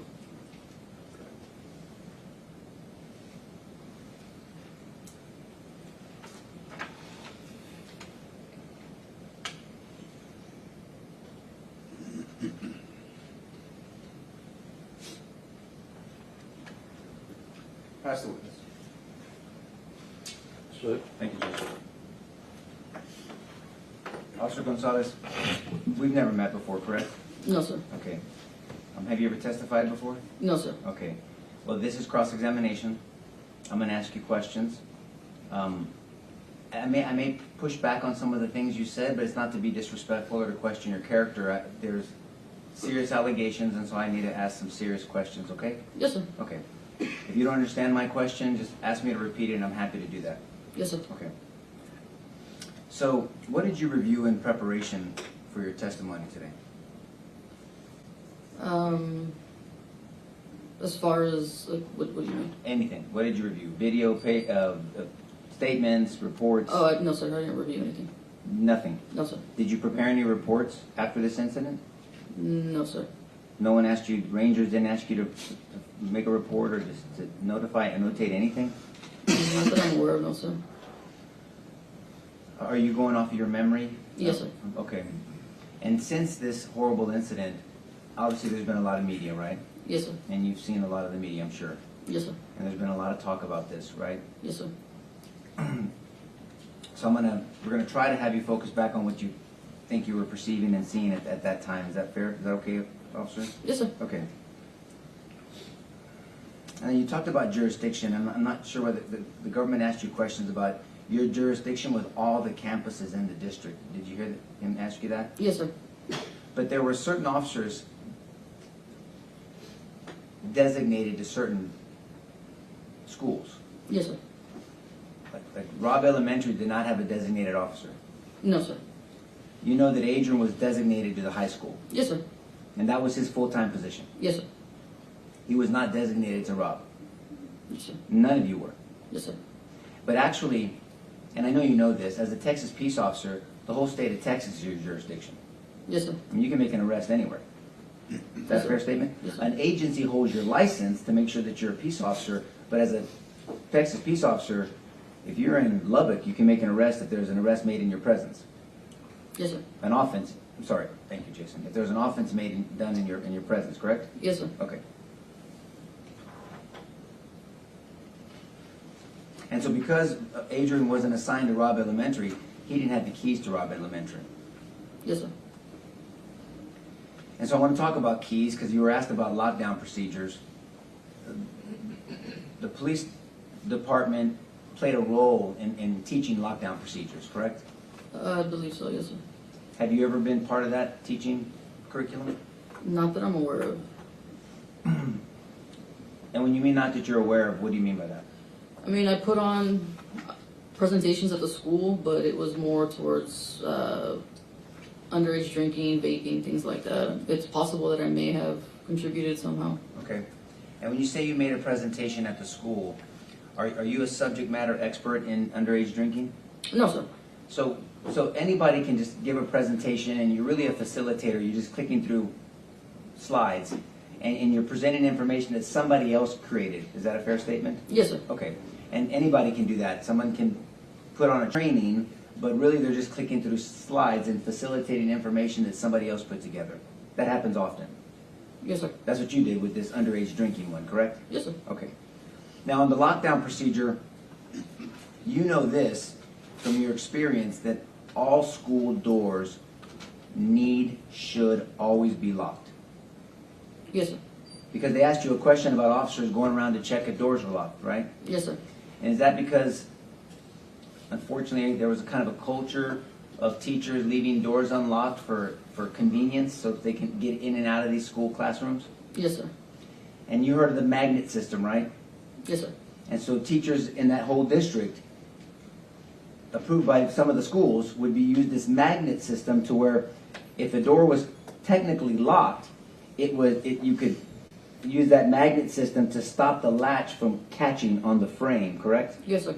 And because they didn't have a key fob process in and out, it would be convenient for either a student or really substitutes to get in and out because they didn't have keys, right? Yes, sir. But that was, and I'm not being disrespectful, we just have to talk about this. I mean, that culture was against, I was going to use the word antithetical, but it's against the procedures of the school district, right? Yes, sir. Because those doors have to be locked. Yes, sir. Now, one second.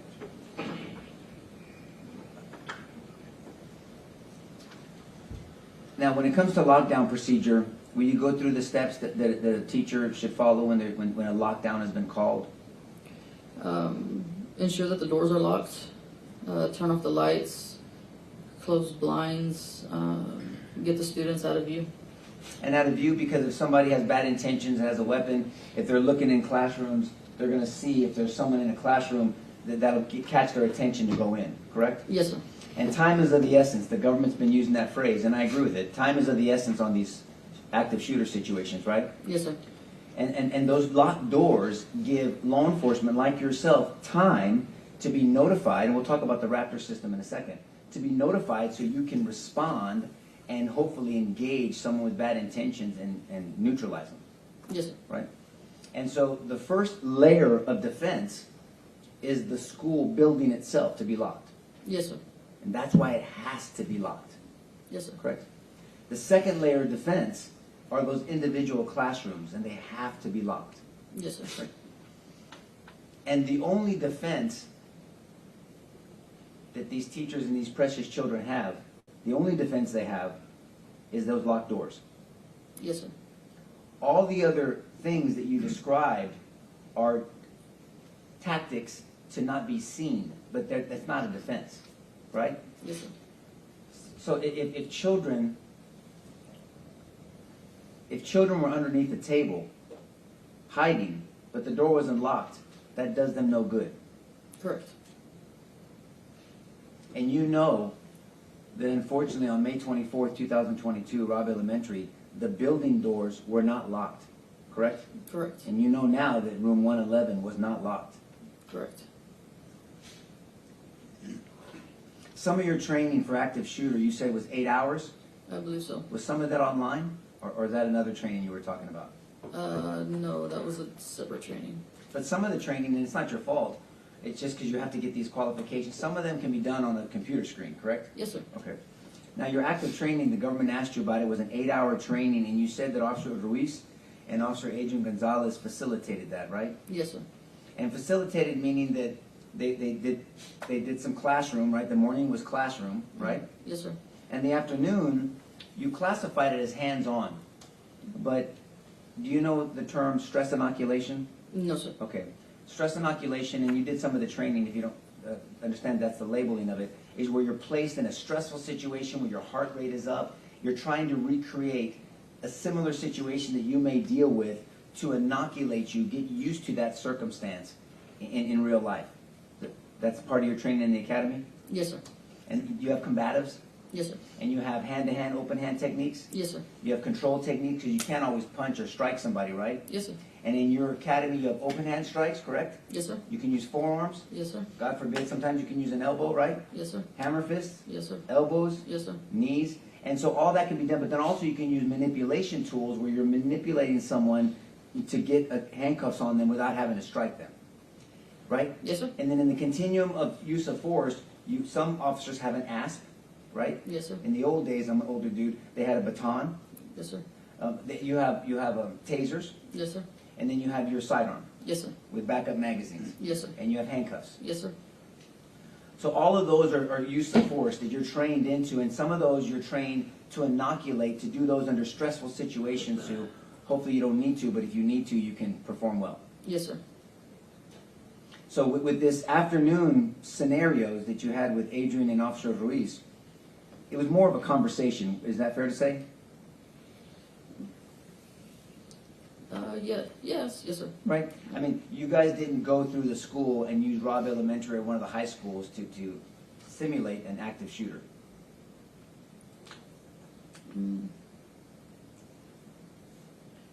So they ran us through some scenarios like in the auditorium area. Okay. I don't know if that's more or less what you're... No, what it's you're not, implying. but let's talk about that because I want to go where you want to go. So the auditorium is a big area which has kind of escalated seating, right? Yes, sir. And so it's mainly for plays or for gatherings or maybe pep rallies. That's what that's used for more. Is that a fair statement? Yes, sir. Okay. In the auditorium at the high school, there's rooms on the behind the main area. At the high school? Yes, sir. Okay, so we're gonna, all my questions are in relation to Robb Elementary, okay? Okay. And in your afternoon portion of the scenarios, you didn't have a hallway with different rooms that you cleared hallways and you got into a stressful situation. Do you know what stacking is? Yes, sir. Okay, you guys didn't train in active, realistic stacking to where you're down a fatal funnel. The jury's heard a lot about a fatal funnel. You know what that is, right? Yes, sir. Okay, and so, and then under stress, work rooms and clear a school. You didn't do that in the afternoon, right? No, sir. You essentially maybe walked through or talked about scenarios that if this happens, keep this in mind, and you're planning suggestions, right? Yes, sir. This, in 8 hours, if you split that up, 4 hours in classroom, you're 4 hours of talking about scenarios, essentially. Yes, sir. And so Adrian, Officer Gonzales and Officer Ruiz essentially facilitated it and talked about it, and then everyone, it was kind of a group discussion based off you're reading a manual, you're reading a curriculum that somebody else gave them, like you did with the underage drinking, and then everyone's talking about what they trained before. Yes, sir. Essentially, right? Yes, sir. And when the government asked you, did you guys go over solo training, you paused, and I wrote it down, you said, I believe so, but you're not sure. No, sir. Right. And so solo training is very different than stacking and active shooting, right? Yes, sir. And you know that in active shooter training, it's usually done with some type of long rifle. Yes, sir. M4, AR-15. Yes, sir. And then your sidearm is your secondary weapon. Yes, sir. And so when someone stacks, there's usually a shield, and then people are behind them, and they're moving. At some point, once you breach a room, people are going to break off, clear a room, and then hopefully engage the attacker. Yes, sir. The bad guy. And you guys didn't do that. No, sir. Have you ever trained in breaching a door? No, sir. And that's not typical training for a school police officer. And I'm not being condescending or disrespectful. Do you understand? Yes, sir. Okay, but that's not typical for a school district police officer, right? No, sir. But even though you haven't been trained in this, you know that there's a difference between breaching a door that opens inward versus open outward, correct? Yes, sir. On outward, you need tools, and the jury's heard about the tools you need. Objection, she said she has not been through that training, Your Honor. But she so says this she would knows be about it. beyond her. It'd be speculation if she hadn't been trained in it. Okay, only answer if you know, ma'am. Go ahead. I'll overrule the objection. They don't want me to ask you these questions, but do you understand this All I'm going to training? ask the questions that they know, not that they speculate about, Your Honor. Yeah, I just only answer if you know of your own personal knowledge. Yes, sir. Understood? Yes, sir. Proceed. Have you heard through your training experience, not personally, but you know about outward doors, breaching an outward swinging door, correct? Yes, sir. You know that you can't kick open an outward swinging door. Yes, sir. You don't need special training to know that, right? Yes, sir. Okay. And you know that there's tools needed to breach an outward swinging doors. I'm not asking you how to do it. You just know there's tools needed, right? Yes, sir. Okay. That's all I was going to ask you. Now, on May 24th, 2022, am I moving too fast? No, sir. Okay. And you know if I get a little passionate, it's not towards you, okay, Officer Gonzales? It's not you at all, okay? So just bear with me. And if you think I'm, just tell me to, hey, Nico, calm down, okay? Yes, sir. All right. You said you left to have lunch at home. Yes, sir. Okay. And I believe you testified you live, without giving the address, you live less than a mile from Robb Elementary. Yes, sir. And you heard gunshots? Yes, sir. And then I believe you said that you have a bulletproof vest that you put back on. Do you know if it's rated for long rifle or just for handgun? I'm not sure. They don't let you know that when it's probably for just a handgun, or you don't know?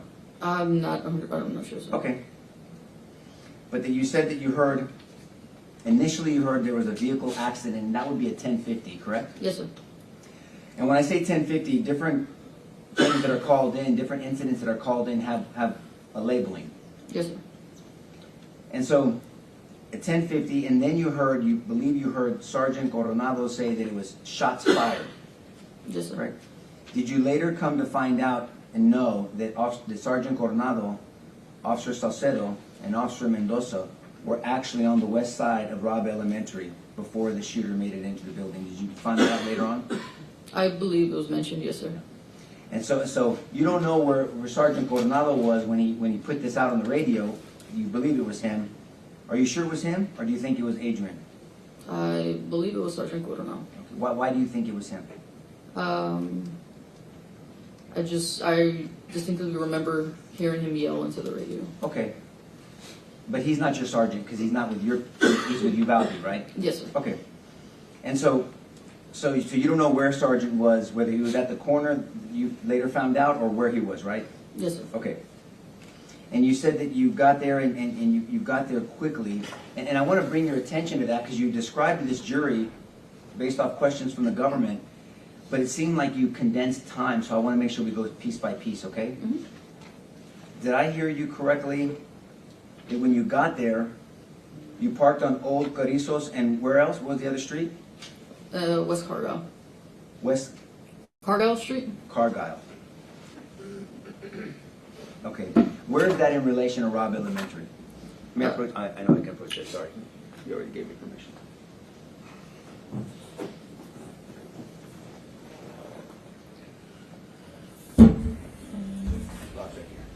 So it's right here. You can use this. No, it's just right here. Can you see, Bob? Why did you park that far away? Just that's the route I took to get to the school from my residence. But if that's the route you take, and I'm just asking, I'm not criticizing, I just would know. If Robb Elementary's here, and you heard shots fired, did you relate shots fired to Robb Elementary, or you just heard shots fired, you didn't know where it was at? I just heard the shots fired. I wasn't aware of where it was at. But it seems like you were going to Robb Elementary. At what point did you orientate yourself to Robb Elementary, and why did you know it was here? How? They said I heard on the radio he's shots fired, he's going towards the school, and I just made the assumption. Okay. So you reassessed, and then in your mind, you parked here.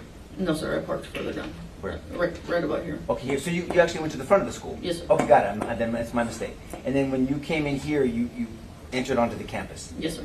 And then you said, I believe you said on direct examination that you ran into Border Patrol agents already. Yes, sir. How long did it take you to get to the school? Maybe about 2 minutes, 3 minutes, roughly. Right, and I know it's hard to sometimes. So you're telling us you're within 2 to 3 minutes, Border Patrol agents were already at the school? I saw one, yes. Okay. And what other officers? Because you mentioned a number of officers. You said how many officers there? The government asked you, and you said possibly 10. How many agencies did you see from that side of the school? Maybe about 2 to 3 agencies. Okay, so 10 officers within 2 to 3 minutes of that shots fired. Within 2 to 3 minutes, there were 2 to 3 agencies and 10 officers, roughly. Yes, sir. And that doesn't include, because you're on the other side, you're on the, I guess technically the east side, even though that's the front of the school? Yes. That doesn't include, now you know that Sergeant Coronado, Officer Mendoza, and Officer Saucedo were here, right? You know that now? Yes, sir. And you know that they were there with line of sight, and the shooter was on the west side of the building, before he went into the building. Yes, Correct? sir. Yes, sir. But these 10 officers were on the east side, so that doesn't include the 3 officers on the west side, and then Adrian was on the south side, southeast side. Yes, sir. Correct? Did they tell you at that time what time they got? Because they were there before you, so if it took you 2 to 3 minutes, they were already out of their vehicles, right? Yes, sir. So they were there. What were they doing? I'm not sure, sir. Were they taking cover? Were they walking around? Were they pacing? What were they doing? When I started speaking with them, they were standing like in the breezeway of where the office is. They weren't running to the gunshots? No, sir. And so you understand the government's theory is that every time a gun was fired? Our theory is, Your Honor, Well, that has to be speculation. Well, I mean, I asked her if she understands it. If she doesn't, she can tell. I'll sustain the objection.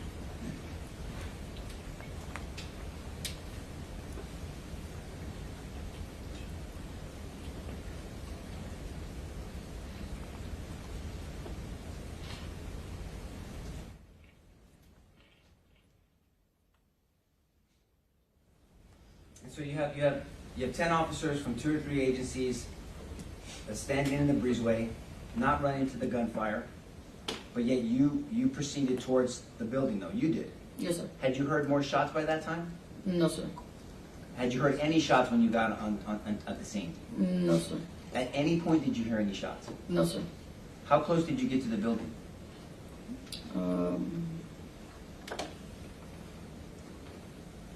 I think at one point I was by the fence area off of Geraldine Street.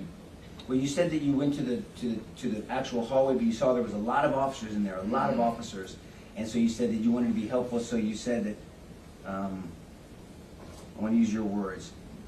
There were other things needed to be done. Yes, sir. And I'm going to ask you what those were, okay?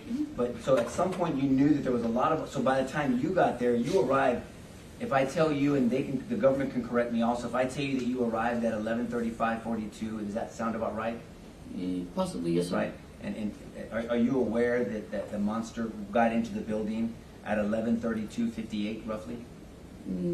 Yes, sir. Shots fired, 3 minutes. So you're actually it took you 2 to 3 minutes to get there, right? Yes, sir. And even though it took you 2 to 3 minutes to get there at 11:35:42, 10 officers were already there on the east side, 2 to 3 different agencies, and then you had 3 officers on the corner with line of sight on the west side of the building, correct?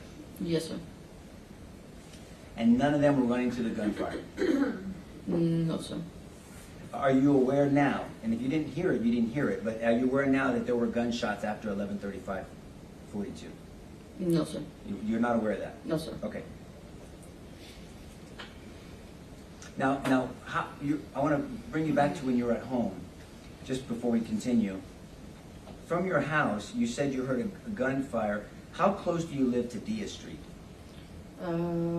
Maybe like roughly 0.2 miles. So you're closer to Diaz Street than you are to Robb Elementary. Yes, sir. And you know now that there was a gunfire at Diaz Street, right? Yes, sir.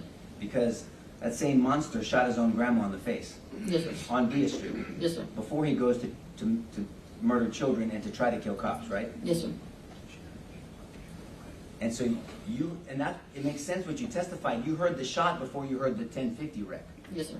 Because the wreck happened as that animal was trying to get away from what he thought was a murder of his grandma. Yes, sir. Right? Yes, and sir. so you heard the shot on Diaz Street of his grandma. That coward tries to go away, then he wrecks the car, and then that's when the 1050 comes out, the accident. Yes, sir. And so that's actually consistent. So when you said there was other things that needed to be done, you described some of them. Do you agree that the most important thing that needed to be done was to get those children out of the school? Yes, sir. But yet, and I'm not bragging on you, I'm just saying, but there was a lot of officers that weren't doing that. They were formulating a plan, correct? Yes, sir. And you went to do crowd control. Yes, sir. Thank you, Officer Gonzales. Pass the witness, Judge. So when you got there, you heard no shots? No, sir. And you got there within about 3 minutes? Yes, sir. So all of the shooting, as far as you were concerned, had been accomplished by the time you got there? Yes, sir. You couldn't have done anything to stop it after 3 minutes? No, sir. So those first 3 minutes were very important? Yes, sir.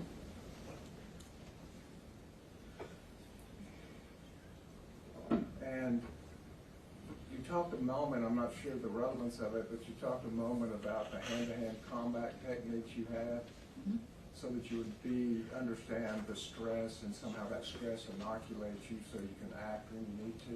Yes, sir. When did that training occur? That one occurred in the academy. The basic academy? Yes, sir. And did you have any training since then? No, sir. So it was one-time training? Yes, sir.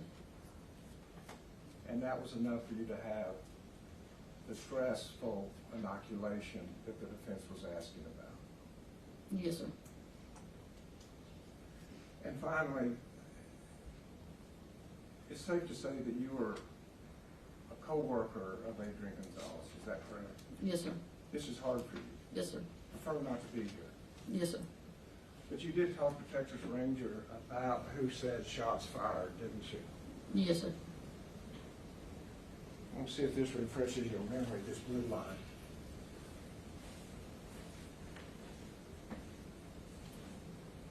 Yes, sir. And who was it that you heard say shots fired? At this time, Officer Adrian Gonzales. Not Coronado, but Adrian Gonzales. Is that correct? Yes, sir. Pass the witness. So when I was asking that question, you were mistaken. I was right when I said it was Mr. Gonzales, right? Yes, sir. Okay. Or at least appears to be that way. Yes, sir. Right, okay. And so the government asked you all of the shooting had accomplished by the time you arrived. Remember that question? Yes, sir. And you arrived at 11:35:42. Yes, sir. Are you aware that at 11:35:43 there were shots fired in room She 111? just said that that's all the shots fired she heard, Your Well, Honor. It has to be speculation. Well, no, this is from Texas Ranger report, Judge. The It same doesn't report matter that if they're the referring to. report is from what she saw or heard. That's what I'm asking the Yeah, limitation. I guess, ma'am, if you said all the shots were done, you're gonna say you don't know that, but it's your personal knowledge. That's So right. I'll rule the objection. Go ahead. Thank you, Judge. And so, do you know that at 11:35:43 there were shots fired in room 111, 1 second after you got there? No, sir. Do you know that at 11:35:44 there were shots fired? No, sir. At 11:35:44 another shot fired. No, sir. 11:35:51 shots fired. No, sir. 11:35:51 shot fired. No, sir. 11:35:51 shot fired. No, sir. 11:35:52 shots fired. No, sir. 11:35:52 shot fired. No, sir. 11:35:52 shot fired. No, sir. 11:35:56 shot fired. No, sir. 11:35:57 shots fired. No, sir. I'm gonna stop, but so all the shooting hadn't been done at 11:35:42, correct? Obviously. Yes, from what you're saying, yes, sir. Yeah, and I'm not blaming you. I'm just trying to bring light to this. But there were 10 officers on the scene on the east side, and there were 3 officers that saw this person before he went into the building, right? Yes, sir. Okay. Pass the witness, Judge. And I was just asking, as far as you were concerned, you testified that you didn't hear any shots. Is that fair? Yes, sir. And so just based on what you knew, Yes, sir. is that a fair way to do things, to testify about what you know? Yes, sir. Let other people testify about what they know. Yes, sir. Pass the witness. Anything else? No more questions, Judge. Thank you, officer. Recall either side. No, Your Honor. No, Your Honor. Okay, the rule's been invoked in this case. You are released from the subpoena. You're released to go. But please don't talk about the case with anybody until you're aware the trial's over. Yes, sir. All right. Thank you.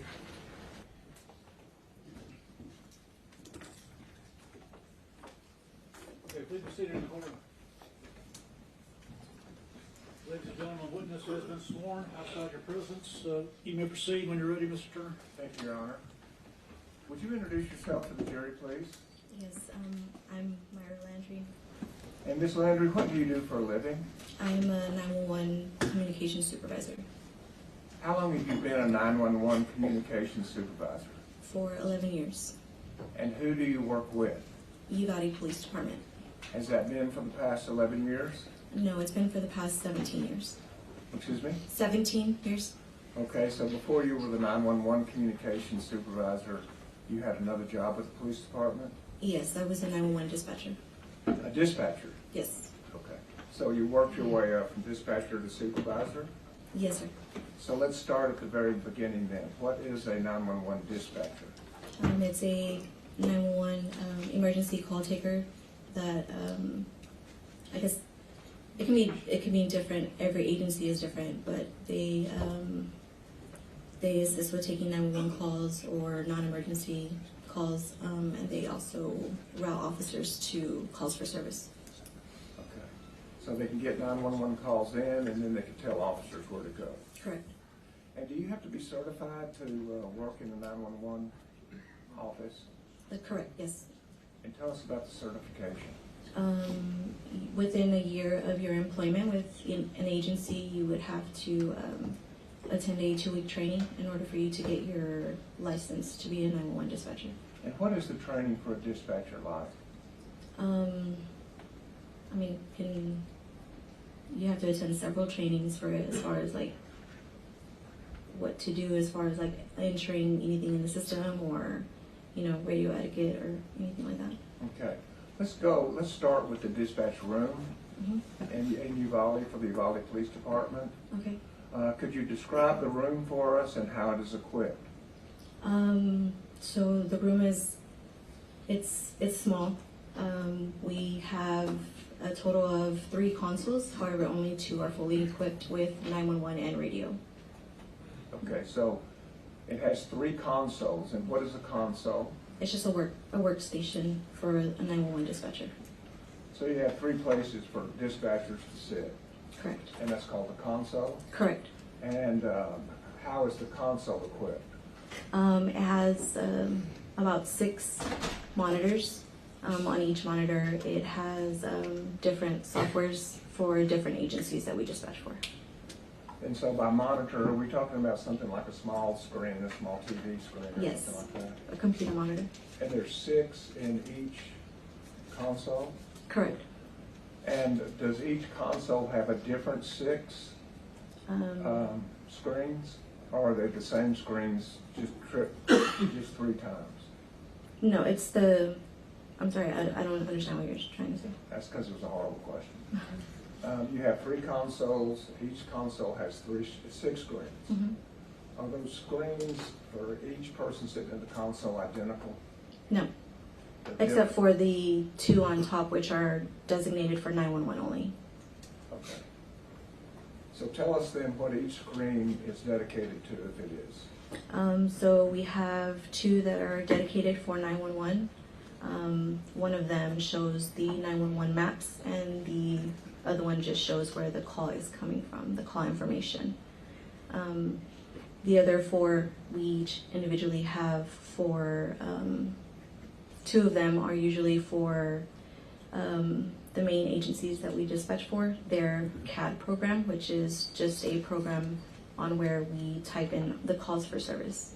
Okay. So the top 2, I want to start with that then. The top 2 screens are dedicated exclusively to 911 calls? Correct. So that you can see where the call is coming from, as well as a map of it, is that correct? Correct. And do you record 911 calls? Yes. And are those recordings done automatically? Yes. And are they done by an instrument that also attaches a time to that recording? Yes. And so that if we wanted to recover a 911 call and went back, we could not only recover the contents of the call, but we could also recover what time that call came according to what the machine attached to that number. Correct. And it is somewhat accurate, at least within minutes, is that correct? Yes. But maybe not milliseconds. Correct. Okay. And so now we've covered the 911 calls, and then there's 4 other screens, is that correct? Mm-hmm. Describe Yes. what those are for. Like I mentioned earlier, 2 of them are set for the 2 major agencies that we dispatch for. How many agencies do you dispatch for? Total, we dispatch for 17 agencies. 17 agencies out Yes. of Uvalde. Yes. Could you tell us just in general terms, are all of those agencies law enforcement? Most of them, yes, including EMS and fire. So you have law enforcement, EMS, which is emergency medical? Yes. And the fire department? Correct. Are there any other purposes for the dispatch consoles or screens? Designated for them? No. Okay. And so, out of the city of Uvalde, you dispatch not only for the city police, Correct. you also dispatch for the sheriff's office, Correct. the school district, Yes. and who else? Sometimes, if needed, we will dispatch for DPS, Texas Department of Public Safety, and then the surrounding little cities that we have in Uvalde. So you reach out and help other smaller communities? Correct. Okay. And as far as the dispatch consoles, those differ from a 911 call? Yes. Tell us how it differs. I'm sorry. You said say that one more time? The dispatch consoles are different from the 911? Yes, I guess you could say, yeah. I guess describe for us what these 4 screens show a dispatcher. So the 4 screens, one of the screen is for a program that we do call for service, and that's for the Uvalde Police Department, and then some of like the smaller entities that we dispatch for, and then the Uvalde County Sheriff's Office has their own software that we do calls for service for on another screen. And the other 2, we just have either, our daily email up or, just for, or the recording system is also up to as well, just in case we need it to replay something. And so if a call comes in, whether from 911 or from dispatch, does the dispatcher then able to direct services to what is needed? Yes. Tell us how that works. As far as like when we receive a call, or Let's start with a 911 call. It comes in. correct. The dispatcher can talk on that 911 call, and it's recorded. Yes. And if it's a call for service for police department or fire, tell us what the dispatcher does. The dispatcher would get the call information from the caller who's calling it in. We would do a call for service, which is, and then we would just type out the address, and depending on the, I guess, jurisdiction, whether it's city or county, we would dispatch who needed to be responding to that location. And when you dispatch, does it go out to all of the agencies that you serve? Not necessarily. Again, Tell it us just about depends that. on the jurisdiction. I'm sorry? Again, it just depends on the jurisdiction. And so if you have a call that just needs to go to EMS, you can direct the call just to the radios that are tuned to that channel? Is that Correct. correct? Yes. And if you want it to go out to more than one agency, how do you do that? We would just, there's a thing that we could do which is called a patch, and we can patch two channels together so the way that the same information can go out. But we only do that if it's like a, I guess if it's like a, like something that all agencies are going to be responding to maybe. But if not, then we would just broadcast on each individual channel. And then each agency has their own channel?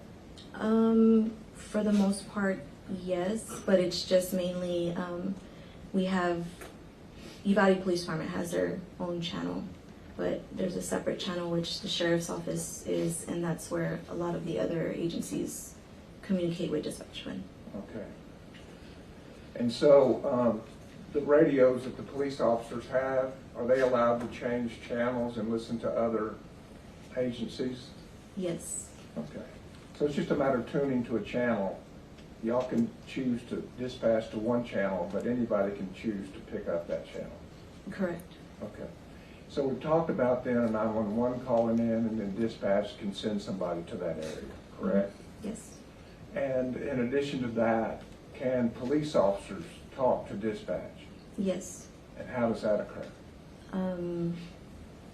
Just the way we would dispatch a call for service out for them through the radio. Okay. And so it just comes in on a different screen is the only difference? No, it'll be on the same screen, the same radio that we communicate with them on. Okay. And when a police officer dispatches or sends information to dispatch, can his fellow officers also hear that? Yes, if they are on the same channel or not scanning. Okay. But if you're on a different agency, it just may depend on if you're on that channel or not. Correct. Now, in addition to 911 calls being recorded and the time recorded on that, are dispatch calls also recorded? The non-emergency lines? Yes. Yes. And on those emergency dispatches, does the recording instrument also attach a time that it came in? Correct. And once again, close within minutes, but perhaps not seconds or Yes, sir. milliseconds. Yes, sir. Is that correct? Yes. And so how many dispatchers do you have working at one time? Right now it's 2. And back in 2022, how many did you have? 2 including myself, so 3. So 3 total? And who were the other 2? Working that day or? On May 24, 2022. Do I say their full name or? Yes, please. It would be Gianna Santianes and Samantha Diaz. And were you there also? Yes. So there were 3 people in the room on May 24, 2022? Correct. And did it become extremely busy at that time? Yes. At about what time did it become busy? Probably around 11:30 in the morning. Okay, and can you tell us what happened? Yes. We received a 911 call stating of a accident that was near the funeral home in Uvalde, Texas. And did you actually hear that call come in? Yes, I was in the same room. Okay. And when the call came in, it was a 911 call? Correct. And did y'all dispatch from that call? Yes. And who did that dispatching? Which dispatcher dispatched it out? Samantha Diaz, I believe. Diaz? Yes. Okay. Relayed that information out to what agencies would receive that? Uvalde Police Department. Because it happened in the city of Uvalde. That is correct. Okay. And what agencies normally listen to the Uvalde Police Department channel?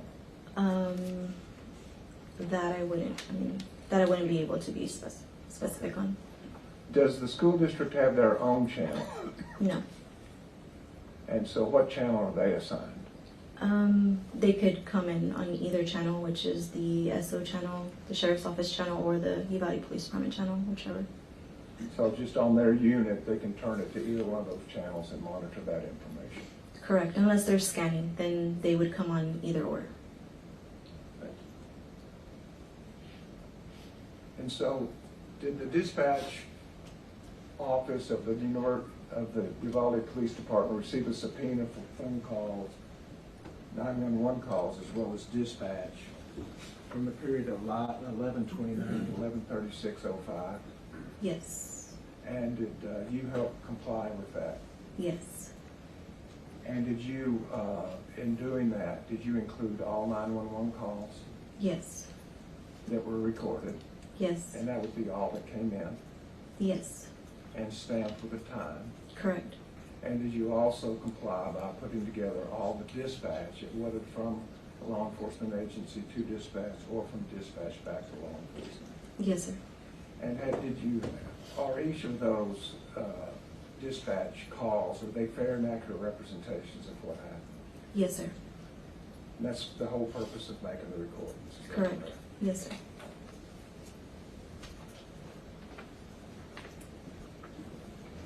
Showing you State Exhibit 1039 and 1039A, does that appear to be the same kind of time increments that were on these dispatch calls that you provided as pursuant to the subpoena? Yes, sir.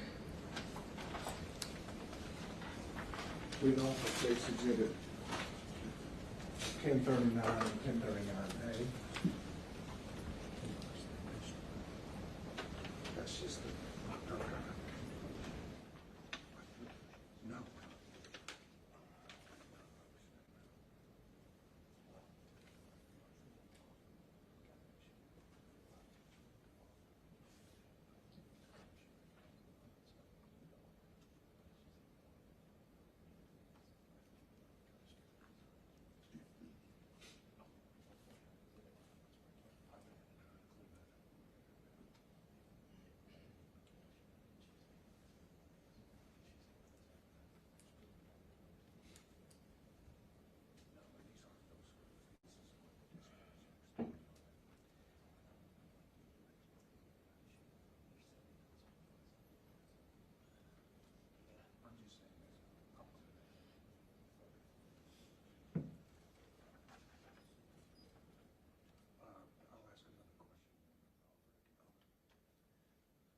I thought I covered this. Let me cover it a little more carefully.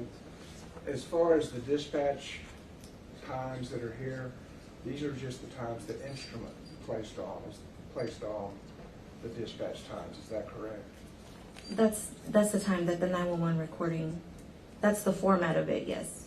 And the format is to place it on there. Correct. But y'all didn't make any efforts to try to synchronize this with actual time. Is that correct? I don't recall. Okay. I guess what I mean is, did you just lift the information and provide it to the people that issued the subpoena?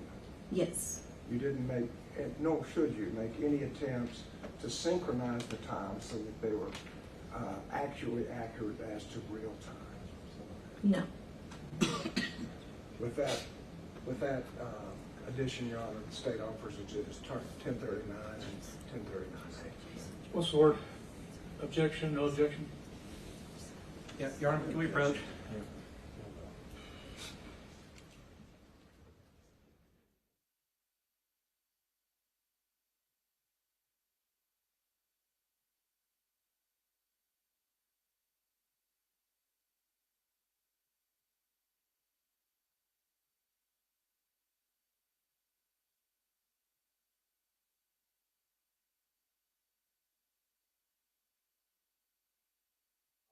synchronize the times, correct? Correct. It's to provide the information that your instruments provide you. That is correct.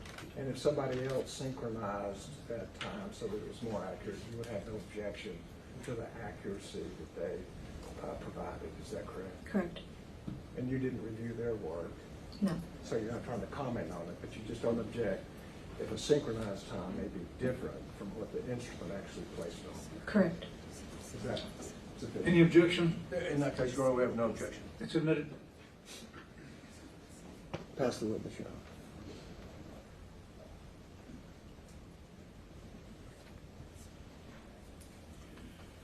Your witness, Mr. Hilliard. Sorry, Judge, thank you. Good afternoon, Ms. Landry. Good afternoon. How are you doing? I'm okay. Good. My name's Gary Hilliard. We've Counsel, never can met. you use a microphone? Oh, yes, ma'am. Is that better? Is it on? Is that better? Okay. Ma'am, my name's Gary Hilliard. We haven't met before. No. No. You know, I have some questions for you. Okay. I'm one of the attorneys who represents Adrian, and I have your permission to ask you some questions. Yes. There are no trick questions, right? I just want to ask you about your experience and your experiences leading up to the events of May the 24th, 2022. Okay. Is that okay? All right. So I think you said that you were a dispatcher for 6 years. Is that correct? About, yes, sir. So approximately, and all of your experience has been with UPD, right? Uvalde Police Department. Correct. So you were a dispatcher for 6 years. Yes. So that means basically someone phones the police, you pick up the phone, take the call, you type something into the console that the prosecutor was talking about, right? Correct. Decide which unit or agency is appropriate, Yes. because sometimes people are calling for the fire department. Yes. You take those calls. Correct. Sometimes you need to send EMS. Yes. You take those calls. Yes. So you take the call, you notate it in your system. Yes. Right? And then you will transmit it, probably with a device similar to this, Correct. over the radio by pressing a button, Yes. right, and activating the appropriate unit with a call sign. Correct. And that's called, is that radio protocol? Yes. So, and would it be correct to say that you wake the other unit up first? For example, you would say, I don't know, Uvalde 123 control, or Uvalde something like that, right? Correct. And that would give that person, well, Uvalde 123, they're calling me. Yes. Right, from Uvalde. And they would do the opposite. Yes. And that is how you know who you're dispatching, right? Correct. And they would acknowledge that call. Yes. So they would say received, control, something like that. Yes. According to a protocol in their training. Correct. And they use, and there's code words like 1050, right? Code numbers Yes. 1050. That is for a traffic accident, right? Yes. And you hear, you know, people see it on the TV, people say like 10-4 to confirm that they've received it. Yes. Right, or received. Yes. You hear people say Roger, right? Yes. They don't know why, it's just something that's developed over time, right? Yes. To confirm that they've heard and received. Correct. And that's basically how that works. And I don't know how it is now, but at the time, so you did that for 6 years, sorry. About, yes. And then you promoted to become the supervisor. Correct. So would it be fair to say that being the supervisor in the dispatch, I want to call it the control room because you're in control of stuff, but in dispatch that means that you kind of got a back seat a little bit, and you are watching your dispatchers and you will help when appropriate, right? Yes. Is that a fair statement? That's correct. Right, and so the prosecutor asked you about the dispatch room and the equipment, and I would imagine they're kind of desks like this where you've got a TV screen. Yes. Or a computer screen. Mm-hmm. Right. But would it be fair to say that back in, at the time of this incident, in the dispatch, when you received 911 calls, they were received on a telephone? Correct. So, you know, it's not a cell phone, right? But right. Someone would phone emergency, whatever that is, and one of the dispatchers would pick up a telephone and speak into it, right? Correct. Because the reason I ask that is that can be going on. For example, you phone me and I'm the dispatcher. I'm talking to you on the telephone, yes. right? I'm the call taker, right? Yes. You'd say that person is the call taker. Yes. I'm the call taker in a hypothetical. And let's say, for example, I need to transmit that to a unit on the ground. I'm also the dispatcher, Correct. Right, so because, why ask in that case? Because on some of the 911s that the prosecutor just offered, you can hear like, how would you describe it, like crossover if you like. You can hear the phone call and you can hear someone being dispatched on the radio. Correct. Right, so sometimes it's confusing to the ear, right? Yes. And it must be confusing to you sometimes. Yes, it can be. But you've done it for a long time, so you've got so much experience, you can key into the voices. Yes. Right? But so when we listen to these calls, you're going to hear someone dialing 911 and the content of that call with the dispatcher taking it, the call taker taking it, and dispatching units in the background. Yes. And then you can also hear sometimes the unit's response. Yes. On the 911 call. Correct. So when the jury hears it, it gives them notice to listen. You're going to hear the response of the units on the ground. Yes. Because you'll hear, for example, you'll hear there is a 911 call that is in evidence, and I'm sure you've heard it from Miss Maureen. Are you aware of that one? Possibly. Yeah, one of the two. I think it's one of the ones on your. It's been put into evidence already. Yes. But we have to acknowledge they're disturbing phone calls, right? Yes. And this must have been a very difficult day for you, right? Yes. And so I come from I promise you I come from a place of respect when I ask these questions, and none of it's a criticism, right? But yes. It's a disturbing phone call, and it's very sad that when you're hearing Miss Maureen talk, you can hear officers on the ground saying things, right? Yes. So, and it's awful, and you can hear Miss Maureen describing the incident. The jury has seen the video, but and when it happened at the time, we warned the jury, but you can hear Adrian transmitting things, right? I believe so. Yes. Yeah, because you worked in what year did you start there? 2009.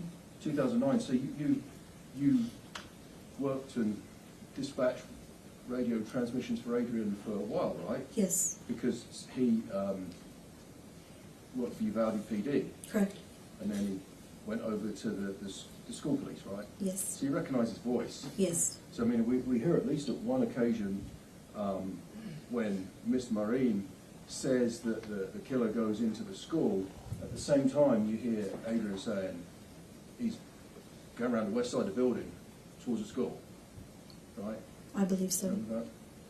Right. So at the time, there were no headphones in the control room or in the dispatch. Correct. Do you have them now? No. Still not now? No. Okay. And I wanted to talk to you very briefly about the timestamps on we say timestamps. So when someone makes a 911 call, the system automatically records it. Correct. Right.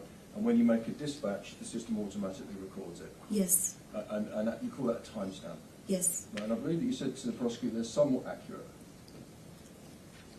To the best of my knowledge, yes. Yeah. And what I mean by that is that you don't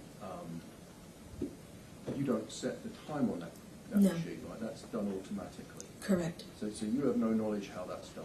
Correct. Right, so sometimes they can be off. Right? Yes. That's the point I'm trying to get at. That's why Mr. Turner asked you those questions a minute ago. Now that is no fault of your own, right? Correct. Yeah, it's just the way the computer and the system works. Yes. Right.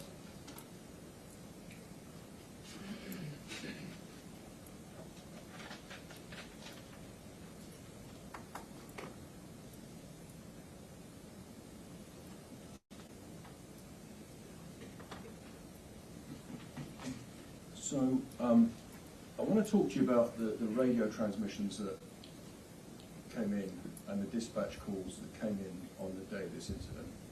Okay. Right, because you were interviewed a couple of times, right, as a result of this. Yes. You were interviewed by the Texas Rangers. Yes. Right, and they asked you about certain phone calls that you supervised, right? Yes. Okay, and then you were also interviewed later by Jesse Prado, right? Yes. And you'd agree the first interview was kind of short with the Texas Rangers? Yes. I think that was a telephone interview, right? Correct. And then you later spoke to Mr. Prado? Yes. Right? And so you'd agree that, and again, have you been involved with critical incidents before? Yes. When you say when I say a critical incident, what do you describe as a critical incident? Because you've been involved with them, right? Mm-hmm. Yes. How would you describe a critical incident? I mean, it could vary, but suicide or just anything. Would it be fair to say that it's multiple agencies, right? Yes. And lots of officers, right? Yes. And you have to coordinate a big response to an incident. That's also called a critical incident. Yes. Right, and you'd agree that in your experience, right, because you've done a lot, the prosecutors talk about your training and your experience, in a critical incident, the communications are an important piece. Correct. A vital piece of the response. Yes. Right, and you're aware through your experience and being a supervisor in the dispatch that it is often communications that is highlighted, and it's nothing to do with you. I mean the systems globally that cause trouble with the operation itself. Yes. Right, and today, on that day there were some issues with the communication piece as well, right? I believe so. Yes. Yeah. Because, and by the way, the 911 calls that come in, remember I said the 911 calls in here, I'm the call taker, I take the 911 call, that doesn't necessarily get transmitted out to the officer directly, right? No, it does. Well, it does, but the phone call doesn't get patched into the radio and go out. No, it does So not. it would come in, for example, I'm the dispatcher, the phone call comes to me, well, literally, it's not a game, it's like playing, you know what the telephone game is, right? Right.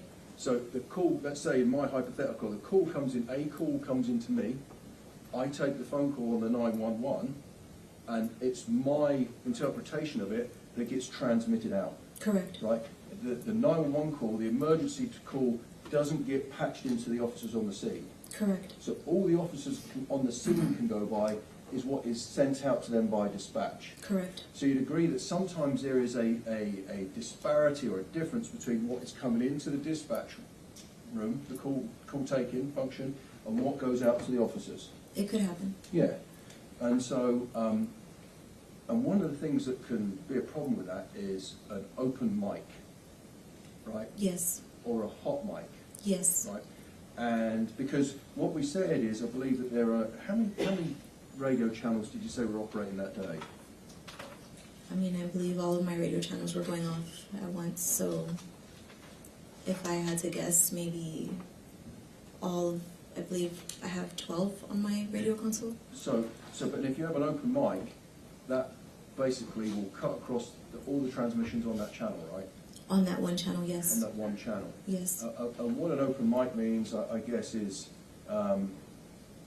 now a radio is like a really fancy walkie-talkie, right? Yes.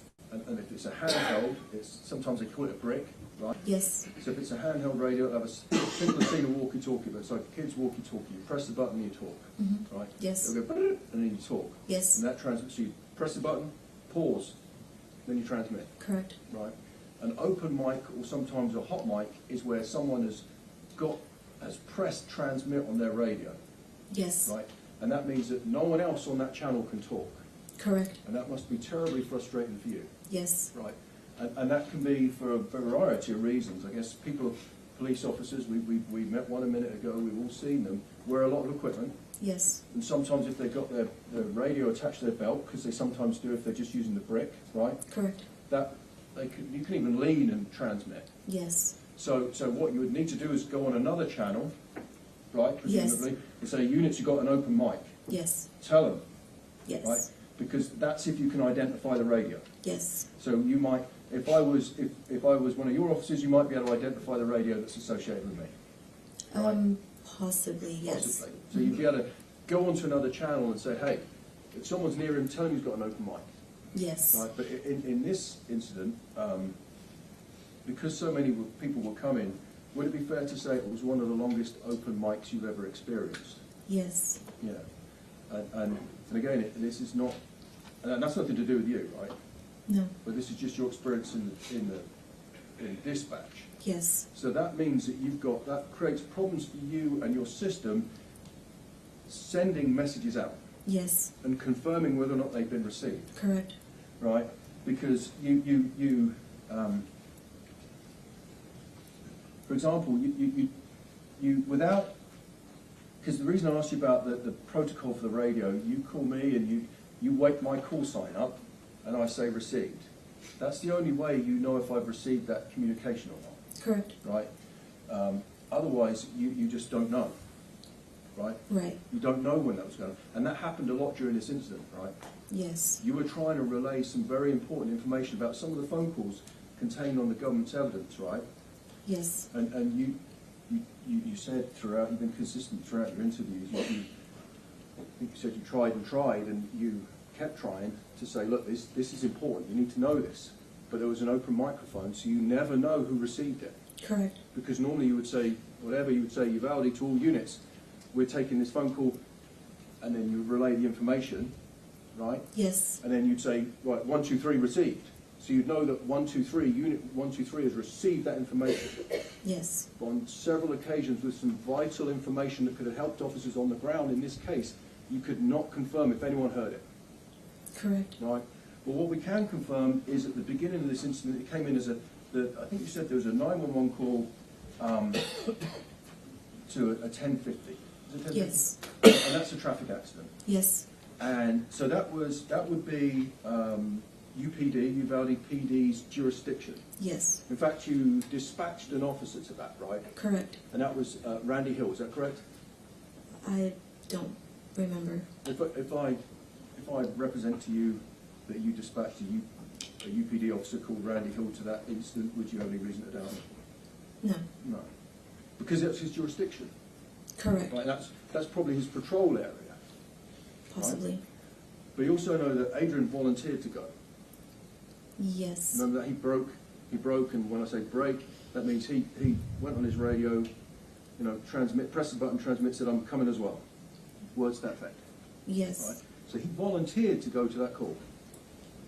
I believe so. Yeah, and he didn't have to, right? I mean, I guess I don't. No, I mean, because the reason I say he didn't have to is because, he's going to a traffic accident, but that is someone else's jurisdiction. He could have, I don't know, just let someone else go and deal with it. Right? Correct. He volunteered to go to it. Right? Yes. But we know it was on the corner of Geraldine and kind of Grove, but that's right on the edge of the jurisdiction of the school. Correct. And of course, Adrian has jurisdiction across the whole state of Texas, but that's specifically one of the places that he works. Mm-hmm. Right? Yes. You have to say yes or no Yes, sorry. about that. And so, but he was nearby at the park with the high schoolers. Did you know that? No. And I say he, I mean Adrian. He volunteered to come.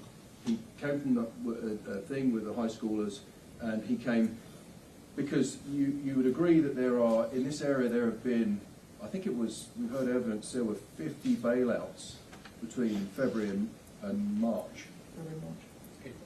February and April in this area, right? Yes. And of course you're involved in coordinating the efforts for that as well, right? Correct. So one of the reasons was that a lot of these bailouts have gone in or towards a school. Well, you know that. Yes. And so one of the reasons Adrian volunteered was to get to that scene to do that, right? I believe so. Yeah.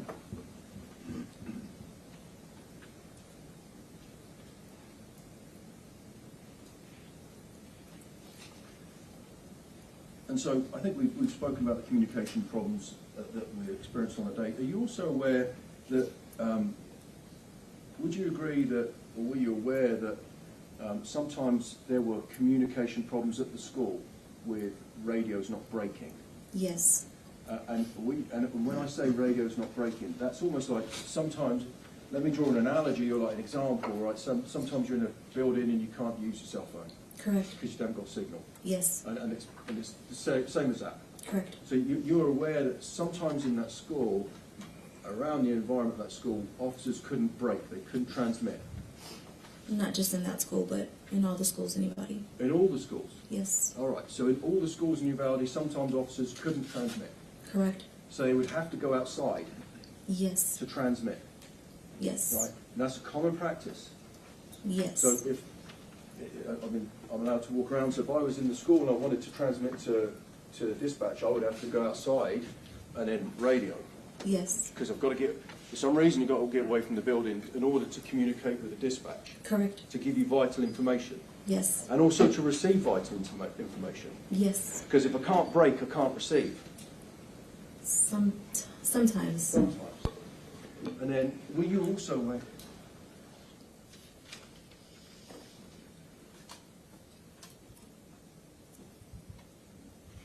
Were you also aware that sometimes officers were dispatched via WhatsApp because of that problem? I don't recall. No.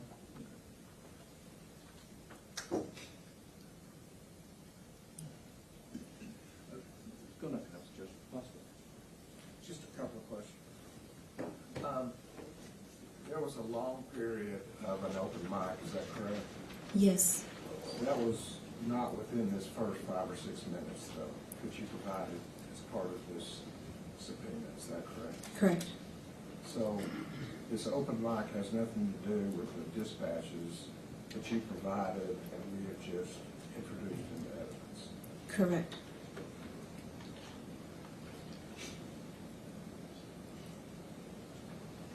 Absolutely. Very briefly, Judge. And about these open mics, so have you got a timestamp on any of the recordings for when their open mic starts? Yes. There is. But you also agree and I think it was one of your colleagues said it was one of the longest open mics you'd ever seen or heard.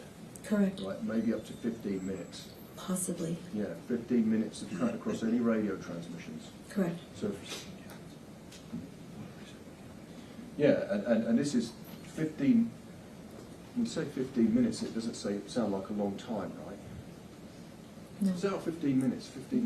But everyone can agree that in an incident like this, every second counts. Right? Correct. Government, every witness we speak to, we say every second counts. Every second counts. Right, so if an officer has to leave the building to break or transmit, that is time lost. Yes. And if an officer is in a position where they need to leave the building, that means they've gone into the building, right? Yes. Kind of logically. Yes. If I've gone into the building and I can't break, I need to leave in order to call for backup, Yes. right?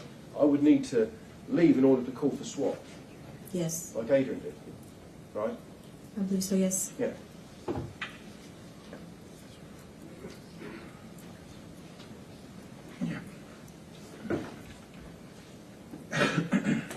I've just got a couple more questions, Ms. Landry. So, am I right in saying your husband is Officer Landry from UPD? Yes. And he did you dispatch him to Robb that day? Not specifically. Did dispatch your dispatch that you were supervising dispatch him? Not specifically. Okay. Well, ma'am, I honestly, respectfully, thank you so much for your efforts, and we appreciate it. Thank you. Thank you. No further questions.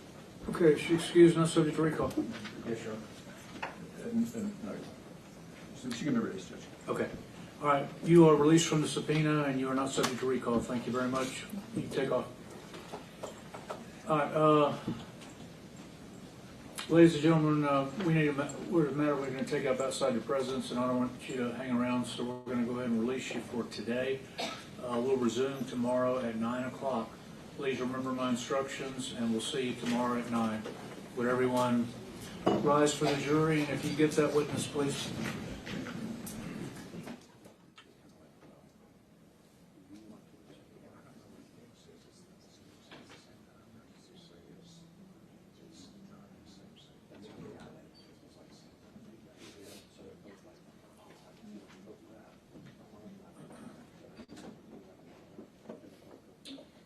Fiat, if you do those Starbucks runs, you need to bring enough for the class.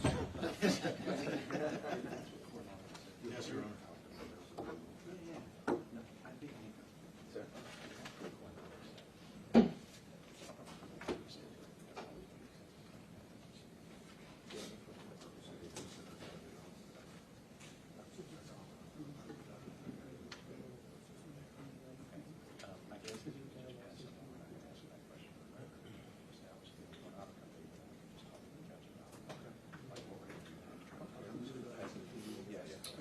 We're not to finish you today, sir, so I'll just advise you, you know about this already. The rule has been invoked, so when you're released today, don't talk to anybody about the case other than lawyers until you know the case is over. Yes, sir. Yes, Your Honor, I think we've been able to reduce it, but I do have a few questions. All right, go ahead. He's been sworn. Are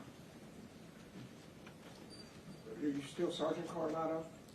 I am no longer Sergeant Coronado. I retired, so I'm no longer employed with Uvalde PD. And the question I have for you, on May 24, 2022, did you have a body cam? I did, yes, sir. Can you tell us how that got started and what caused the body cam to start? I can give you a pretty long explanation if you'd like. I can kind of explain to you why the body cam was activated when it was. That's kind of what the question is. Yes, sir. So initially, when I first got to the scene, immediately we were receiving what we thought was receiving gunfire. So usually what happens is we're aware that there's limited battery on the body cam, so we try to activate it once getting there.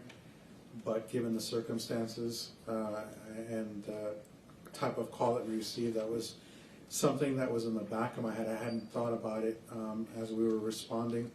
So it wasn't until, as I said, when I got even close to the scene, I hadn't even fully arrived on scene. When I got close to the scene is whenever I drove to the other two officers that were already there, and at that point received gunfire.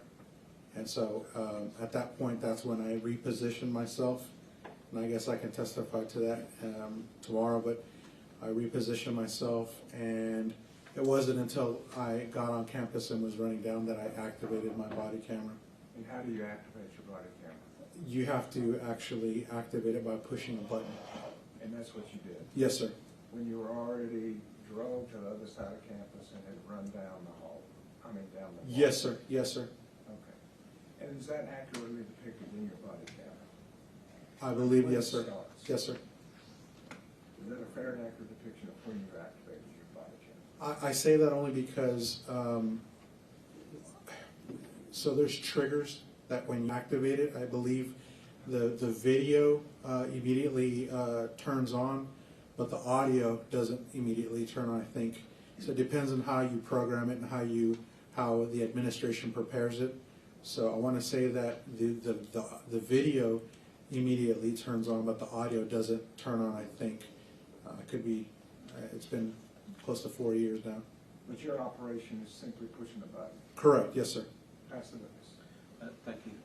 Hey, Sergeant Coronado, this is like not really even, it's not a whole lot about you. We're just trying to figure out when your body cam started. Yes. And I'll just tell you because we have another officer that was away from you, and his apparently has started at the exact same time. So we want to just try to understand from you, have you reviewed your body cam footage that like in where it started with the prosecutor? So I have reviewed it, which is to say I've looked at it. I haven't gone into great detail about time and things like that. I know that it had been some time after the fact that I had reviewed it, but as far as getting accurate times and being able to go over details as that, I never truly investigated that part of it. What I did see though, and what I do understand is that yes, while I was running down the breezeway is when I activated my camera. And is that in your mind and in your memory? Is that what you remember doing, is activating Yes. as you were doing that? Yes, sir. So when you were at Geraldine and Grove, your memory is that you did nothing to trigger an activation. And I'm not blaming Correct. you. You thought you were taking fire and there was other Correct. stuff going on. Yes, sir. We just wanted to make sure that there wasn't some body camera footage out there that we never received. Right, yes, sir. No, sir, that's Okay, correct. So in your memory, where the body camera turned on is where you remember turning it on. Unless that thing activated and turned on and then turned back off, I do distinctly remember, because it's a habit.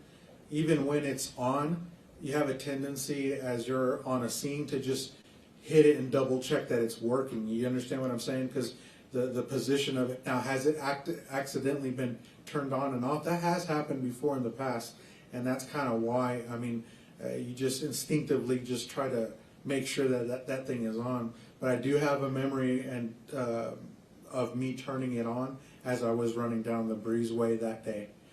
I don't think, I don't remember, I don't think that there's any other body cam footage that was mine that day. Okay, so with any kind of issue maybe with Mendoza turning it on at the exact same time, we would have to go talk to Mendoza and ask. Yeah, that's news to me. Yeah, I have no idea anything about that, sir. Okay, and you were not with Mendoza at the time when you activated your body cam? Now, can you clarify which Mendoza, because I had two Mendozas at that day. Jesus. Jesus, also known as Blue. We call him Blue, but yes, sir. That's that So again, I'm going to have to clarify with you. When I first got there at the scene, when I was explaining to you earlier, I was there with him. Right. Does that make sense? At Geraldine and Grove. Geraldine and Grove, yes, sir. That's right. And that's why we're trying to, because in our mind, we have two officers with body cam, none of the camera footage from Geraldine and Grove, and both are activated at the same time at a different spot. Body cam footage. Yes. Yes, there was dash cam footage, I believe, that showed that I arrived on scene. And we do have that. It's the body cam, and because the dash cam footage does not record audio. No, that dash cam did not. So, okay, so that, basically, that kind of covers, to me, in my mind, and I'll pass it back over if you have any other questions. That's all right. Yeah, in my mind, Judge, that's what we're trying to do is, as you can see, we have officers that are there, no body cam footage, two body cameras there. They leave each other, they separate, and both turn on at the same time, separated away from the corner. So we kind of solved the first half. He's testified to what he's testified to, and then we would like an opportunity to talk to Mendoza to see and make sure that there wasn't any, any kind of other issue. And we're going to get an opportunity maybe to talk to him tonight. And so we're going to try to make him available to the defense tonight. Right. Okay, but you're done for the day. I've already advised you about the rules. So Yes, we'll sir. see you tomorrow at 9 o'clock. Yes, sir. Thank you. I don't know if y'all need him, but he's done for today as far as I'm concerned. Okay, we'll be in recess till 9 a.m. tomorrow with the jury. Thank you, Judge.